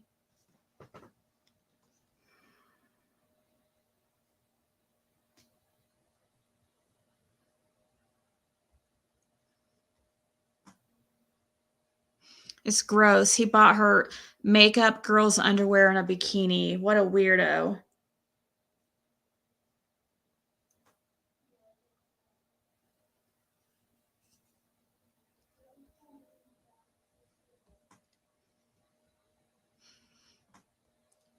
Mr. Carpenter said he held Simpson at gunpoint.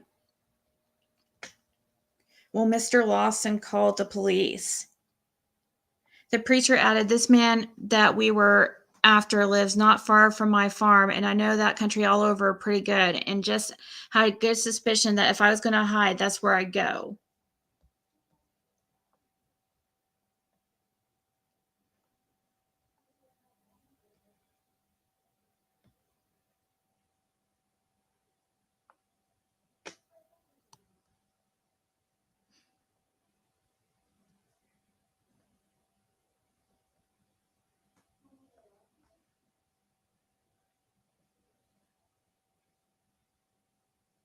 Mark Gwynn. That's another name that's familiar. It's from TBI. Roger Carpenter.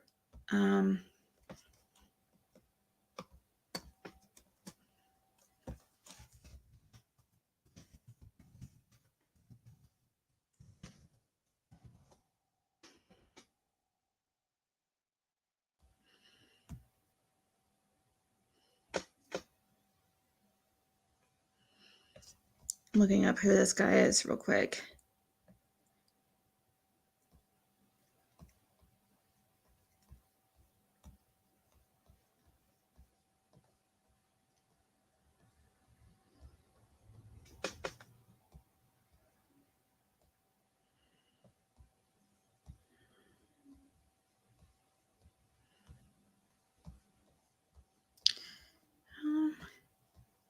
I'm not.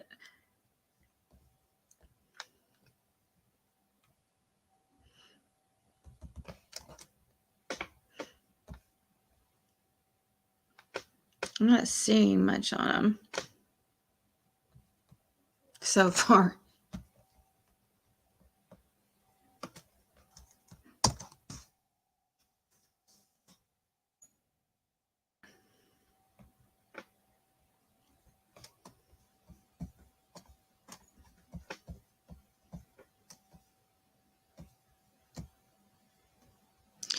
All right, guys. I flexed for the 20th time.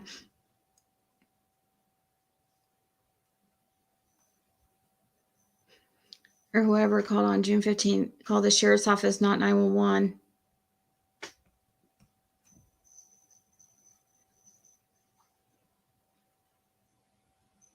By all these a-holes. Yep.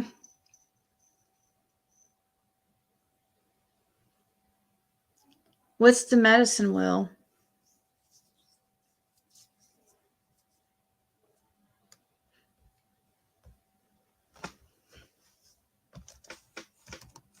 Does it have to do with this?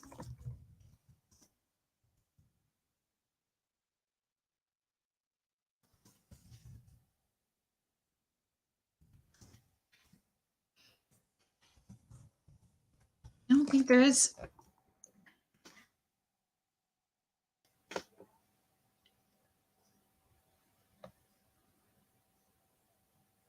I don't think it's something to do with this because I just looked it up.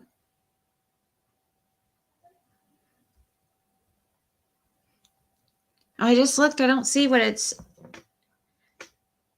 has to, how it would have to do with.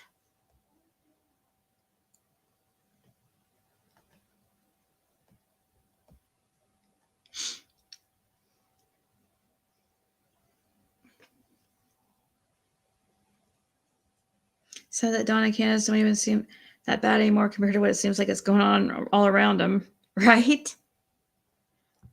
Yeah. I guess I'll have to look into the medicine wheel thing because, right? When Ronnie Lawson said that the Wills weren't cooperating, did he mean they weren't cooperating with the uppers of the churches?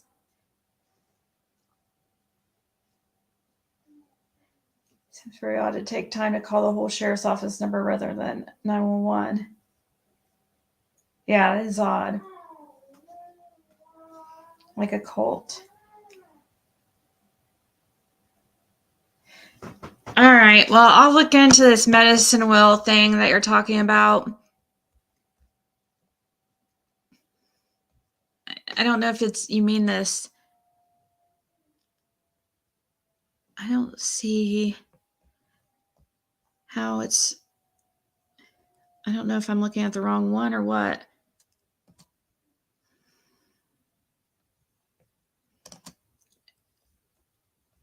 I wonder, are you talking about recovery program?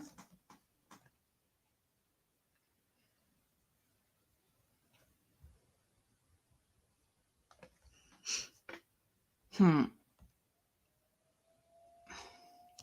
right. I am, I swear to God, I'm going. Good night, guys. Talk to you later.